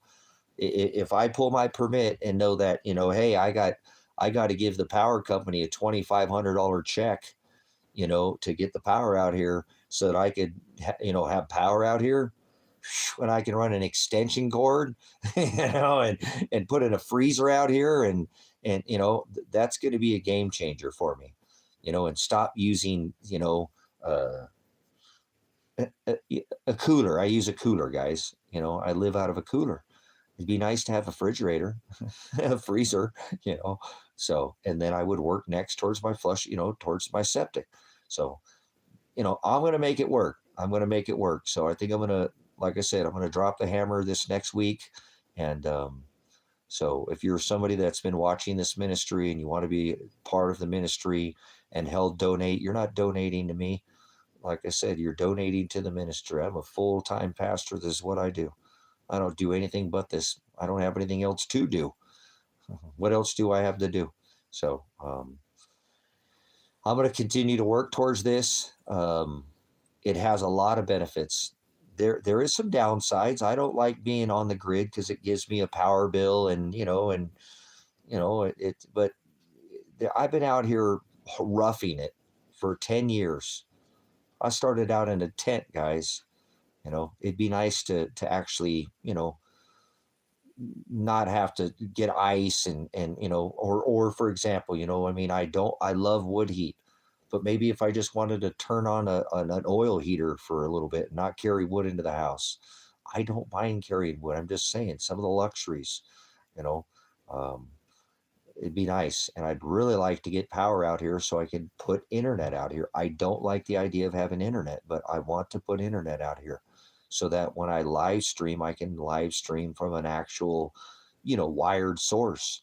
So I think that the idea of that, and then the major reason that I would putting the power out here is so that I can tithe extra food, because I will create abundance out here. I will create abundance out here. And I think actually once I get this property on the grid and I could officially be out here, that I'm going to probably start a school out here on teaching people how to homestead, how to teach them animal husbandry, how to teach them how to live off the grid, how to teach them, the ways of homesteading. You know, there's lots of different ways to add to this ministry. In this ministry, I want to be a homestead. It will be on the grid. There are homesteads that are on the grid, but it will be that gives me the ability to put heaters inside, and I don't have to carry 5-gallon buckets of water out to the chickens every day, dump their water out and carry those buckets. I could put a heater in that water and not worry about heating the water, you know, um, or the water freezing, all winter long. I have to literally keep their water, you know. So a lot of little things like that. I was thinking about that before I came on, here I was with Father, like, Father, I'm not doing this for vanity, well, I don't want internet, Nicole. I want it to have a studio. I want better internet so I can produce better quality content for the ministry. This isn't about me anymore. See what I'm saying? I'm over it. I'm so over this life like that. I am. I'm done. I'm done. There's nothing, what I'm saying? It's so that I can produce quality content, channel content for the video too, as well. I'd like to produce better quality content for this ministry. So, and go back to producing some channel content.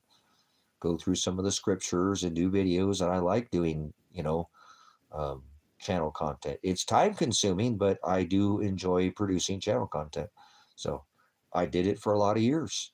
How many channels? 6 channels. So before I started going live, I had 6 channels that produced content. So produce more content, better content, homesteading content. And, like I said, get away from, some of the, not that you're not supposed to stand up against the system as Christ did, but one way to stand up to the system is to become your own system, become your own supply chain, start being organic. Christ, obviously, was a man of few possessions. So I don't need a lot of things out here. I need animals to live, off of minimal power sources so that the ministry can produce, what I'm saying, and create abundance. So if you want to be a part of that, come back and just be a part of the ministry. If you have the ability and you're watching this stream, or you come back and you watch the restream, we're not getting the traffic that we were. This channel has almost come to a screeching halt.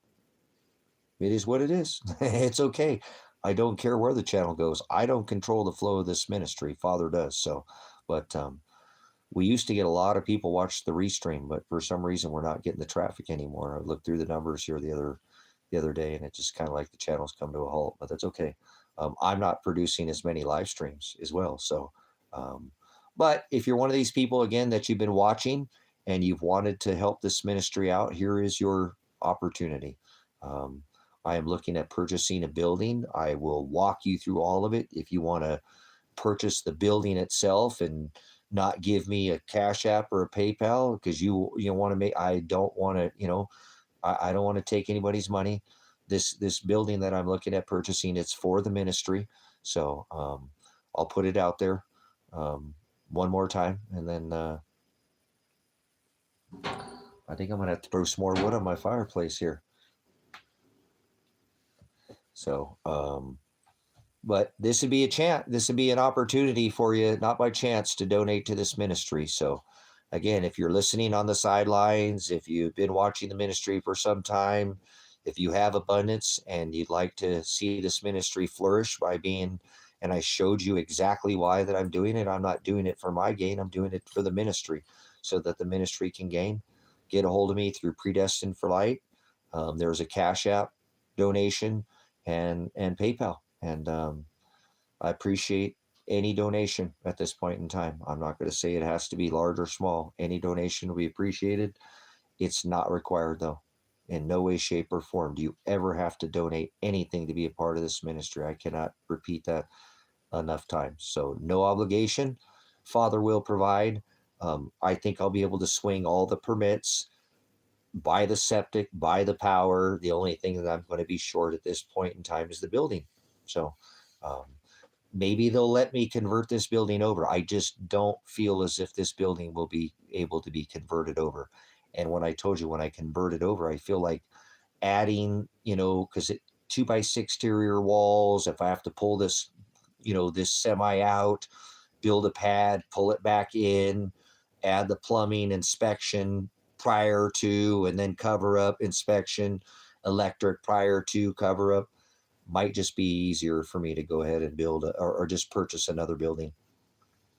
So even if it was only like $3,000 or $4,000 less, don't you think it would be easier not to have to build? I mean, just off the top of your head, maybe if it was 10,000 to build this one out, 10,000 to build this one out, or 15 to buy a building that's already done, I think it's worth spending the extra 5. I mean, it's a lot of work. I'm not 20. It's not that I can't. I just have a lot of other things that I have to do out here. I have a lot more fencing to put up. I have the rusty dragon to finish that needs finished. I've got cabin rentals out here I'd like to rent out. Eventually, the rusty butterfly is going to need finished too. The whole interior on that building needs done. I think I'm going to change the exterior of the south side of the building too. So again, appreciate it. Again, don't feel obligated. Ideas too. Definitely shoot something by me. Hey, you didn't think about this. Hey, there's this place that donates. Hey, this place because you're a minister, because you're a pastor. Any ideas that you have too to streamline this, please tell me. 2 heads are better than 1. I don't know everything. Okay. I've never actually, I built houses, but I've never done it for myself. I've helped owner build other properties. I've built many houses as working with contractors, but I've never done it for myself. So if you have any advice on how to streamline costs, I'm going to try to repurpose. That's why I said I think the cutoff is 1977 or 1978. I'd take a 1978 single wide trailer that is garbage, as long as they'll pass it and repurpose and rebuild the whole thing if I have to. I don't want to, but I will. I'll start from the ground up. You got to crawl before you can walk. So, like I said, the neighbor, I think he only paid a few $1,000s for his. I just haven't seen anything like that. So, and his is old. His is an older building. Like I said, that one that I'm talking about, that if you'd like to see the building that I'm talking about, just to take a look at it, it's in, it's here in Christmas Valley. It says it's in Prineville, Oregon. It's on the Facebook Marketplace. If you look up job office trailer, it says it's in Prineville. I think the guy's name is Luke, if you want to see the building that I'm talking about. It's got a nice heat pump in it. It's well insulated. And it's a large building, 14 by 66. That's a big building. I didn't realize it. That's a long building. So I could easily put a bathroom and a kitchen in that, and 2 separate bedrooms on the outside. You know what I'm saying? That's what I was thinking with that. I would make those guest bedrooms on the outsides for people when they come and visit, guest bedrooms, and probably put literally a bathroom on both sides. Probably put a bathroom. Even if there was one shared bathroom in the center, that's fine for now. I'm sure that's not the end of the world to have to use a shared bathroom, but, then I could put something in the center, because it's I think they're like 10 or 12 feet, on both sides. So the center is a really large portion. So, like I said, I'll work with whatever I have to work with. So I just don't think building from the ground up, drawing up blueprints, setting a foundation, buying the floor joists, it just doesn't, it's not going to add up. I don't think for $15,000 I couldn't build hardly a very big building for that price. Turnkey, I just don't, not with the Tyvek, the paper, the roofing, I just don't see it. I just don't see $15,000 being a very big building. And even if it's big, I don't know what I could complete with $15,000. Now, I have some material. I have tin roofing. I have tin siding. I have siding. I don't have a ton of 2x6s though. I don't have floor joists. I don't have trusses. Those are things that I could build, So, but when you start adding up things like that, when you're buying this stuff new at the Home Depot, it don't take long to get, $2,000-$3,000 don't buy any material, So that's what I've been trying to run this, in my head, thinking that the best way to do this is to purchase something that's already built, something that I don't need to have inspected, you know. And if it's missing something like, shower and bathroom, that's probably something I can do fairly reasonably priced. I don't think I'm going to have to pay, probably another $1,000 that I can put in a kitchen and a bathroom and a bathroom. It's not that expensive, plumbing and whatnot. So, uh, again, shoot ideas at me. Maybe I need to, I just, like I said, I've been out here doing the same thing for a long time. I know how I'll try my butt off to make it work. I'll sell every possession I own, whatever within limits to donate to the ministry. What do I need it for? So I have some other things out here. Like I said, I thought about, you know, radiation detectors, and I don't want to get rid of those ham radios and stuff, but they're out. I pulled them out. Maybe I will. I don't know what I'd get for them right now, but like I said, I'm going to try to pull some things out of value and get some more things up and make it work. So shoot me some ideas, guys. Like I said, if you got ideas on how to, I don't think I want to take any. I don't think there's any grants. I don't know if I can apply for any grants because it's not a ministry yet. You know what I'm saying? I gotta get this on the grid before I can do some of these things. It's kind of weird how some of these things are backwards.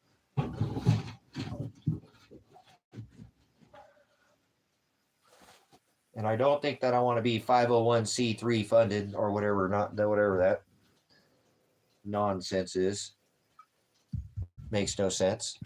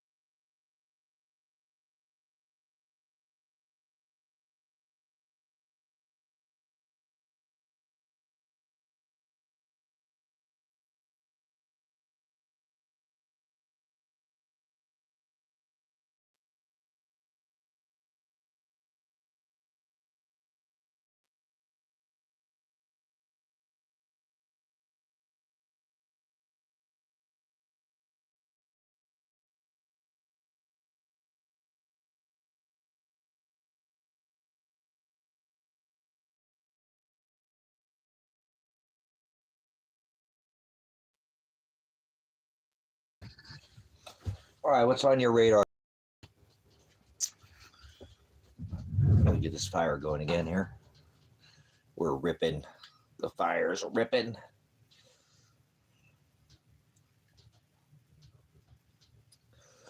You got a wood burner at your place? I like having multiple. I like the idea of having, the ability to be on the grid and off the grid. To have both. So just because I'm on the grid doesn't mean that I won't still use my solar and just waste power. You know what I'm saying? I'll try to keep my power bill as minimal as possible. So,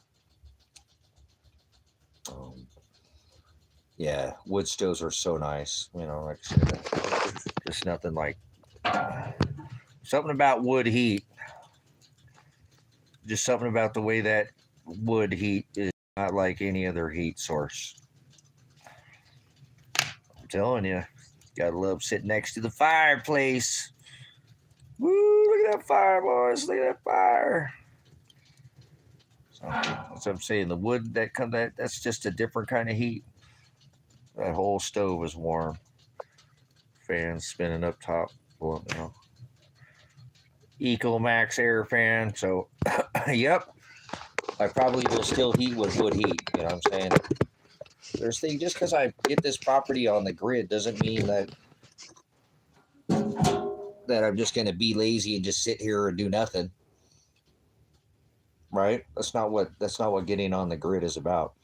Getting on the grid is about having the freeze dryer 90+%. Nice to have freezers, but I'd rather have a freeze dryer. It's good to freeze things before you stick them in your freeze dryer anyways, but freeze dryer. Freeze dryer allowed me to, when I create abundance, that I could ship it out to the ministry so that the ministry can serve a purpose. You know what I'm saying?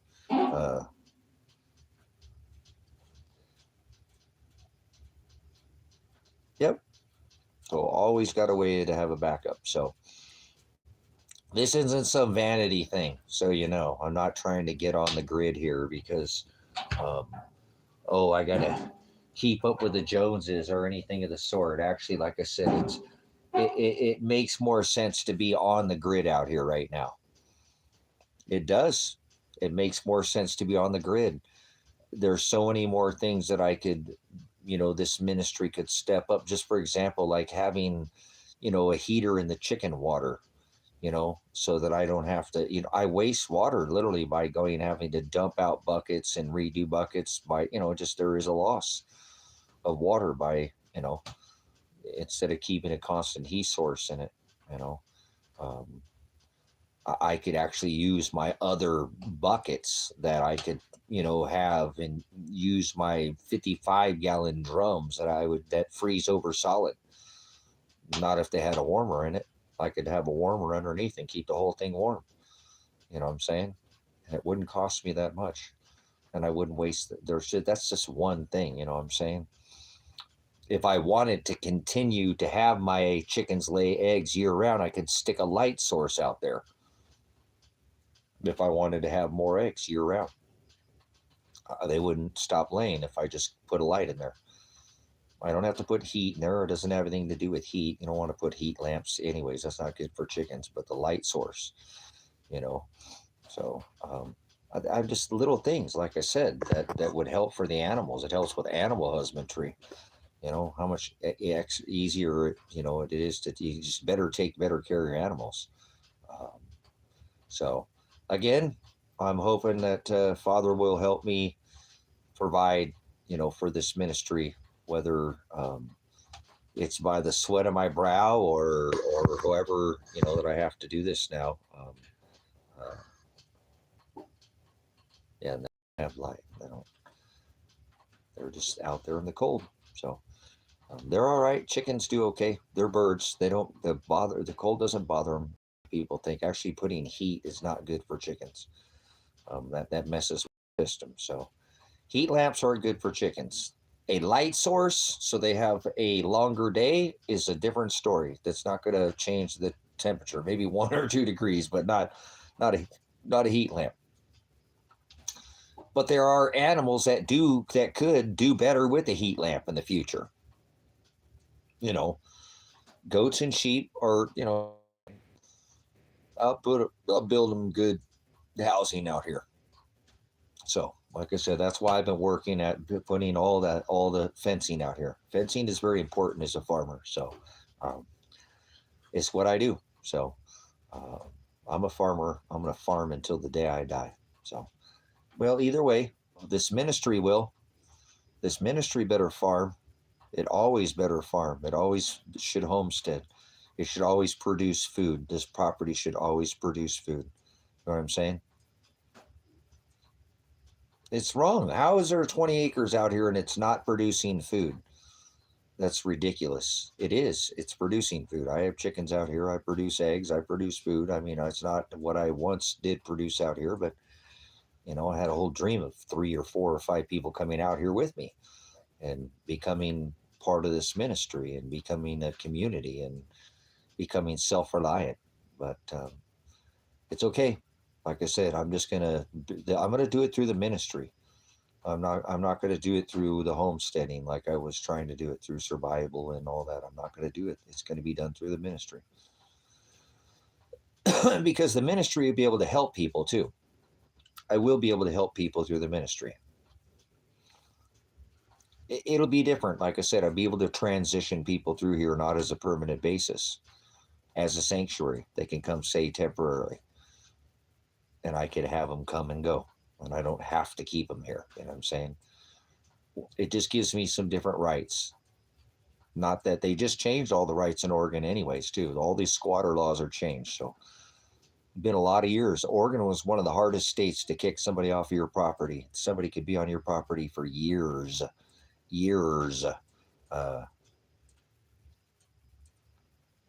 Yes, thanks for coming in, Sister Nicole. Appreciate it. So, but they changed the squatter laws in Oregon, so you don't take the time to. And hopefully I don't have no issues with that. But I'm just saying, as a ministry, it works differently.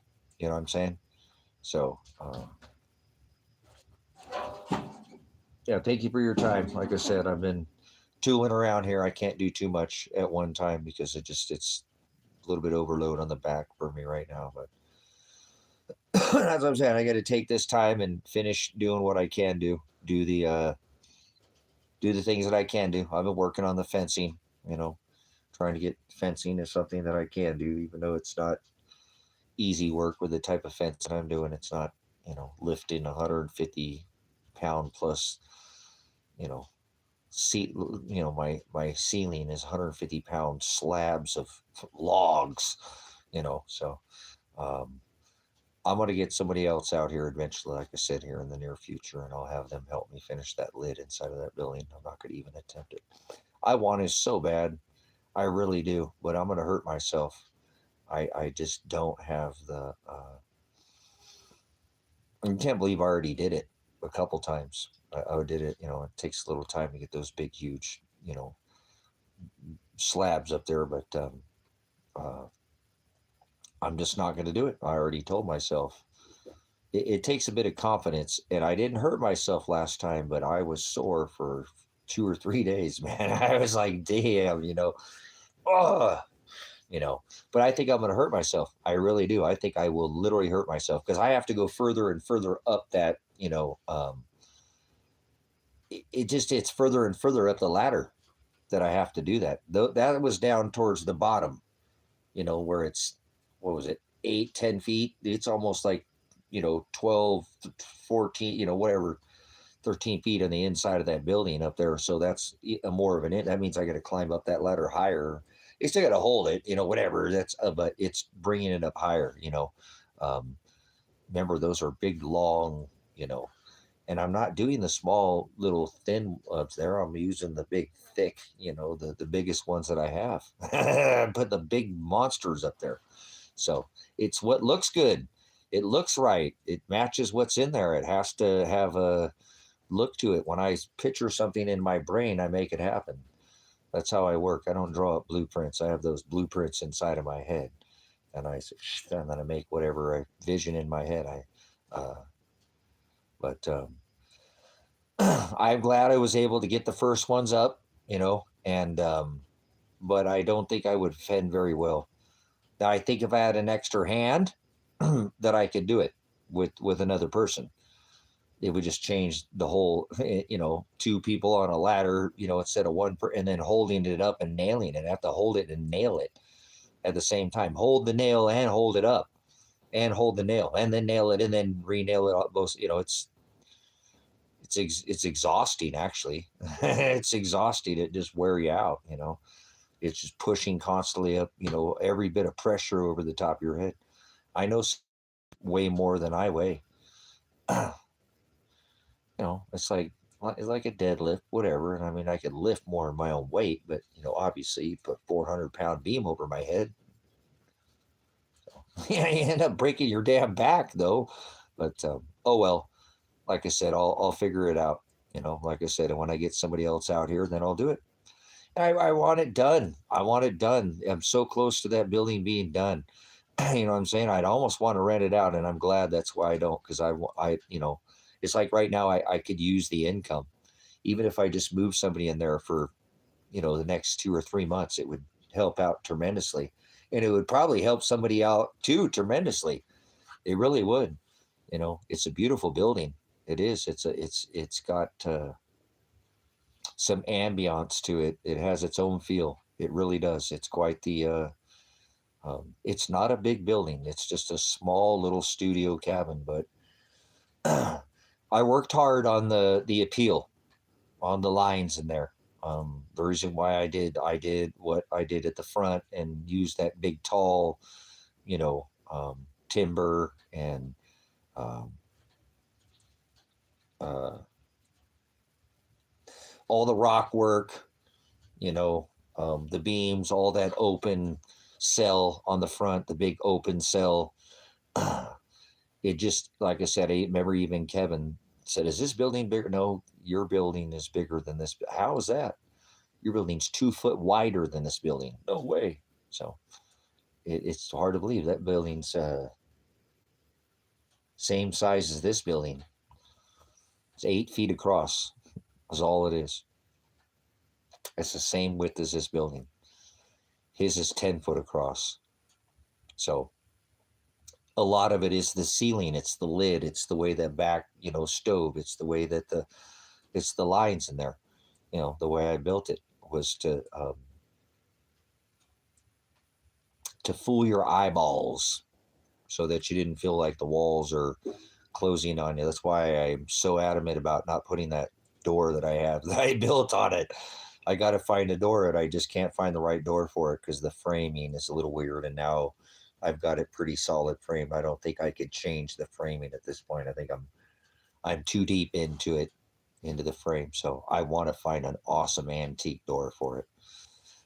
I'm gonna put the door on it that I have on there. I gotta get my generator fixed. I don't have a generator, and my generator took a crap. So, well, the string came off, and I tried to fix it. And then, but anyways, I need a generator to run my Sawzall. So I'll probably be able to figure it out. I'll have to drag the door over here, but that door doesn't have a window in it. And it's really important for me inside of that building for that front door to have some of that, first part of the day light come in, because it's a tall building that's only got, just like this building, it's only got 2 windows in it. 2 windows. This one's got a big window up front, but it's all blocked by the door. That one's got 4 windows in it, but they're on the north side of the building, and the sun generally hits the south side of the buildings out here. From the west to from the east to the west, it hits the south side, so that's the shaded side. But it'd be important for that door in the Rusty Dragon to have a window so that the light can come through on the side of the building. I'd eventually like to put a skylight in there too. And find the right skylight. I'm going to put a skylight in that building above the loft in the bedroom, so you can fall asleep under the stars, looking at the stars when you stay there. So that's the whole idea, was to put the skylights above the lofts, and then put the 2 hammocks outside with that outdoor grill and then a telescope. $150 a night. They'll rent out, 4 or 5 nights a week on some nights. That was the whole idea. It's the Moonshine Cabin Rentals. Remember Moonshine Cabins out at Silver Rock Ranch? So I'm already have a name. I'm going to change the name. I'm going to change the name of the over there of the hip camp whenever I move it over there, because I'm going to move the hip camp over to that the other property over there. I'm going to call that Juniper Acres is what I'm going to call that over there. So I love juniper, so we'll call it Juniper Acres is what I was going to call it. So, but the whole idea was to have hammocks, 2 hammocks, for a couple, because I imagine a lot of couples would come out here and have an outdoor fire pit and have a telescope. You know what I'm saying? So yeah, Juniper, my little Juniper girl, she's laying up in the bed. She's so, but yeah. And I think those, like I said, see, once we have those outdoor cabins, like I said, then I could actually probably install like a facility where there's a restroom out here with a flushing toilet, so people could go out here and use the restroom. You know what I'm saying? I'm probably going to try to put a couple toilets out here. I'm going to put a small building out here up front, probably up at the very front of the building, up here where there's a flushing toilet. So you could still use your composting toilet inside of your cabin, but see the appeal on that, how that changes everything out here. Like if I was doing cabin rentals, renting them out through the ministry, money goes toward, it helps out the ministry for whatever. It helps, we buy freeze dryer bags or whatever, oxygen absorbers, or it helps pay the power bill to run the freeze dryer or whatever. We're going to add something to the studio or something, add to the building, whatever, put in a washer and dryer, does that make sense how that changes when people come out here to visit, and rent out the cabin, say, well, oh, now we have access to a flushing toilet. It's not going to be fun cleaning up after people, but whatever. I don't think people will be that nasty out here. I really don't. I've had pretty fair with my hip camp out here. Never have I had to really pick up after anybody like that. Not even trash. Everybody's always been courteous and picked up, and just for the cabin rentals out here. These are the, like I said, this is the cabin rentals, because eventually I won't be in this building, and this building will be rented out. The Rusty Cowboy will be rented out. The Rusty Cowboy and the Rusty Dragon will be my main. I'm sure eventually, like I said, I'd like to get the other one rented out too. The Rusty Butterfly. It's got a lot of work on that building to do, but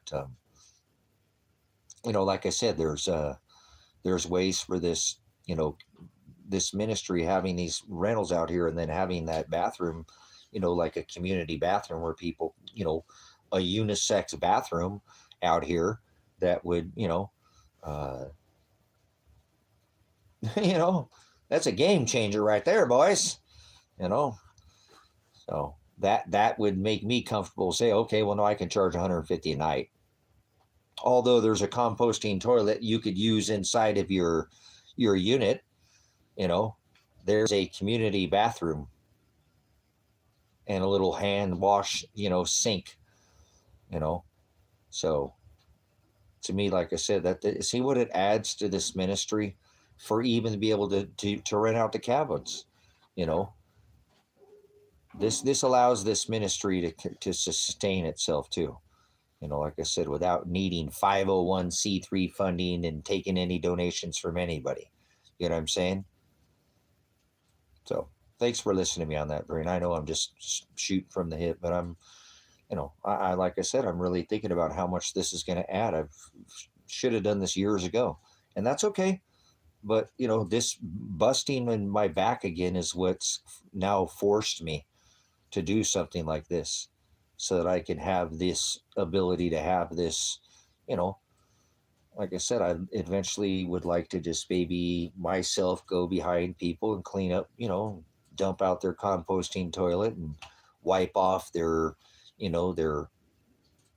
hospital mattress, the plastic mattress, and I'm not doing sheets or bedding. They're bringing all their own bedding out here. I'm not doing any washing and bedding, nothing like that. You know, bare bones. It's pretty much dry camp cabin. I'm not going to try to plumb these with water or anything like that and have running water. Or I'll put an outdoor kitchenette out there. I want to have an outdoor kitchen so they can cook outside if they wanted to cook something outside with some wood or whatever. Throw it at and outdoor fire pit. That there's a lot. Try to have some appeal out here, and so a little bit rugged, but then still have the ability to you know go take a poop in a flushing toilet. You know what I'm saying? Uh, oh my gosh. So, but this is where I do think that putting power out here on this property makes sense. Although I've been so anti-power, off grid, it's not like that. It's not like I'm on the grid. The ministry's on the grid. I could be back in the back property back there off the grid, right? All the cabins are off the grid. I need a main building, freeze dryer, studio, maybe even a washer and dryer, um, room, for the amenities of the ministry, and then like I said, I'd probably do a second, you know, like a toilet that um, so that I could like I said, have people come out here and have the ability to I don't want to overdo it because I can only put so big of a septic system in here. But as long as I'm not having, people come out here and live out here, cabin rentals, my septic system should be able to keep up with itself and I won't overdo it. You know what I'm saying? Um, and so, yeah, like I said, I think it's the idea of putting power out here is the right idea. Um, although I might be able to avoid it, I might be able to avoid putting power out here. Um, the cost of power is probably about $3,000 for me out of pocket right now because I have already purchased my power, box and pole and possibly my conduit. So that's not that big of a price tag to actually have a constant. And like I said, at that point when the neighbor said he put power, he's running. Sorry, apologize. Not sorry. Out of nowhere. He's running 3 refrigerators, his freezer, and a couple light sources constant, and building a little bit. And he's only paying like $7 a month. He has a $35 minimum because he's not using an abundance of power, but it's not like it's an extensive amount of power. So, like I said, just to be able to charge batteries to little things, like I said, when I don't have sunny days, not every day is sunny out here, although there's a lot of sunny days out here in the desert, you know what I'm saying? Um,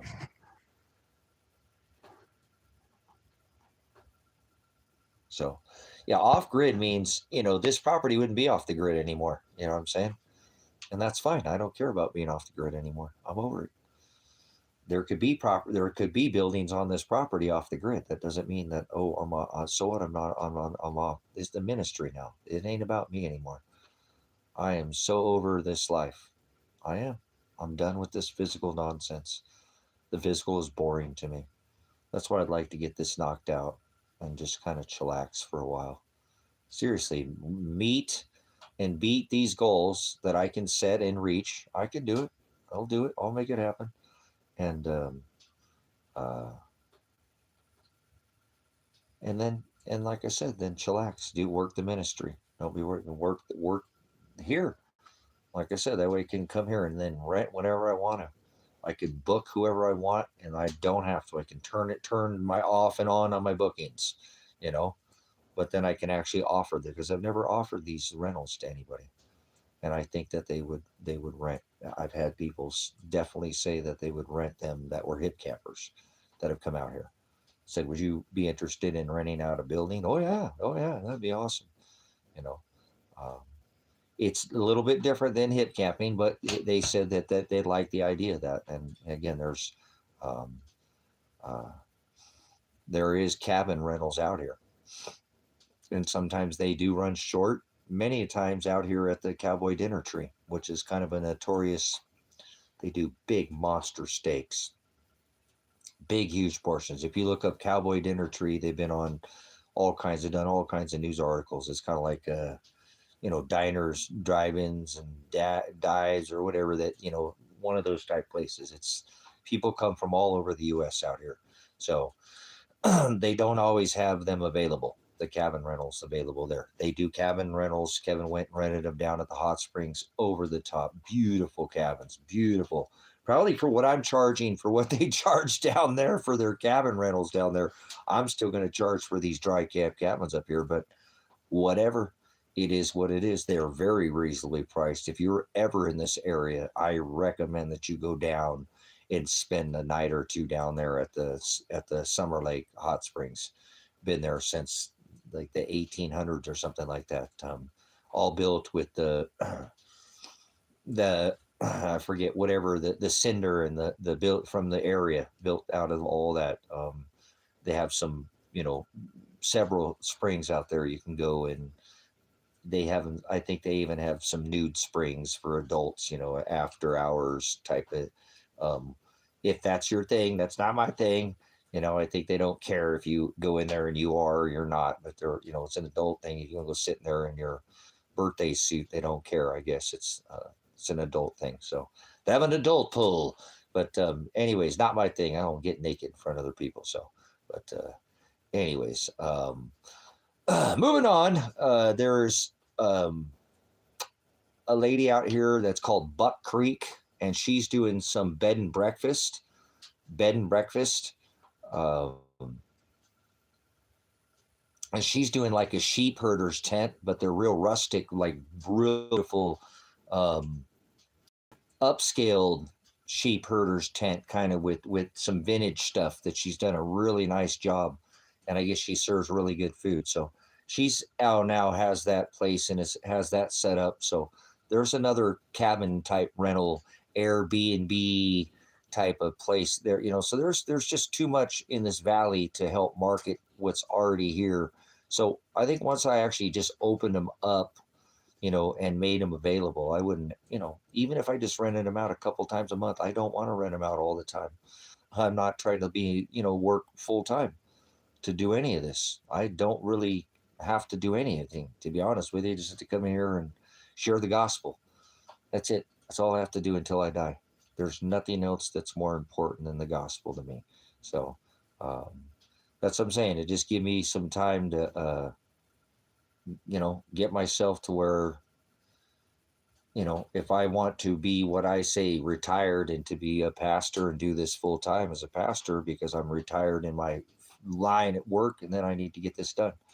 This will be like my final, of course, if I went down and wanted to build something down in Ecuador, I'm going to probably have some more dreams in the future. I just won't settle. But for here now, I got to be here for at least the next couple or a few years. While I'm here, this needs done. And like I said, the whole idea behind them, to me, that the ministry is to produce abundance for other people. The ministry is supposed to serve the ministry. So it has to have purpose. I don't want it to just sit here. I'll just sell it. If it's not going to serve any purpose for anything, I'll just sell it. And I don't want to do that. I purchased it as a community. I didn't purchase it for me. What the hell would I do with the money? Go buy a truck or something? So what?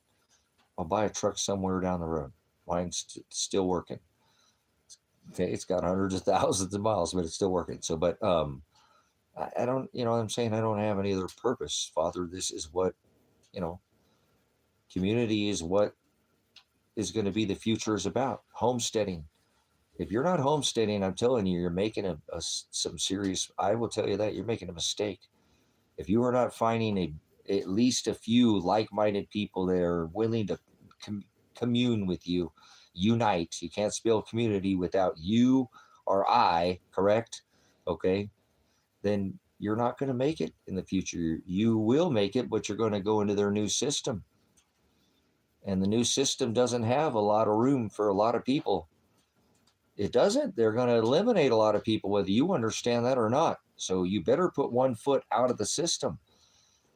You better get your leg and get one foot out of the system, 1 foot out, 1 foot in. And then, you don't like the new system that comes along.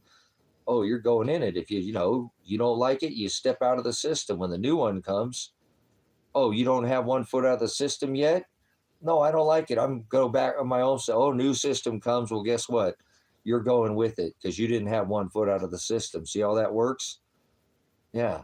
You got all your foot in this system. You don't have 1 foot out. I never said pull your foot. You're all the way out of the system. That's why I'm willing to stay on the grid, put myself even on the grid for now. You see what I'm saying? That's 1 foot in the system. If I don't like it, that's why I have solar. That's why I have backup. You know what I'm saying? So.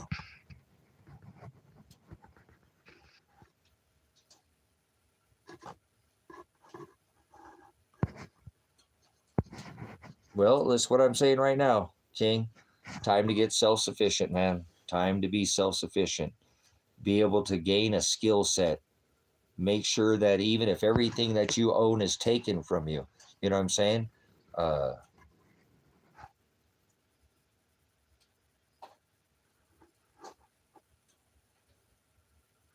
Outstanding. All right. Well, good. Father's calling you to him. All glory to Shiloh. The Redeemer is the one who does it. He said, remember, if I didn't call out to their hearts to seek after me, not one of them would. So that's who we give all glory, King, to Shiloh. So be prepared. You want to be able to help others. You got to be able to have yourself prepared. And at 21, you're at that ripe age, man. I wouldn't want to trade me 21, but sure like to have, I don't know, at 21, I busted my back for the first time. And, not too much earlier to that, but prior to that, but hey, that's a good age. You are so ready. I was so hungry for the word. What you can not do is make all the same mistakes that I did. Make sure you study one word at a time and slow down. That's what slow down, Turbo, and just word one study, and Father, the word comes to life. He is the life. He's and the separator, the dark and the light. So, Jim Brown, if you've been here before, hopefully you've heard me say that at Grace in Truth Ministries. I couldn't give you anything more than that. That is the most valuable anything I could give you. Seriously, Grace in Truth Ministries right here on YouTube. You don't even have to leave this platform. Jim Brown. He does a Wednesday and a Sunday live stream. He's got 4,000 lessons. He's an older man, but you can unlearn and relearn. The nice thing about being 21 is you don't have all the years that I have, decades of bad teaching. When I was 21, I was hungry for the word, man. Father, I was hungry. Father, I've been hungry for the word when I was young, before I joined the military. Father just gave me, I don't know what it is about the word, but it's my connection to out of here. So, I can't wait to get out of here. So even when I first was burped and knew I was alive, I'm like, oh, it'd be good to be done with this meat suit. But it doesn't matter. We have to endure to the end. Time goes by so fast. Like I said, 21 seems like yesterday. So hang on, because time goes by. You'll have heard it, I'm sure, before in your life, and hopefully somebody who's wise at least once told you at least once. The older, the faster time goes. You know what I'm saying? It does. It goes so fast. A year goes by so fast. When you're younger, it's not like years don't go by quick. But man, when you're younger, they tend to last longer. But boy, as you get older, the years, you turn around and the year is gone. So hang on to every moment. Don't try to do too much. Less is more. Like I said, when you're young like that, you want the world. Especially if you're hungry for the word and you have such a desire, because Father gives you all this, this roadmap, and you see all these things. And like I said, I was a military veteran. I joined the military at 17 years old, so I was very hungry and to serve, to give my flesh for to serve the purpose, a higher purpose, and not for my own. So there's two kinds of people on this rock: service to self and service to others. If Father has you girded in his service, then you're going to go out and you're going to be serving other people. Charity is not just with money. Charity is the gospel, sharing the word with others. So the one thing you cannot do, though, is I did, is make the mistakes, is his bad teachings. Just don't force yourself to not try to learn anything until you can start learning one thing at a time. You know what I'm saying? One word at a time, one word study, because you'd be better off to unlearn, even at your age, it doesn't matter, and to go back and relearn and build your house not on sinking. He said, I am the rock, I am the Petra, and build it on solid foundation. And so through this ministry, I can help you do that. And through Jim Brown, there's not a better place on this rock to study. And you're not going to learn here what you could learn at Grace and Truth. I am not Jim Brown in any way, shape, or form. And Jim Brown is a walking concordance. If you don't know what this is Jim Brown. He knows we're all, he's like a lexicon, with the Hebrew and the Greek. So I have a better teacher than any teacher that I've ever studied. And what Jim Brown helped me do was to unlearn. So I'm giving you all my skill set. The thing that I learned that I like about this modern day, what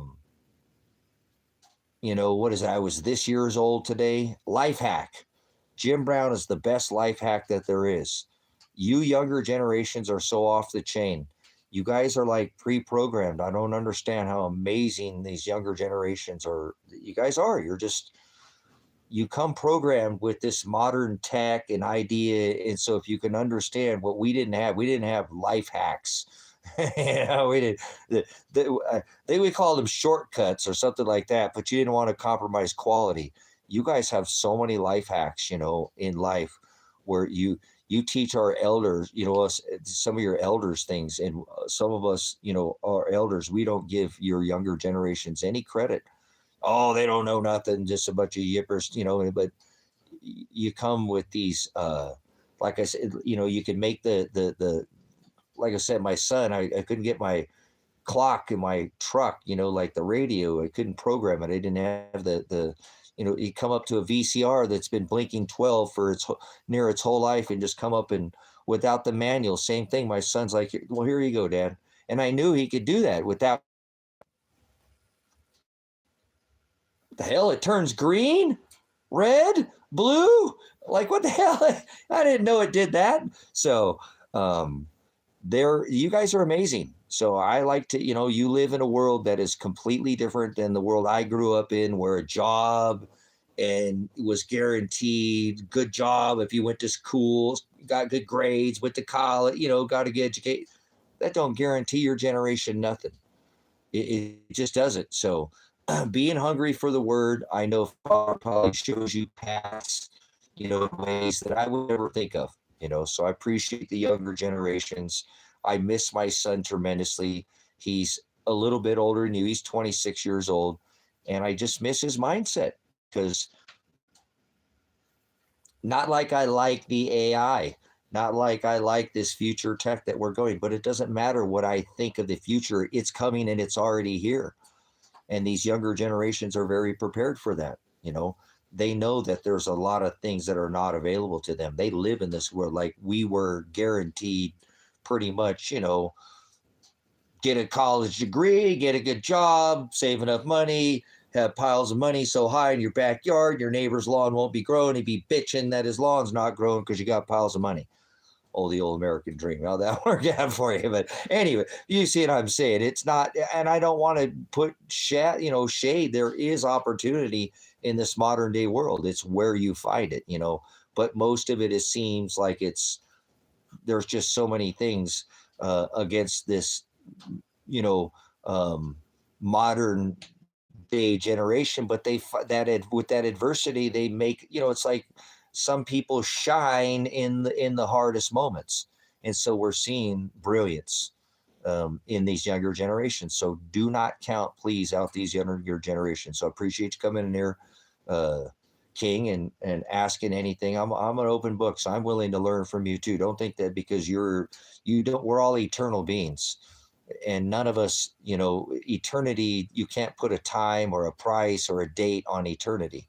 It's never ending. It's like it's an 8 is its eternity symbol, right? That, or even the Ouroboros, the symbol of the time overlapping itself, right? Like the serpent eating its own tail, time, that never ends. So you guys remember too to speak up, like my son. They don't listen to me, and I want to make sure I listen to you younger generations. Just because you're young doesn't mean that you don't have a young spirit. We're all eternal beings, and so what's 20 or 30 years when we're eternal? It's nothing. So use your age to your advantage.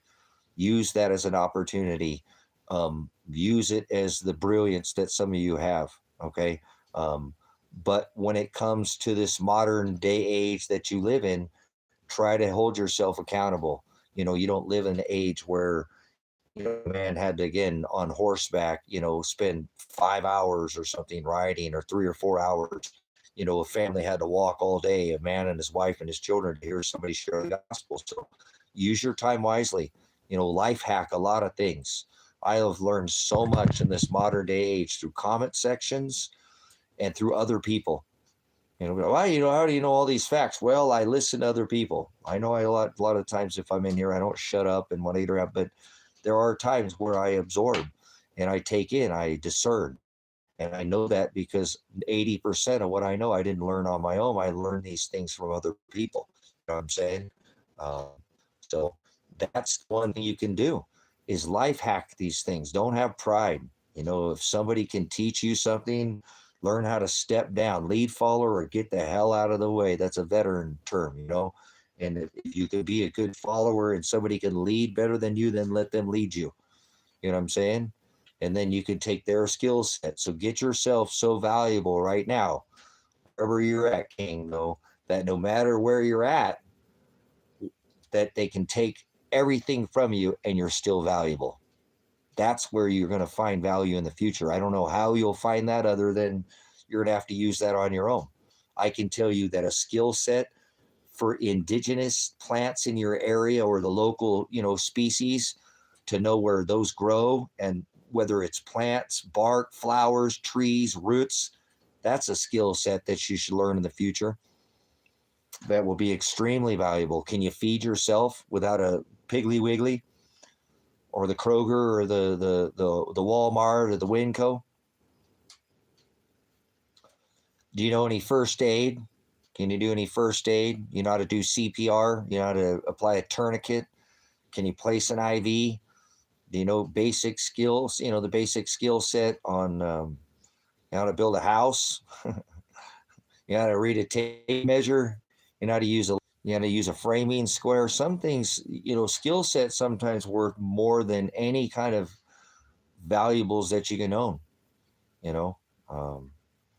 So younger generations inspire me, guys. I do. I have such the children are the future. These are the ones that are going to be wiping our tails.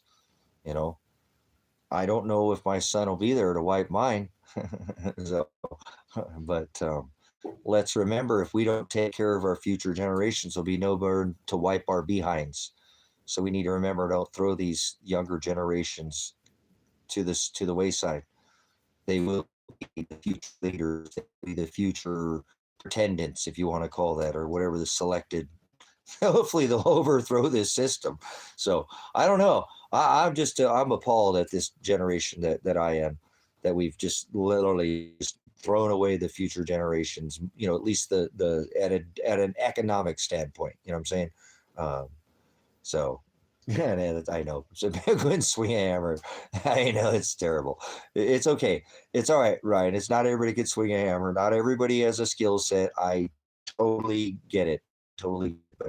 But he asked a good question on how to, on how do you navigate the future? Find something that the robots can't do that still takes a human being to do. That's where you should focus your future and be very, very animated, robotic, drone mindset oriented, because that's going to happen whether you like it or not. So figure out the jobs in the future that a robot can't do, right? That this, advanced, there's no artificial, advanced intelligence. It's called advanced, not artificial. Stop this nonsense with your artificial. You can take your afro or astro turf out of here. Get away from me. Artificial. It's called advanced. So, nano. So, but okay. Anyways, that's it. That's for everybody in the chat too. It doesn't matter your age, but have a skill set. That way, if everything is taken from you, what are you worth then? You know what I'm saying? Uh, that's what I'm saying, Ryan. There's some things, like I said, there are going to be some jobs that a robot, cannot navigate and do correctly. Not in the skill set. The reasons why a lot of the times, I don't mean to go there, that robotics do a job would be something that is done more than a couple times. Then the robot can almost do it, if that makes sense. So use that kind of mindset. With plumbing, it's not always the same rise or fall or coming off the same, right? You know what I mean? There is some, if you were doing spec homes or something like that, you get some, that's where something might be able to come in. But think about it that way in any job, if that makes sense, right? Does that make sense to you? Think about these jobs where if it's something can be done repetitively, robotically, that's probably going to be taken away. No, okay, there you go. All right, there. See what I'm saying? So it's not repetitive. You fight. Okay, cool. Because that's the way you're gonna have to be able to navigate the future. It's gonna be tough, guys. This is not gonna be an easy world to live in. We're getting ready to head into, but that's where robotics is gonna take over. Repetitive robotics, repeated robotic. Domo arigato. If somebody said you did something religiously, well, then that would be robotically, wouldn't it?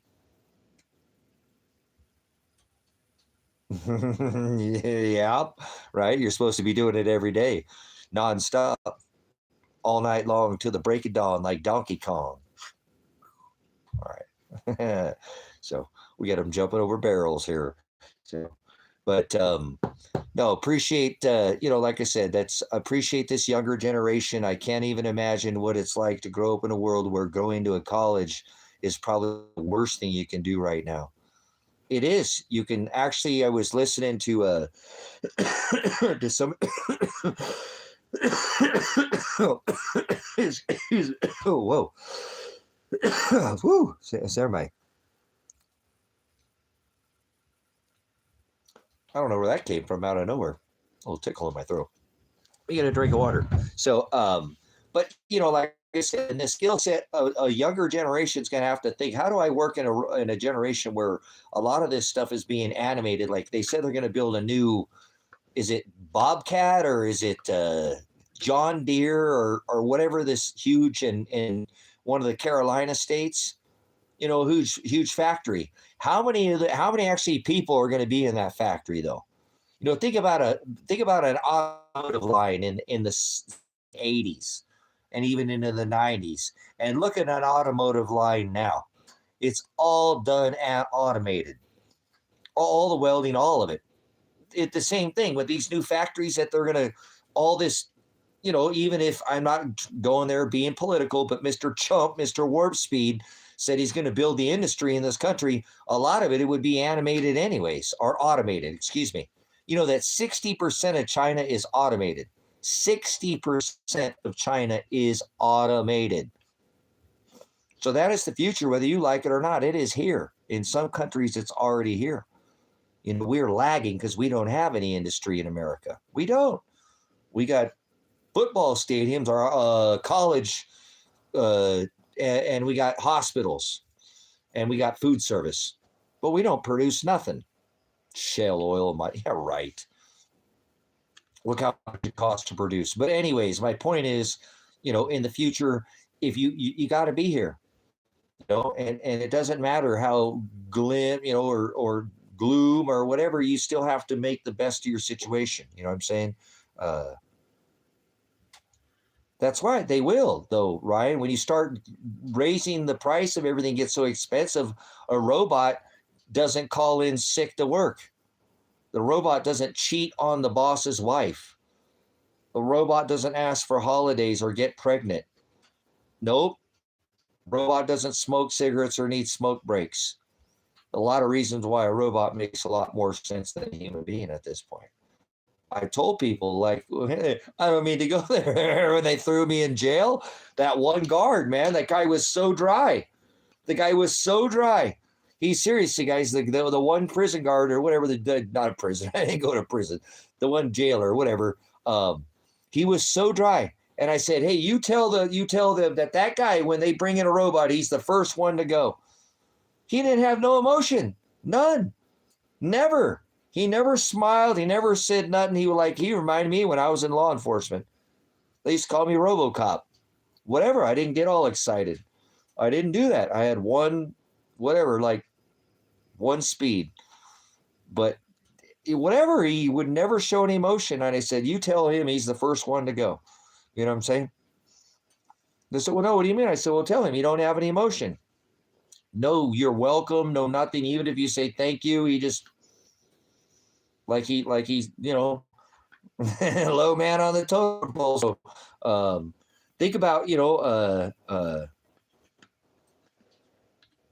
think about how, like I said, how automated that, a lot of these jobs, again, if it's repetitive, if you're not showing any emotion or not, you're gonna be taken away. So in this modern day world, I would never suggest that like what Ryan is saying is that a child goes to a college, because they're not teaching you. It's like they're teaching you how to test. Once again, it hasn't changed much from the elementary or even the high school level. It isn't. It's not much different anymore. I went to college. I went to college in my 30s. Okay, I'm in my 50s now, but I went to college in my 30s. I went to college when I was a teenager. I went to college in the military. I did a lot of schooling. I have a lot of formal schooling, but never did get a degree. But anyways, that's all right. It don't matter. But college now is not. They don't teach people how to think in college. It's just not what it was. They teach you how to answer the questions. They teach you how to be a good tester. And, like Ryan, you'd be much better to go into a trade and get a skill set, learn how to weld, and figure out, see, is it a weld? Is it something that probably a job that's probably not going to be around too much longer? Or are you one of these welders that's doing a job that's not a continual, like I said, there will be welders that weld that they don't do a continual. See why that's so important, Ryan? There will be welding jobs too, right? That get taken, but there will be some welds that you can't do. Use a CNC, use a machine, use automated. So think about your skill set in the future again on, what am I going to do in the future around automation? There's still, you got to survive in this world. The best thing you can do, say screw all this and just start a homestead. Seriously. Oh, I haven't done it in a while. Hey, F all that crap. Just get some animals, get a homestead, start growing some food, start growing your own tomatoes, start growing your own potatoes, start growing your own chickens, start growing your own cows, start making your own power, and say F the system. Then you won't have to worry about a job. How about that? Homesteading. Are you still in here, King? That's the future. Homesteading is the future. Become self-reliant. Become your own supply chain. Cut the supply chain off. Become your own meat source. Red meat, whatever, chickens, rabbits, goats, sheep, pigs if you eat pork. I don't eat pork, but whatever. You can eat whatever you want under this covenant. So Self-reliance is the future. Get to a small plot of land and get to where you don't need any money. Get to where you never have to go to a Walmart ever again. Get your seed bank so full of seeds that you've got so many open, pollinated, non-genetically modified seeds that you grow food for the rest of your life. Get a freeze dryer and start putting away food for now. It's not like food's getting any cheaper. Food's getting any better quality. So listen to what I'm telling you. Stop working for somebody else. Go to work for yourself. There's nothing wrong with having a skill set or a trade. I'm not saying that. F all that. Listen to me. Become your own boss. That's right. Take back your power. Become empowered. Become your own power company. Start buying some solar panels. Get a part-time job. Whatever. Go work for a homestead. You know, there's ways to do this to become a part of a community that you don't need all this money in the world, because what are your needs? You need some big high-rise building condominium. You need a building, a big old house on a little plot of land where you're so close to your neighbor you can fart and smell it. You're banging the old lady. She's over there screaming no, and she really means yes. And the neighbor thought he saw the Second Amendment item. Now you're getting swatted. Huh. Living in the city, huh? I can scream for help right now and nobody's going to come save me. There ain't no help out here. So self-reliance, that's the future, where you need not rely on a job. You are your own boss. You are your own farmer. Raise your own food. Raise your own vegetables. Raise your own fruit. Tell the man to stick it to the man. To grow tomatoes. Grow potatoes. That's what I'm saying. Grow chickens. And 10 rabbits will grow as much meat as a whole cow. Chickens can be hatched out. You can raise chickens and sell chickens. You can raise, you know how many ewes a lamb will throw in a year? Goats? How many kids? I'm not talking about like children, kids, goats, baby goats, kids. There's ways to make abundance where you do not need a job. Your job is to farm your homestead, where you don't need a Walmart anymore. You are the mart. You put them up against the wall. You build walls.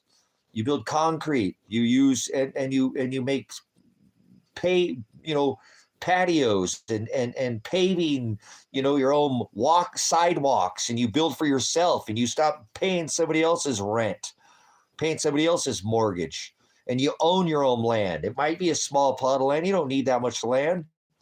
2 acres, 3 acres, 5. I have 20. That's so much land I don't even know what to do with. That's why I sold all the other land. I had 65. What the hell do I need 65? I sold 25. I still got 40. What the hell am I going to do with 40 acres of land? That's a lot of land. Get it on 4 or 5 acre parcel of land. You'll have more land that you know what to do with, and then generate money off your land. Stop working for somebody else. That's the stupidest thing in the world. Trading dollars for hours. You're getting ripped off. You're getting taxed. You got state, federal, gross, net. It makes me sick. Then you get taxed on that money. You can drive home. You got a gas tax to pay for your potholes, right? Federal, that pays for your war. State, that pays for more, right? Then you got to get milk for the old lady. She wants milk. Get taxed on that. Your food, get taxed on that. You got a phone bill. She call you. Got to put the money. Put your money in the trash because you got to pay a trash tax. It's ridiculous. Cut all these taxes out. Stop becoming, every time you go to and you become part of their, I don't pay a power bill, so I don't pay a tax as of now. Now I will do it for the ministry, but see, I'm doing it because of the ministry. I haven't done it, but my life's changing. I got to work for the ministry. So this is how you become a success in the future. And you don't care about robotics. Hell, maybe you'll just go get a robot to come pick your garden or something. Why not? High-tech redneck, baby. We got a little drone out there picking potatoes for us. Crawling around like a little crab. Have you watched Adapt 2030? So whatever, use the system. Keep one foot in the system. Get the potato picking drone, baby. Whatever it takes, man. Whatever, if you can afford it, it doesn't cut somebody out of the homestead. All right, you got to go. We got a drone in here. You got to get out of the homestead. No, that's not how it's supposed to work, all right? So anyways, this is the future. No, I'm glad that I went there. This is the future. I'm glad he came and asked. This is the future. What do you need? You need a tractor. You know, you need a backhoe. You need a dump truck. You know, you invest in help you build land. You need water tanks. You know, you need well pumps. You know, you need well drilling kits. You know, you need septic tank. You need, you know, things that you could become your own your own land, dig your own well. You know, become your own boss. Hey, boss, I'm tired of coming in and looking at you're ugly. You know that? I don't want to look at you today. All right. I'm tired looking at you too. I'll see you tomorrow. Have a good night. You know, become your own boss, become empowered. That is the future. That's for every one of you. What the hell are you doing? You going to work, trading dollars for hours, you're getting ripped off. I don't care how much hours how many hours you're paying. You make more money, you get more taxes. Just even like I remember telling people when I was in the military, warn them, you know, become higher and hey, you make more money, you're going to spend more money. Just because you make more money doesn't mean you have more money. You make more money, you spend more money. Careful, you live on an army, you know, base. You live right, you know, right near an army installation. These people are going to try to give you credit because you're a soldier. Don't just because you make rank go out there and get more credit. They're going to give you more credit as you get up in rank, but then you're not going to be making any more money because you keep spending it. That's what happens. So rich people aren't normally very rich. Rich people have a lot of bills. They have bigger bills. Doesn't mean they're wealthy. I've been around rich people. My family that's all got a lot of bills. Even like back when I was in sales, so we called them tall doors. You know, the big houses with the big tall doors. They're not normally home until 6 or 7 in the evening. 5 o'clock, they're not home yet. They pay a lot and take a lot of time. You know what I'm saying?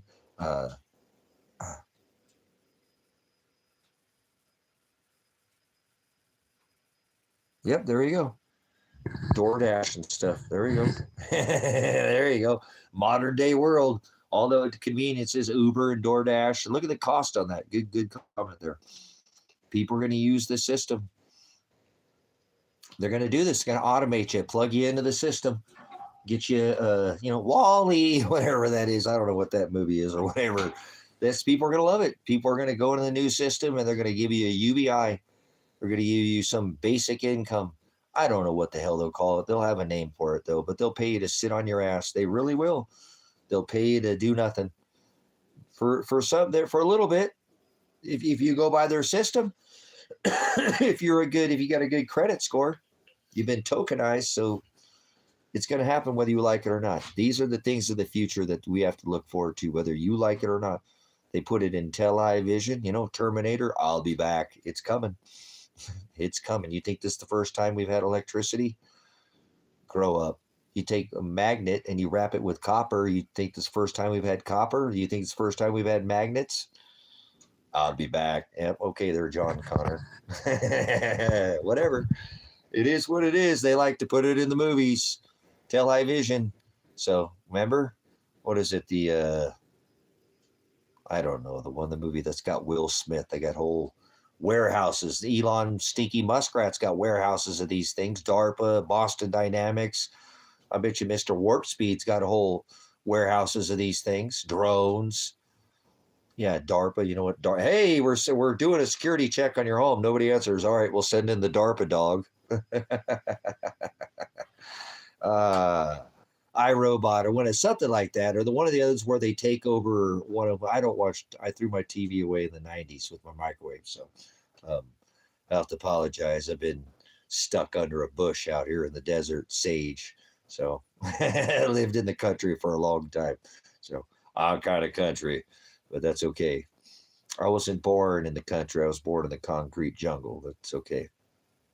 You can take a boy out of the country, but you cannot take a country out of the boy. That's how it works. So, hey, I love the country, man. I remember the first time I met me a country girl who went out and hung out in the woods and in the back of a pickup truck. That's when I knew the reason why we had tailgates. So, all right, never mind. Moving on. So, all right, hey, nothing like a Toyota pick 'em up truck, huh? So that rig right there will go anywhere. So right around them gates too, huh? It's the go anywhere, do anything, right? So, all right. Love myself some country. The reason why I like the country is because the roads are narrow in the country. Narrow is the way that leads to the straight gate. Notice all these big clover leaves and Broadway and 12-lane highways, and however many. Broad is the way that leads to the wide gate. Remember, in your big city lights, broad is the way that leads to hell. That's what it says in scripture. So narrow. Notice country roads have a narrow. Narrow is the way that country boys. So that's what it's about. Country boys and, well, men, they got backhoes and scopes in the country. So I wouldn't recommend going to the country. No, you'll smell like the city when you come out here. We can smell you a mile away. You stink like the city, and then you want to go try to hunt a deer, huh? Yeah, right. That's why you don't get anything. So that's okay. Get your skills set up. You know what I'm saying? Get your skills set up to where you don't care about robots and you don't care about them, eye in the sky. Just do your thing. You know what I'm saying? Do your thing. Get to where you don't have to, a robot doesn't take your job because you are your boss. Get to the country. Get to a small plot of land, even if you got to start small. If you need help doing this, I'm in a great location to do this.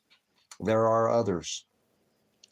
I can give you information if you want to try to get into this lifestyle. So you need to start getting your skills set up. Learn animal husbandry, learn first aid, learn to be agrarian, learn how to go out and go into your local area and be able to not go to your drive-through or grocery, and not starve to death because you can't go into the woods or wherever you're at and you died and you still had an arm. You didn't eat your arm. Matt says they're eating the human flesh. And I'm not telling you to eat human flesh, but people are going to die, and people die of starvation, and they're surrounded by food, So I just don't have, personally, I don't have the mindset of the modern day society.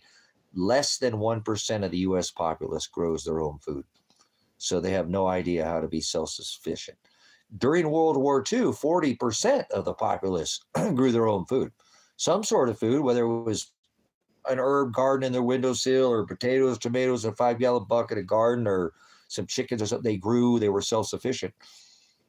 People ain't gonna make it. People, it's the number one seller? Sex. Well, the insinuation of, comes second to that, convenience. So not literally prostitution, the insinuation, like a low-cut dress or blouse, or maybe a guy with a pair of sweats on or something, the insinuation, so. Hey, I know sales. I've been in sales. I ain't trying to sell you nothing. So I'm just trying to tell you what's going to work in the future. Is the hell with the future. Go back to the ways of the old. That's what's going to be in the future. That's right. Get your skill set up. Go back to, can you skin a buck? Do you know how to hunt? Like I said, without smelling like the city. Let's smell like a city slick. How about run a trout line? Can you run a trout line? You know how to set a fall trap? You know how to set a snare trap? You know how to set a, well, again, what is your skill set? Do you know how to agrarian? You know how to, again, go into your local area and gather any kind of fruits or berries or nuts or flowers or bark or, maybe some cattails or something like that. Maybe some kind of medicinal. You have any medicinal traits? Can you grow something medicinal?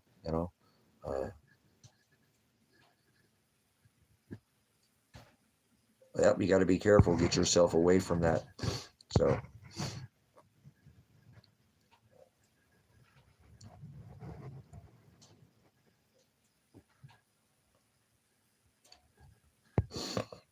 Well, what I'm doing here is this a ministry.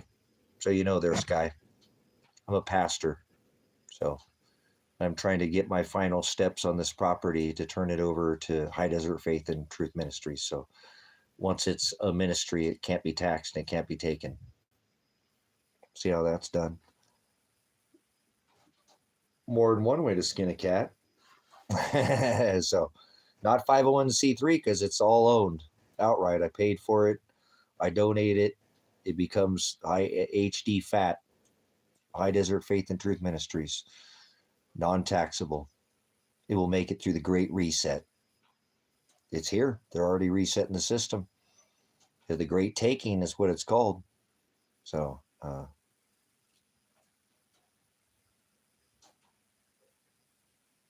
nice. There we go. The Weffers, remember? Klaus Schwab. You'll own nothing and you'll be happy. You'll rent it is why. You'll rent it. You better get to the country now. You better get your skill set up now. You better learn how to farm right now. You better learn how to clean off solar panels, clean out chicken coops. There's a group on the Facebook. I don't like Facebook, but whatever. You use this modern tech, high-tech redneck, and it's called Homesteaders Looking for Helpers. There's about as many horror stories as there is success stories, so be careful. But if you want to learn this skill set, there's people who are doing it right now in your area, and they need somebody who wants to learn. Maybe you can just learn from the ground up. I'm one of those people. I'm about ready to drop the hammer and bring some people out here. I have to. I broke my stinking vertebrae again. Per hand, I need a laborer, somebody who can swing a hammer. I'm not stopped working, but I need somebody to help me. So eventually I'm going to do that here myself. But yeah, there you go. Americans are super soft. I cannot disagree with you. And the collapse of the Soviet Union was done from the inside out, kind of like what's happening here in America. The Soviets were brilliant. I know what they did. You're not going to run away from history. I know the record. Tear down that wall, Mr. Gorbachev. Yeah, I know what they did. So it was brilliant. It worked. So, hey, look, they got Mr. KGB in there, Mr. Vladimir. That's okay. I was thinking about moving to Russia. I think Russia's a much better place than America. I would never, in my wildest dreams, thought that I should have went there. It don't matter. But the only thing I don't like about Mr. Vladimir, again, that he's part of the, what are two cheeks to the same hole, two wings of the same dragon, is that you cannot pastor like I do. You have to have it. It has to be done in a formal setting. So you can't street teach. You can't go and have church with, you can't fellowship with it. You have to do it within the Orthodox or within the confinements of their, what the hell they call that? Organized religion. So otherwise, I think, Russia is a much better place than America. They do. They have better food. No, that's not true. I think that's a bunch of bullshit.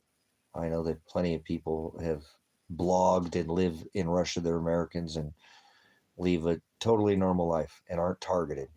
They're not. I know Americans are, because Americans are garbage and are rubbish.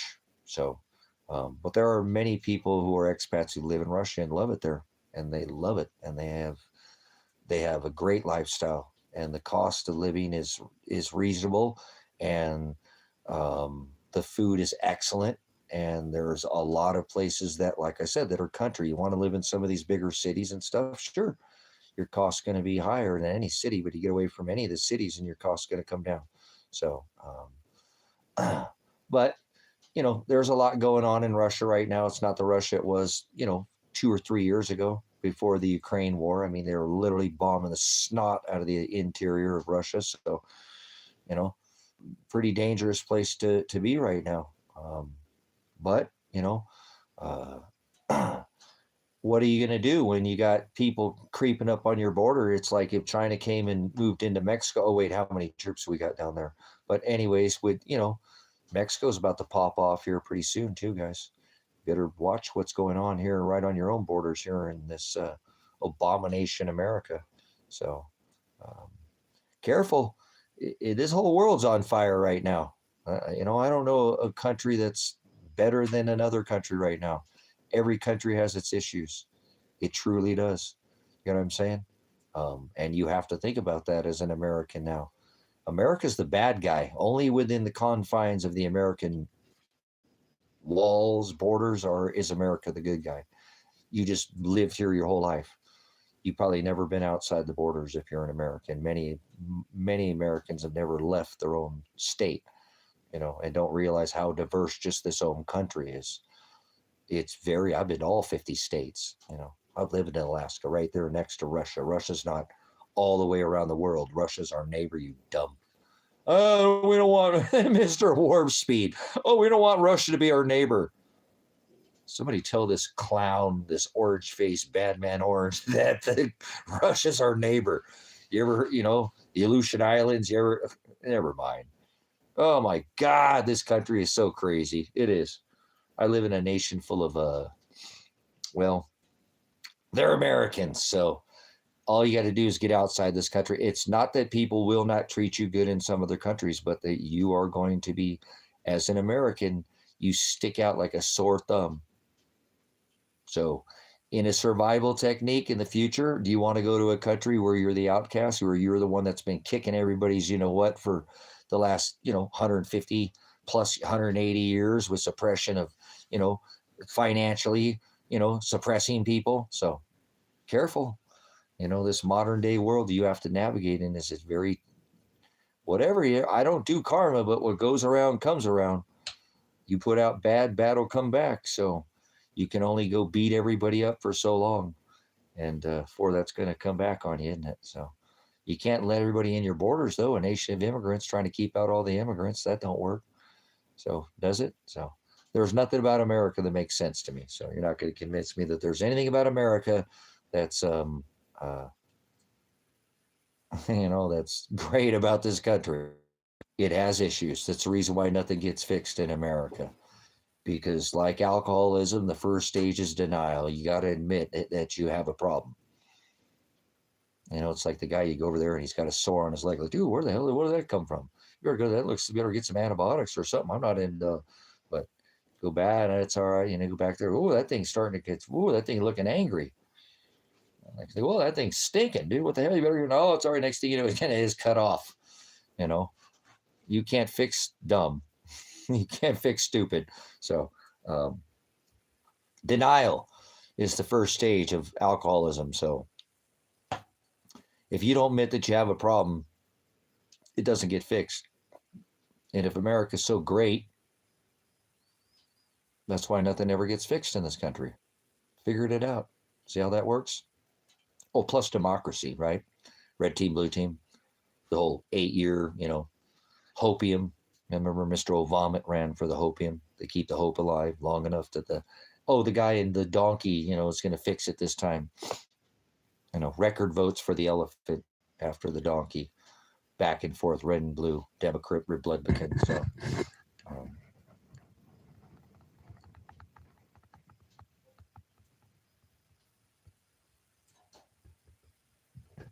yep.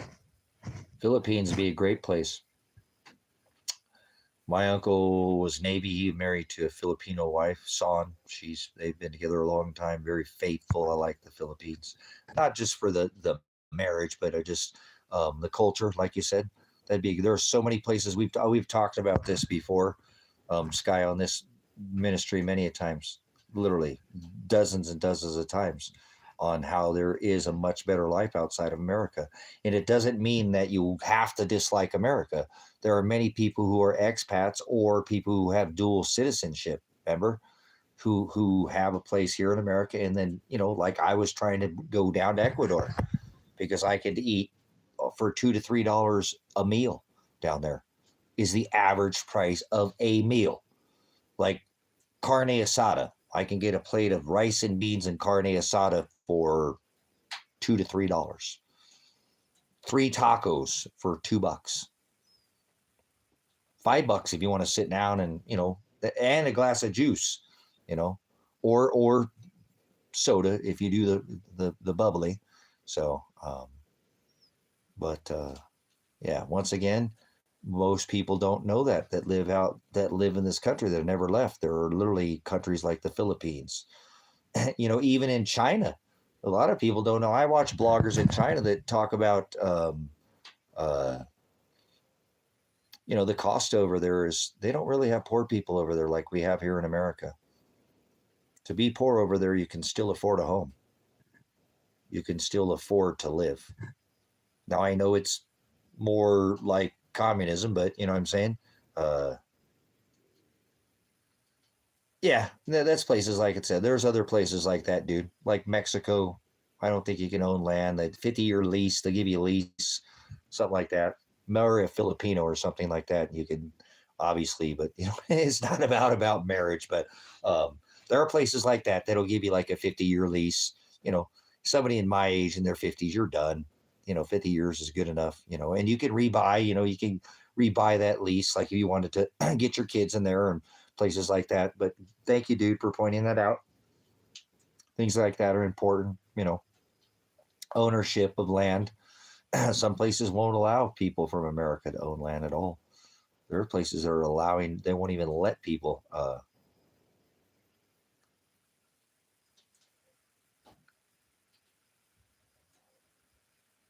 Yeah, like I said, there's ways. That's what I'm saying. There's. Thank you.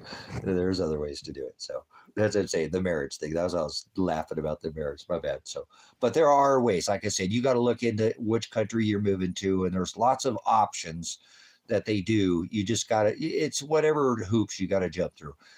A lot of countries are very inviting to Americans in a sense, meaning if you'll spend money, some want you to put money in their bank, some want you to have a certain holding in corporations, some you just have to have a certain retirement. There's a lot of different, but there are countries that do not like Americans, and there are many countries that are very accepting, and Americans live side by side with the culture and never get bothered. Don't act like an American. And most people who leave the country aren't acting like Americans. It's the foreigner terrorists, I mean tourists that come into town. You know what I'm saying? So, all right, guys. You know what? I better wrap this up. I got to make myself. I didn't make any dinner, and I need to eat something before I lay down for the evening. And so I'm gonna wrap this one up. Hey, if you want to support the ministry, come back when you have some more time. Appreciate the good comments. I always love talking about preparedness and what's going on in the world, and that's keeping our you know keeping our head up, not sticking our head in the sand. He said, "Don't build your house on sinking sand." So, um, thanks for staying with the ministry. Appreciate it. I'll be back again on the next time that I've been busy out here. I don't think I'm working tomorrow. We got snow on the ground, so I might come back in here. It's Taco Tuesday. I don't think I'm going into town or anything, and I'll we'll see if we can't come back on before the end of the day. So there are links in the description through Cash App and PayPal. I appreciate again. I don't give anybody any kind of recommendation unless they just make a mention. Somebody gave a Cash App earlier in the live stream. I cannot thank you enough. It's not wasn't a small amount. Um, we work hard for our money. It wasn't you know didn't buy didn't buy the building or anything, but I'm trying to put enough funding together.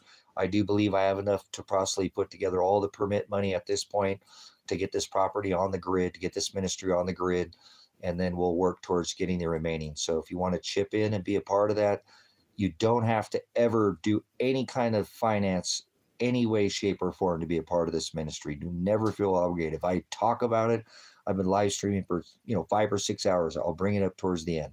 So I mean, I might make a mention of it, once or twice or something, but please do not feel obligated. I'm only calling out to those that have abundance, that have extras. So links are in the description. And I'm even down for ideas. If you got other ways to, uh, you know, uh, just ideas on how to make this work, because other people have done it. I'm an open book. I'm an empty sponge. I'm always in a study mode. I'm always learning, and I don't want to make any mistakes on this. I want to do it right the first time, and that's why I'm being cautious and haven't done it already. So, but now is the time for me to do this. It's the time to do it for the ministry too. So, you're doing it by supporting this ministry, by helping with the funding for this building. It is a place where you can come visit this ministry too, to be a part of it. There is overnight camping that we have available here. It's off grid for now, but I'm not asking anything for free. You are more than welcome to come be a part of this ministry. The ministry is open to homesteading in the future. We'll be opening up once it is, once I get this ministry open and it's on the grid, I can do that too. I can make sure that I can have people here and nobody can be thrown out of here because the property's not on the grid and all that. So it's going to give a lot of options in the future for this ministry. So I'm looking forward to that. So if you want to chip in, there's links through Cash App and PayPal and Bitcoin Cash App. Somebody gave that like 4 or 5 years ago. So, but again, please do not feel obligated. Do not donate anything to this ministry unless you have abundance. Okay. And your time is way more important than any dollars that you can contribute, because you can't print time and you just spend a bunch of time here. You see how that works? You just spent a bunch of time here and you're not getting it back.